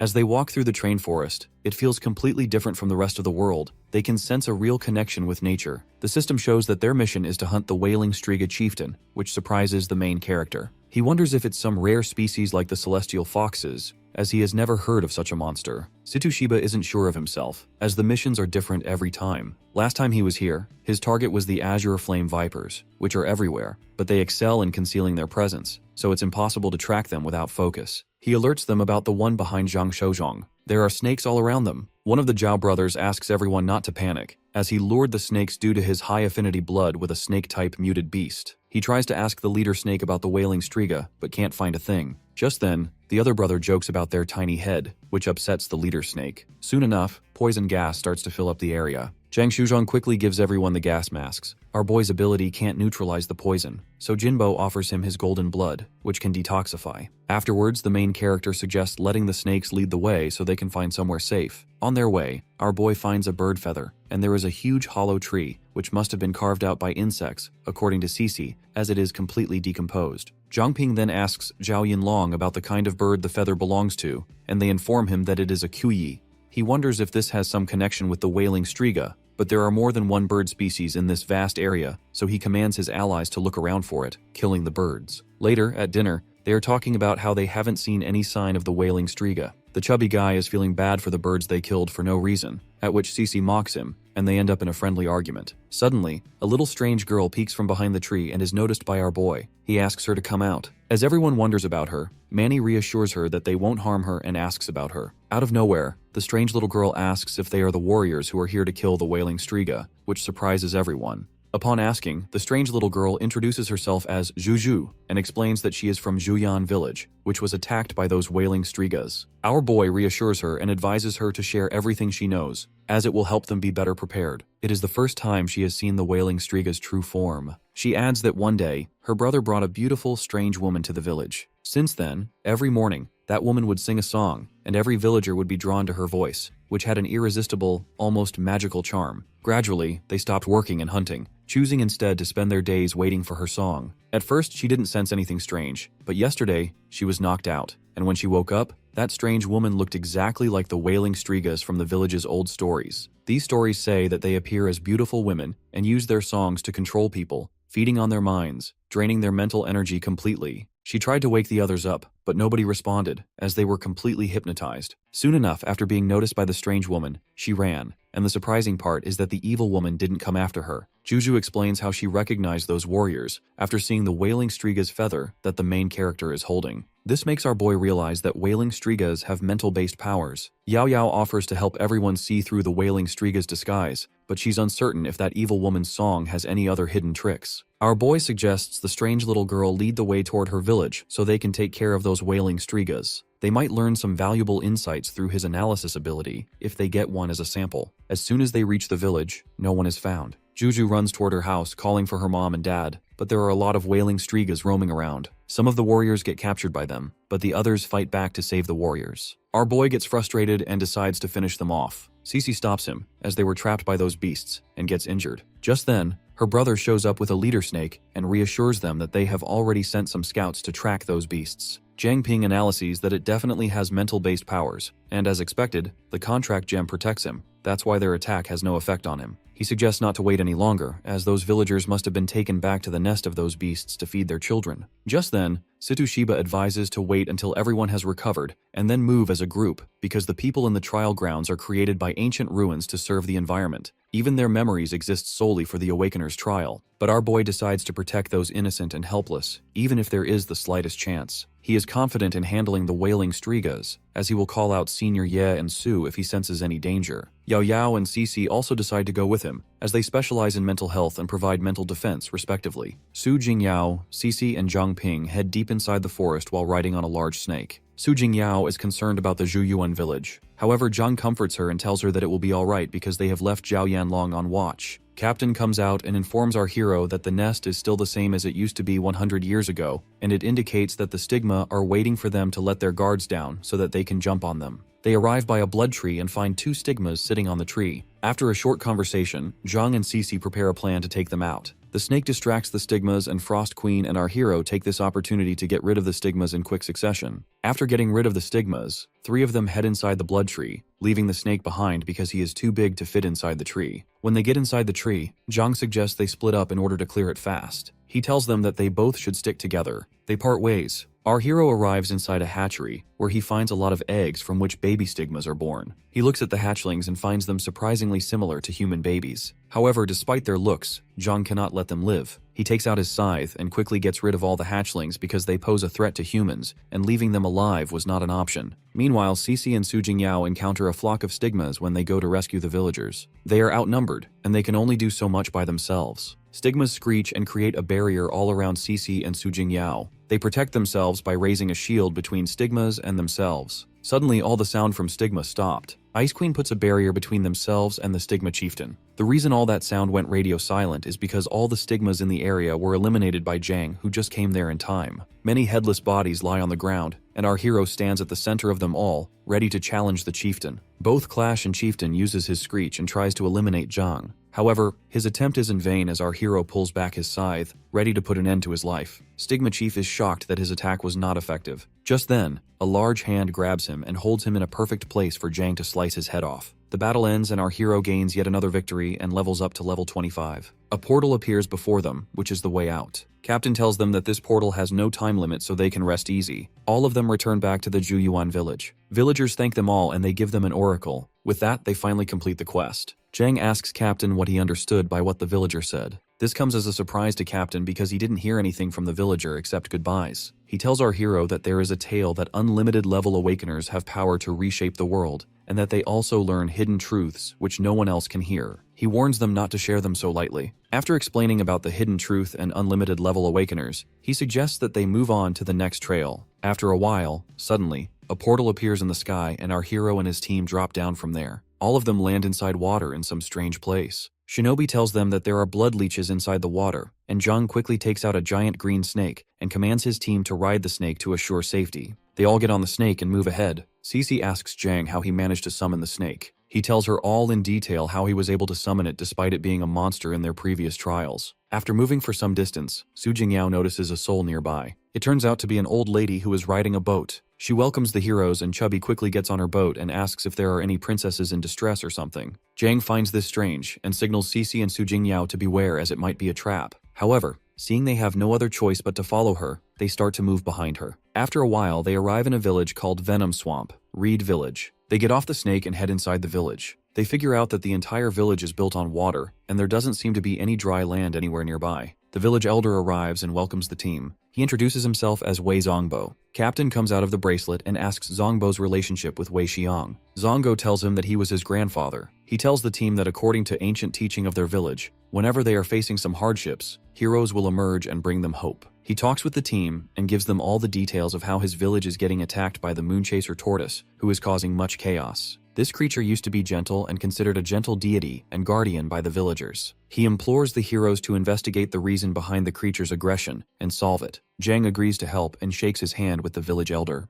The elder asks our hero and his team to have some of the soup that they have just made. The soup seems fishy, as it has lots of bugs and weird ingredients put in it. Jang analyzes the soup and tells the team that it is safe to eat as the villagers didn't seem hostile. Su Jingyao tells them that the souls of this village people are like frozen lakes, which is a bit suspicious to her. However, our hero and Chubbs don't take her seriously and make fun of her by saying if she means that the villagers are some sort of zombies. Captain comes out and informs Jang that he took his trial here as well. Our hero says that they should get rest as none of them have gotten any mission details. So based on their experience, the village elder's request is the trial. Meanwhile, the villagers start to plan something sinister as the elder talks to one of the villagers and hopes that these sacrifices are fresh. Next morning, the team heads out to find the tortoise. They ride the snake and float on the water. Suddenly, Ice Queen notices something under the water and warns others about it. A larger monster comes out of the water and throws everyone off the snake. Our protagonist flies in the sky with his wings to avoid damage. Meanwhile, Cece uses her ice powers to raise ice cubes to support the remaining team members. Tortoise drags their ride into the water in an attempt to drown it. Jang calls his snake back just like a Pokemon and puts it back in its crystal. Finally, the monster fully reveals his presence. A large tortoise with a snake-like tail appears out of the water. The heroes launch a combined attack on it in an attempt to subdue the monster. Jang analyzes the monster and warns leader Jinbo to flee right at that moment. However, his warning seems to be a bit too late as the monster dives in the water, taking leader Jin and two other teammates inside the water. Senior Su suggests letting him handle things as water is his speciality. He uses reverse river flow and brings the monster, along with leader Jin and other teammates out of the water. The monster speaks. It calls them greedy invaders who not only tormented the villagers, but now they have come to take its life as well. Jang tells the monster that it is a misunderstanding as they are not there to hurt him. One of the members suggested talking this through to clear any misunderstandings. Tortoise dives into the water and tells them that he will only talk once they get rid of the enemy in the skies. Our hero looks at the sky and to his surprise, a monster frigid frigate bird flies above him. It turns out to be way stronger than the tortoise they have just been fighting. No wonder he ran with his tail between his legs. The bird uses his breath and freezes the entire river with one shot. The Ice Queen is also fascinated by the bird's power and control over ice. However, Inferno is not going to have any of this. He turns on his flame powers and hits the bird in his big bubble-like throat. Groot grabs the bird with his branches and stuns him on the ground. Sue takes the opportunity and starts punching its big bag of a throat non-stop. Leader Jinbo, along with his team, start to fire up as they prepare to take the beast down by themselves. They jump on the monster and with combined and coordinated attacks they take down the monster. Leader Jin delivers the final blow with a blast that puts an end to the bird. However, his team remains unsatisfied because this bird wasn't as strong as they expected. Tortoise rises on the surface again and warns them about a certain smell. Cece catches up and cuts the bird. It turns out that it had a lot of spirit-controlling pills inside its body. Zhang asks the tortoise if the intruders that he was talking about belong to the Zhu family. However, Tortoise tells him that he does not know any Zhu family. He tells him everything in detail about how these moonchaser tortoises need to consume frigate bird eggs in their development stages, and how a group came to control the birds and took over their eggs. In order to protect the village, he came there but was defeated badly. He left with multiple severe injuries. He also tells about a certain mister who he promised to protect the village but failed to keep it. This mister was none other than Captain Situ. He tells the tortoise that he cannot come in human form at the moment, but he will surely aid him. The tortoise gets ready to aid the team and asks them to get on his shell as he will take them back to the village. The tortoise takes them back to the village. As the party arrives at the village, it turns out to be more eerie silent than before. No trace of any humans left behind. This comes as a surprise to everyone because just yesterday, they met all the villagers. The tortoise asks them if they really saw the villagers because he is sure that the invaders killed all of them when they came there. Just then, Su Jingyao notices a small hint of soul and starts to follow it. They find out that they were not actually real villagers, but dolls used by binding puppet art to make them look like humans. The team scatters in order to find any clues or hints that they can find which can lead them to where everyone went or what their next objective might be. After looking around for a while, Leader Jin finds a portal that indicates that the objectives of the first stage have been cleared. Captain Situ tells them that the mission objectives were completed in the right order, otherwise they would be forced to leave the mission right there. Since they all are still there, it shows that objectives were completed correctly, and the invaders are most likely waiting for them in the next area. Zhang tells the team to head out and asks the tortoise about his plans for the future. The tortoise looks down at the babies and says that he no longer has any village to protect, and maybe these babies will grow up to become the future guardians. Our hero asks the tortoise to aid him in the future battles. The tortoise agrees and becomes his summoned beast. After that, Zhang and his team gets inside the portal and falls from the sky and lands in the desert yet again. However, when the protagonist looks around, he finds that he is all by himself, and none of his teammates are anywhere near him. He tries to contact them, but it is to no avail. Suddenly, a group of people came there. They are the members of the Zhu family. They have placed a barrier in place which is preventing Zhang from using his abilities. They jump on him in order to take him down. 2 Apex Tier Awakeners attack our hero and bring him on his knees. The Apex Awakeners continue to attack Zhang, but he manages to dodge them with ease. After dodging their attacks and mocking them, he attacks one of them and stabs him right in the heart. However, to his surprise, the enemy remains unscratched. He determines that these Apex Awakeners are the same as those puppets they faced back in the village. Our hero finds it pointless to go after the sheep and heads towards the shepherd to put an end to these Awakeners. Just when he reaches to attack the leader, he quickly gains a hint of his power back. It seems that the barrier is depending entirely on the 2 leaders. The other Awakeners chase after the hero in order to take him down, but he slips away. Suddenly, a spear is thrown towards Zhang, which cannot dodge as it follows him everywhere. Sadly, the spear penetrates our hero and he falls on the ground. All Awakeners jump on him to pin him down.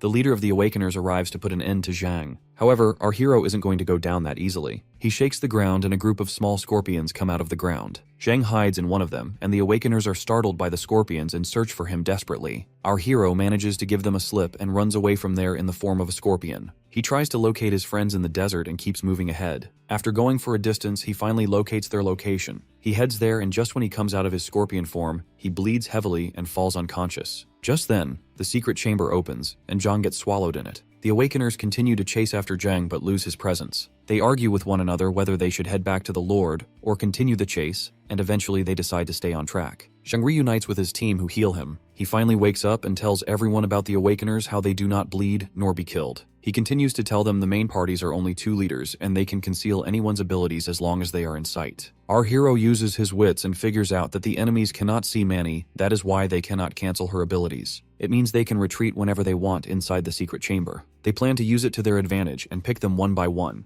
Next day, leader Jin Bo, along with Feng, come out of the portal to pick a fight with the Awakeners who attacked Zhang. Zhang Ping arrives there as well to distract them. Just then his powers start to disappear just as expected. Feng and Jinbo take this opportunity to attack other Awakeners. Suddenly, Lion appears behind the 2 leaders and grabs them. They quickly use the secret chamber and teleport the 2 leaders out of there. After arriving in the secret chamber, the 2 leaders of Awakeners get beat down in their lives by our heroes. Meanwhile, Zhang gets his powers back. He takes out a dead scythe and imbues it with both fire and nether mist. With one swift move, he cuts down all enemies around him into pieces. The only 2 Apex Awakeners remain. Others arrive there as well. Leader Jin Bo uses his Super Saiyan-like transformation and hits one of the remaining 2 enemies. But this seems ineffective. Just then, Groot grabs them with his vines and asks Jin and Feng to hold them down while he sucks the energy out of them and kills them eventually. Back inside the secret chamber, the 2 leaders spill the beans and tell them that they used a technique which was designed specifically for Zhang Ping. Sugingbo warns them that he will break their fingers if they lie and asks them to tell him everything honestly. Qingbai and Fubo tell him that 15 years ago, there was a mysterious man who ordered them to find the heart-devouring phantom foxes for him. They tell him that he was a nether mist user as well. Zhang and others return to the secret chamber. Su Jingbo fills them up on all the information he was able to get out of them. They ask the 2 leaders if they have any idea where that mystery man went after taking the foxes. They have no idea where that man went as he disappeared in the middle once they completed his shipments. Zhang and Captain determine that this mystery man seems like another unlimited awakener. Qingbai and Fu prepare for their judgment, but Zhang pities them and finds them useful. He agrees to let them live if they swallow the green crystals and become his servants. They agree and swallow the crystals. After that, the team heads out and arrives at Wolfpack Snowfield. They get another trail mission. This mission tells them to defend the White Iron Town from mutated beasts. After walking for a while, they arrive at the White Iron Town. There, a soldier welcomes them and guides them towards a place where they can stay. This place costs a lot and the soldier doesn't seem too friendly. He tells them to either stay or leave it up to them. The team heads inside the tavern and feast on some delicious food. A drunkard guy comes there and asks if they are from outside. He tells them about the Doom Wolves and how their weapons are enough to deal with them so they don't need to worry. Zhang asks Sung Jingyao what is on her mind. She tells him that she is wondering about what must be happening in the Pearl City, since it has been a while since they went there. Meanwhile, at the Pearl City, there is construction going on. Inside the City Lord's mansion, the Wolf Queen sits on the throne. The wolves report to her about the city and tell her that she is being praised by the city for ruling it well. They talk about the Zhu family and their concerns regarding them. Just then, a mysterious figure appears there. The wolf instinctively attacks it but ends up turning into a pool of blood. This mystery man is the same who was gathering heart-devouring phantom foxes. He revives the fox and tells the Wolf Queen and other wolves that he will help them since they cannot reproduce by themselves. He is willing to share the method unless they really want to return to that frozen wasteland. Meanwhile, at the White Iron Town, the team is prepared to defend against the wolves that are about to arrive in 5 minutes. The town soldiers ask them to rest easy as their weapons are enough to deal with them. Just then, a large horde of wolves arrive there and they are met with a barrage of arrows thrown at them by the soldiers. After the dust settles, the dead wolves lie on the ground. Zhang finds it odd as the wolves' stench of fox mixed in their blood. He goes and looks down and finds that the wolves are actually celestial foxes. During the celestial fox hunting, the crossbow of a bald man, along with his allies, gets jammed. Suddenly, a large flock of foxes gathers to attack, but Zhang arrives along with his comrades to handle them. The bald man commands his allies to bring the chief engineers, while the MC's team slices the foxes to death. The chubby guy is excited, as it's the first time his opponent is weaker than him. The protagonist notices that no mission successful notification pops up, and his attention shifts to the chief engineers as he sees through their disguises. He flies toward them to deliver a strike but is eventually blocked by the guards. He tries to warn them about the celestial foxes, but the bald man shuts him down, stating that the 2 chief engineers are the head designers of the crossbows and have contributed a lot to the town. Furthermore, he accuses Zhang's team of tampering with the crossbows to steal the credit. He commands his allies to take the chief engineers for medical attention and throw the outsiders into prison. Later, in the present, the chubby guy questions the main character about why he didn't let them fight back, as they could have easily killed those foxes. But according to our hero, killing the foxes is easy, finding their den is hard. He provoked them on purpose so they'd bring them here to this dungeon, where no one is paying attention. It's the perfect cover for their next move. This makes the chubby guy understand that if they had just killed those foxes, who seem to have high status in town, they would probably have been kicked out by now. Chen suggested secretly killing those foxes and showing the bodies to the town. Through the wind whisper skill, our boy overhears the two foxes roaming around town, discussing how their plan was ruined and suggesting they warn the others, or they will be attacked again tomorrow. The protagonist follows them to observe and accidentally gets sensed by one of the foxes, but they just ignore it and head back to their den to gnaw on some frozen meat. He learns that these two foxes are level 27 and from the Snow Tribe. The prison guard notices that every time he counts Zhang's team members in prison, there is always one missing. Yao tries to divert his attention, but the chubby guy accidentally spills that the main character is missing. As the guard realizes this, he panics. Suddenly, with a huge thud, the Moonchaser tortoise breaks through the prison and suggests the comrades get on, saying our boy sent him to pick them up. He's got new intel on the mission, so after clearing this, they won't have to stay here anymore. As the two foxes reach their den, only a few of them are present. This is all that's left of their 300 brothers and sisters. Out of anger, one of the foxes suggests they both should die as well, but the other explains that it wasn't their fault, and some outsiders interfered. One of them is so confident that as long as they've got the device, they can rebuild the clan anyway. Just then, the protagonist, along with his comrades, breaks through their den, leaving them surprised. Our boy disguises himself as their leader and mocks them, by which they understand that they have been played. Everyone moves in to take those foxes down. Cheng Shuiji uses her move called Shattered Jade Chain, while Chen is snapping them with his fingers. Zhang forces the two foxes to reveal whether Princess Yue's orders are keeping them here, but they refuse to tell. Then comes the big sister, threatening them if they still want to resist, to which one of the foxes, Lunte, claims that the clan will never be slaves to humans, as they are dead either way. With that, they try to attack, but our hero steps in, taking them down in one strike. The trial completed notification pops up, and everyone is relieved. Just then, a large crack opens through the wall, revealing a lab full of isolated chambers with those foxes inside. The main character has only seen stuff like this in movies. According to him, they definitely wouldn't have tech like this. They seem familiar to him. The instruments are even more precise than anything. Yao wonders if this stuff is also spawned by the trial grounds, as she can't send any soul, but Manny interrupts, informing about the written experiment logs here, which seem more like man-made. It makes them understand that these celestial foxes are artificially bred, as there were no records of them before. According to the old man, Situ, it makes sense that they could slowly cultivate a celestial fox king, as the time in the trial grounds flows slower than the outside world. Through the details, they get to know that the only way to get to the bottom of this is to keep pushing through these trials. Our boy decides to trash this place before heading to the next trial, just to make sure that no more celestial foxes get created. At the Holy Ancestors village, Li Aoxu stands in front of the saint's body, trying to reach king level by completely absorbing its powers. There comes Zuo Xiangming, explaining that he's here to check on her progress. Li has put everything into researching this formation of absorbing power, and she's 70% sure that this will work now. As she starts absorbing the power, it is insanely powerful, and she barely manages to handle it.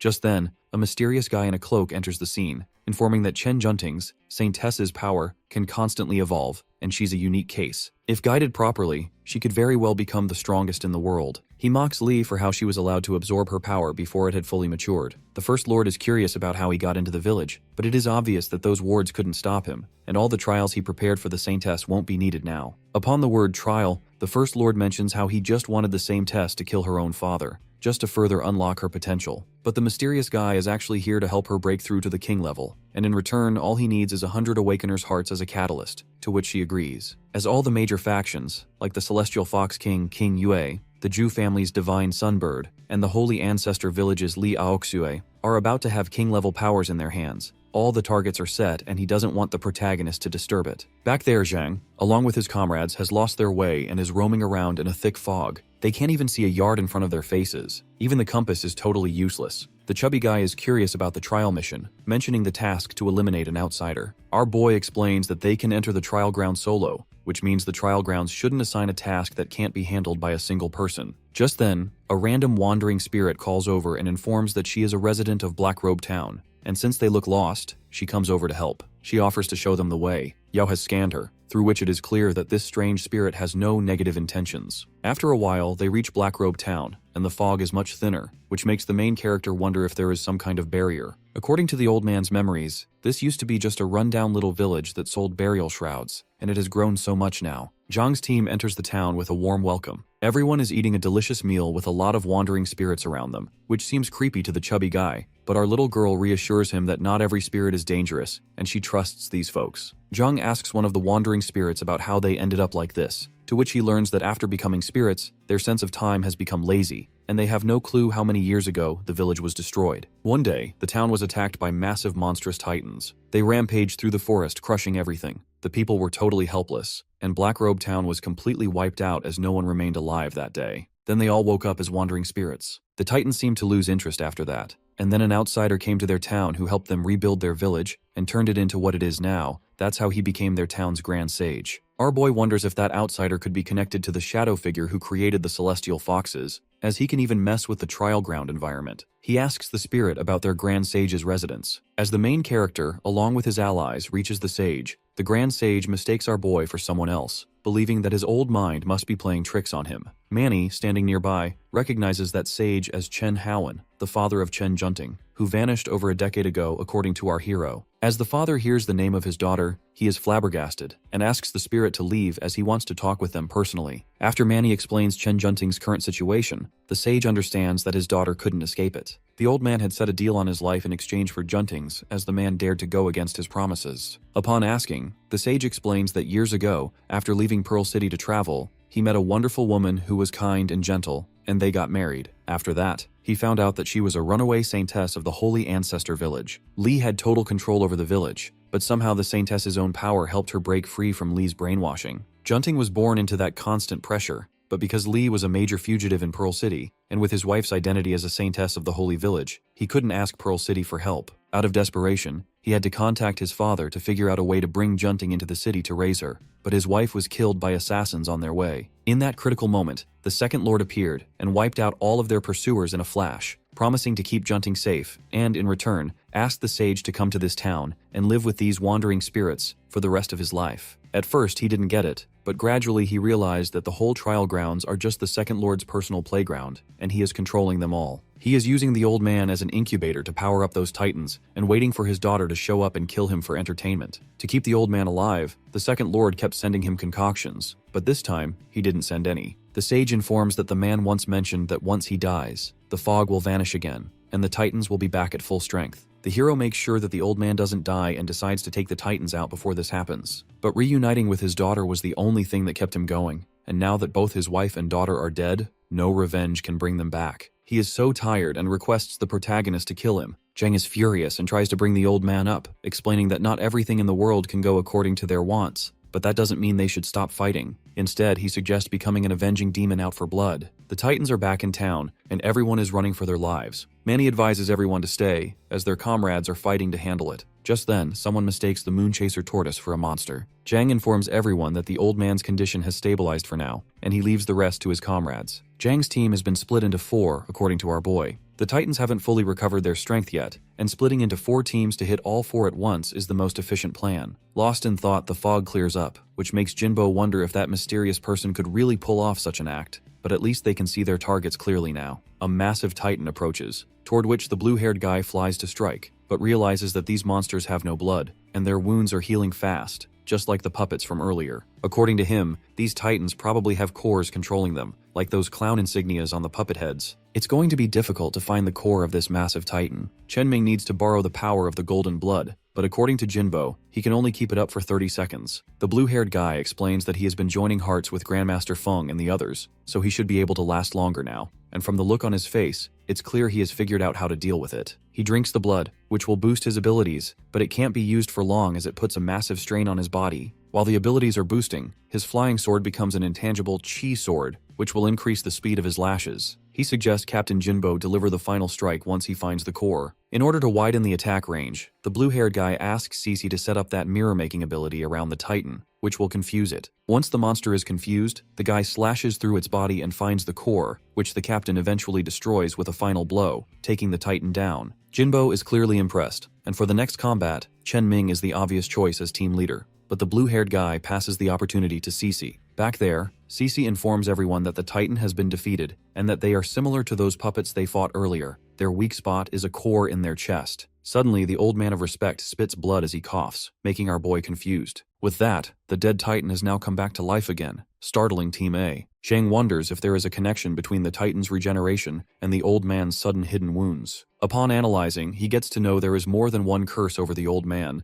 and his wound will not heal anytime soon. So he informs everyone that the mysterious figure put 2 curses on the old man, one to force him to separate the Titan's internal power, and the other to use his life to repair the Titan's core, and now even flying on a sword is a struggle. Just then, the Titan pulls out the massive gravity strike, taking Team A down to the ground. The Titan didn't even spot Team D, but they are still getting hit by the gravity attack. They are wondering how they are supposed to get out of its range. Team B members would use their ability notifying items if they could, but they cannot see a thing right now. In Team C, as long as Senior Sue merges his body with the air, this ability can't touch him, but he doesn't have any way to hurt the Titan as it doesn't breathe. Things don't seem good. They cannot hit the Titans. Our boy wonders if there is another option, but unfortunately, there isn't. The old man commands everyone to destroy all the Titan's cores at once, and he will manage to stop it from regenerating. As no one can survive this long around this town without a few tricks, the old man finds a way. All the 4 teams start acting according to the plan and manage to break the gravity field around them, but now they're completely defenseless. So Master Fan takes the responsibility to protect them. Senior Sue is also helping in taking the Titans down. Chung Xueji manages to get out of the Titan's body and definitely doesn't want to experience this a second time. The Zhao brothers realize that they are safe inside the Titan's body, as it is not affected by the gravity field,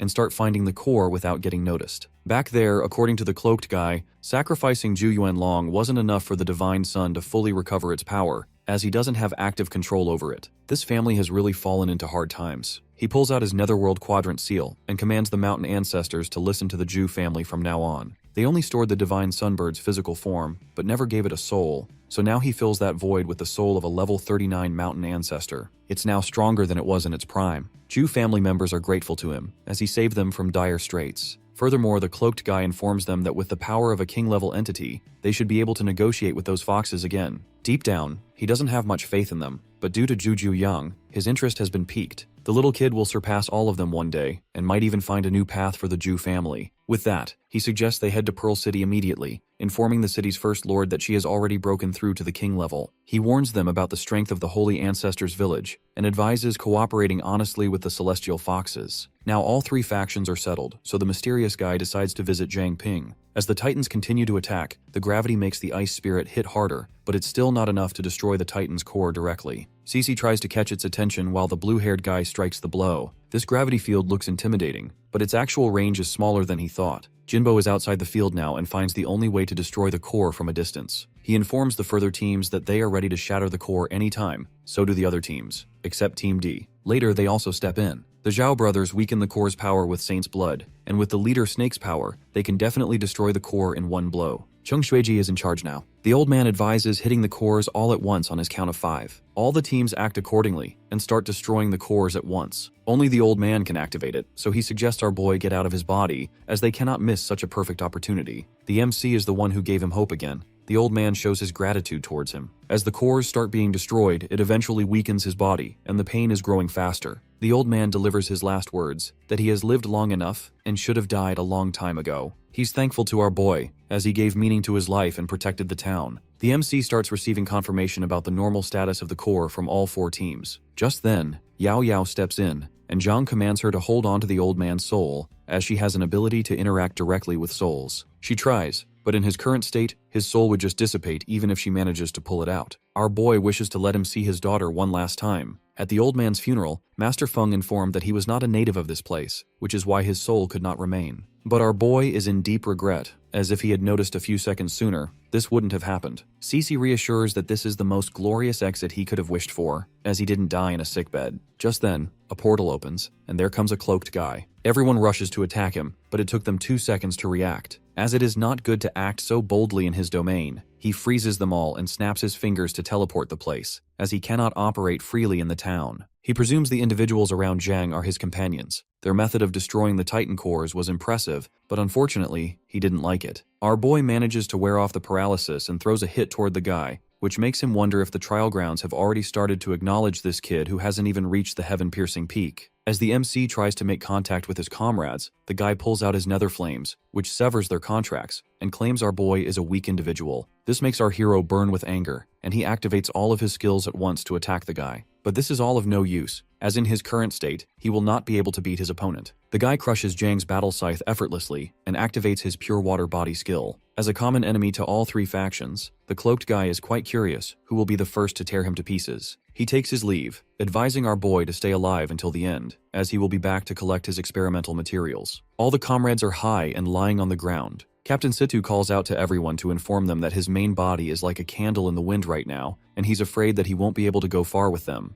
He advises everyone not to give up, no matter what kind of enemy they go through. After months of fighting, they have discovered a weakness in King Yue's illusions, but breaking them requires the power of the Saintess. So he commands them to rescue her from the first city lord, Lee Ioxue, before returning to Pearl City. If he dies, he further requests to inform King Yue that his stone is digging into his back end. With that, Captain Situ vanishes into the air. Our boy decides to save the captain and take down that mysterious cloaked guy. The stairway of ascension has now opened, which leads toward the heaven-piercing peak. Today's the day our hero will reach the king level. Captain Situ used to say that only unlimited level awakened could climb these stairs. Everyone advises him to stay careful. Just as his steps are moving forward, there are these strange voices constantly trying to make him stop, but he doesn't stop. And as obvious, he runs into true enemies across his path. There stands King Yue and Lee Aoxue, but our boy effortlessly takes both of his rivals down in seconds through his Neither Mist form and water clones. Finally, the MC has made it to the crown, reaches the king level, and this time he is crushing the crown of the master of these trial grounds. Back in the city, the mysterious guy informs that Situ Shiba won't be able to hold out much longer, and his people have also suffered heavy losses in the trial grounds, which seems to be the perfect time for the first city lord to clear the board. Zuo Shengming doubts his info, as the guy has been in the Holy Ancestor village the whole time. After entering the trial grounds, Shengming realizes that he has been fooled with a water clone of our hero, but if he manages to snag an apex-level awakener as his puppet, then it won't be a wasted trip. Suddenly, a portal opens in front of him, and there comes Master Feng, punching a powerful blow toward him, but his attack couldn't break through that evil guy's defenses, and instead gets hit by him. The evil guy injects poison through Feng's body to make him a puppet, but our boy enters, healing his master's wound, which even his Sunfire form couldn't overcome. Master Feng warns the MC about that evil guy's strength, but to a king-level awakener, the guy is nothing but a toy. Yao Yao couldn't recognize Zhang, as she can't sense any upper limit of the energy inside him at all. The MC fuses all his abilities into one and throws a powerful blow, leaving everyone shocked, but he couldn't take that evil guy down. The guy pulls out a trick and uses a technique to inject his necrotic venom directly into our hero's body, but it does not have any effect over the king-level awakener. When Shangming gets to know about this, it is too late, and he ends up dying eventually. The fight is not over yet, as the first Lord of Pearl City has now entered the scene. Lee Aoxue unleashes the ice-forming tyrant dragon, Mountain's Ruin, by which dragons of ice are being formed, directly coming towards Lee Aoxu's opponents. She wants insects like these to be trapped in an ice prison because, according to her, that is what they deserve. Panic slashes across everyone's face when they witness the ice dragons coming their way, but our boy stays calm and composed. At this point, Zhang Ping's advancing to king level has upgraded from old king blood to new king blood. This new upgrade also unlocks a powerful form, the new king blood Nethermist avatar, which is described as an avatar of heaven and earth that looks like a body of flame. Now, our MC can combine multiple abilities whenever they want. Additionally, he has a new ability, King's Gem Dharma, by which absolute nether flame is unleashed, that is linked to the avatar of heaven and earth. By these abilities, our guy's ability to fire collides with ice like dragons, and the moment the ice burns, it transforms into butterflies and flutters away. This makes Zhang realize that Li Aoxu's ice is scared of a little fire. While both these energies collide, leader Jinbo, Su Chenbao, and Lu Xishan are struggling to stand their ground, while Li Aoxuye comfortably sits on the ice throne in the air. In an instant, the Ice Queen stumbles on the ground, and her eyes widen with shock when she recalls that her father tried to tell her the truth about Li Aoxi before he died. But now she remembers everything. 20 years ago, this nightmare tried harming Lu's family, and even when the Ice Queen's father stopped her, demanding to know the reason behind this behavior, they did nothing. She responded by agreeing that they actually did nothing, but they have something she wants. Slowly, this girl approached the man, but to protect himself and his family, he unleashed the tyrant dragon, Mountain's Ruins, to block her from coming near to them. Looking at the ice dragon, this nightmare was impressive, but she was aware that Cece's father is not good enough, so she shatters the ice dragon by a flick of her hand and grabs his throat, raising him higher in the air, claiming to take the extreme frozen soul. The poor child Cece and her mom had no choice but to run away, but Cece saw how her father was killed by Liaoxi's dagger. Now finally, Cece understands why her father sealed away her memories so that she could survive. Right now, our boy stands firm facing the ice shards because they do no harm to him, but the Ice Queen gets behind him, declaring that Liaoxui's crimes are caught. Thus, she summons a phoenix swarm at her, wanting that nightmare to get down on the ground. rather than attacking from the air. At that moment, the protagonist got the idea that his opponent doesn't have only one ability, so he used the analysis skill. Upon analysis, our guy gets to know that this girl's main skill is plunder. Plunder lets a person steal one ability per level. So now, these abilities include Formless Sword, Corpse Control, Extreme Frozen Soul, and Legacy of the Shadow Walker. Jong can't believe that this woman has stolen everything, but she has no regrets since she believes that the weaklings deserve to be upended. With that, she extends her hand, summoning a skeleton beast. Looking at the skeleton, Jong realizes that this is the same one from earlier. However, now, Lee Ayuxi stands at the shoulder of this giant skeleton, Luo Hai of level 40, welcoming them all to their worst nightmare. The skeleton that is summoned strikes at our guy with the Umbral Sphere skill, and its capability makes Jang realize that it is just like a nether mist. This strike is so strong that it is getting hard for our boy to hold it back, making him realize that this exceptional power might be even stronger than Grandmaster Feng's ultimate technique. Abruptly, from this sphere, hands came out of nowhere that are coming his way. Not having much of a choice, the MC activates the Absolute Netherflame skill. However, a slight grin appears on Liao Xui's face, and she suggests Zhang give up while she sends a giant ice shard at him. Right now, our boy has been grabbed by these hands as this girl mockingly explains that Luo Hai is Lord of Shadow Arts, tempered by the flames of purgatory, so burning through his body will be literally impossible. Our guy admits that Li Auxi has gotten an amazing creature by his side. After stating that, Zhang disappears, appearing on the ground standing firm and tall as his royal formlessness is activated by combining the pure water body with New King blood. At this point, the MC reminds Li Auxi that he has gotten his allies too. With that, he commands his people to lend him their strength. He unleashed the king's blessing in the environment by which everyone can lend Zhang the power of the king's gem. Upon hearing the command, everyone gets excited, as they have been waiting for this moment for so long. In an instant, Chen Ming sends Celestial Titan Blade for our boy,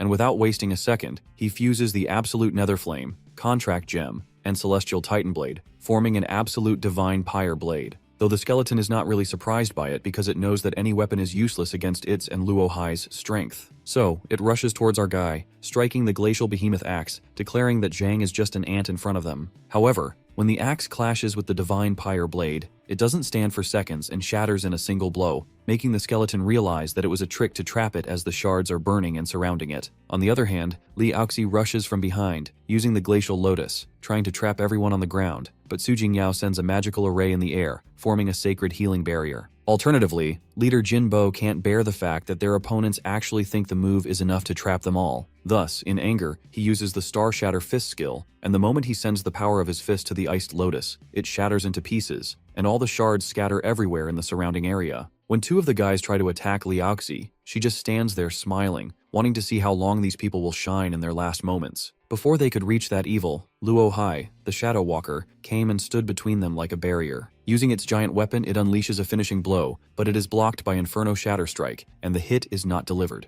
This confuses Li Auxi, as she was thrilled to witness the last strike. Unexpectedly, Su Qinbo, Su Jingyao's grandfather, appears. Giving them a warm smile, he makes them all understand that no matter how powerful this skeleton-like creature is, in the end it is just a bunch of bones. Thus he decides to turn into air and slip through the cracks, then become bone. But controlling such a huge monster is difficult, so Ye Changchun, Situ Shibai's brother-in-arms, offers to help. His vines could be very useful in this situation, ensuring the knocking down of this giant skeleton, suggesting our boy can handle Li Auxi. Having said that, the MC likes the idea, but on the flip side, Li Auxi finds them all foolish, summoning a blizzard by the Extreme Frozen Soul technique. However, panic washes over her face when this technique is nullified. Looking around, she spots Su Jingyao keeping the sacred healing barrier and also Cece having the Liu clan's cryomancy, realizing it is her doing. Though, behind her, our boy is ready to attack this wicked witch. This attack is so powerful and carries all the hope. Sending the attack, this woman orders Luo Hai to return to her. Hearing the command, Luo Hai gets out of the control of Su Qinbo and Ye Changchun and ends up getting the fatal blow for this witch. Walking towards her, the MC reminds Li Auxi that she won't be lucky the next time,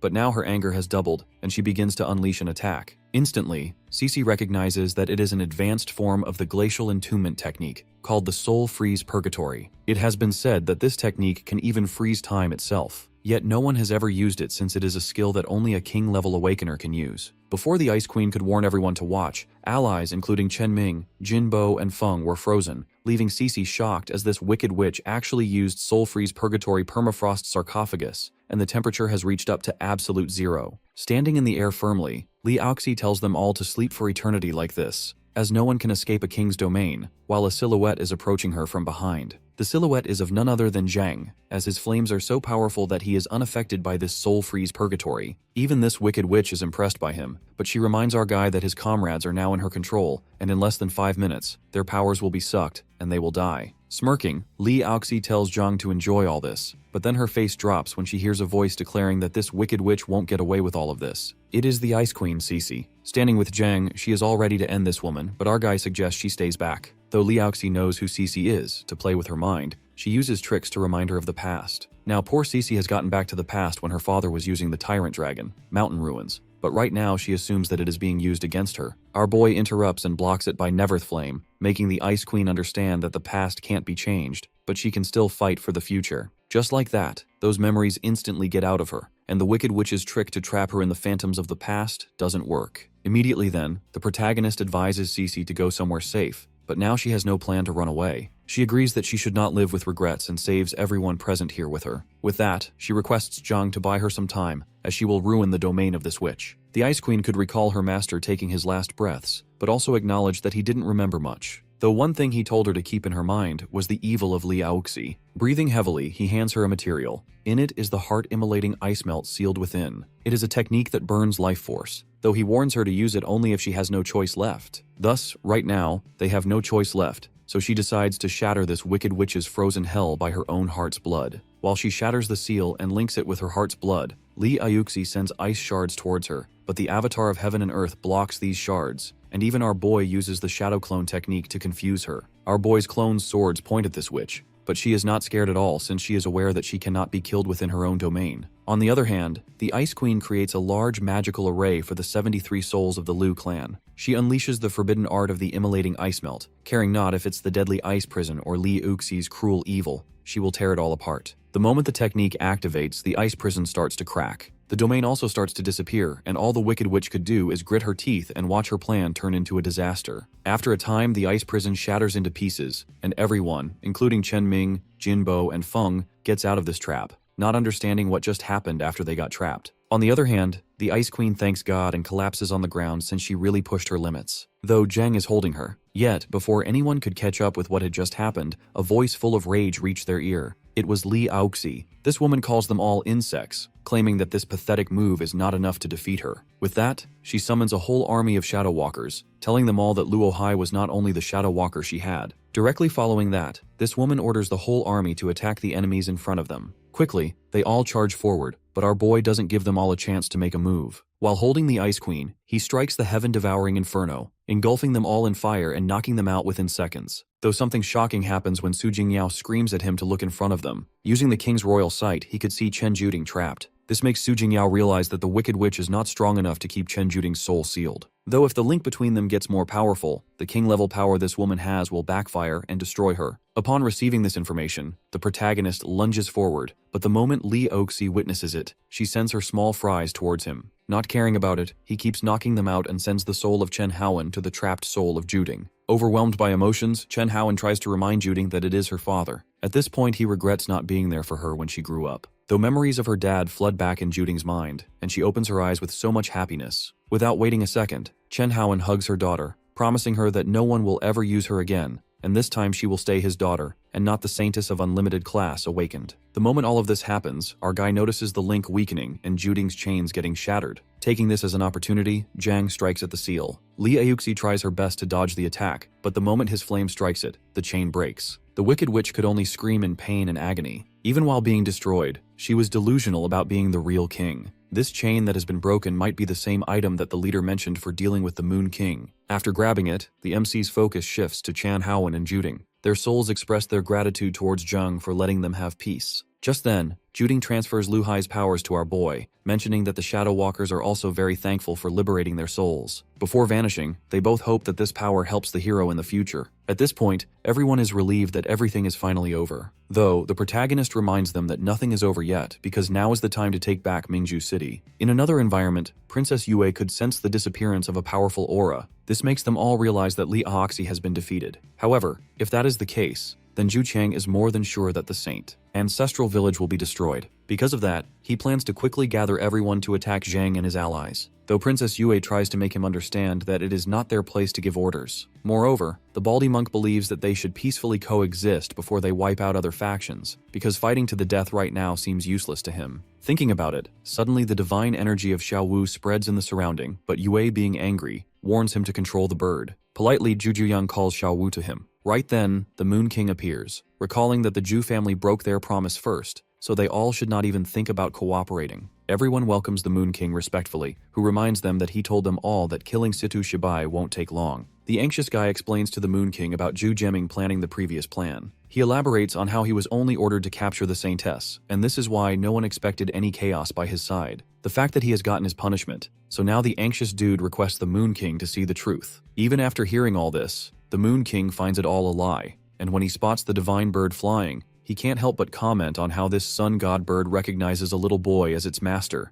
finding it foolish. The Baldy reminds the sun god bird to show some respect instead of flying. With that, Zhu Qiang informs the king about the situation that happened earlier. He explains that Liaoxi had so much power, even obtained king rank power, and had a huge army of corpses too, yet she was still defeated by our boy, Zhang. Judging by this situation, Zhu Qiang suggests that they should join forces, since only this way can they defeat Zhang and his group. Pausing for some time, the Tempest King reveals that, in the past, the Saint ancestral village attacked Mingzhu City, and Li Aoxi's strength was about the same as Situ Shibar's. Thus, if Situ Shibai is the king, the Moon King will definitely lose. Though he acknowledges the fact that the protagonist might be a trouble for them if he can defeat the king rank Li Aoxi. However, even after all of that, the Deadly King warns them all to not even think of using one of his soldiers, and informs them about personally leading all the Tianchang foxes. That being said, everyone assures the Moon King to not do anything out of line. At this point, after getting the breeding methods, their clan numbers have doubled, and right now, there are more than 100,000 Tianchang foxes in the whole city that will be used as a fighting force.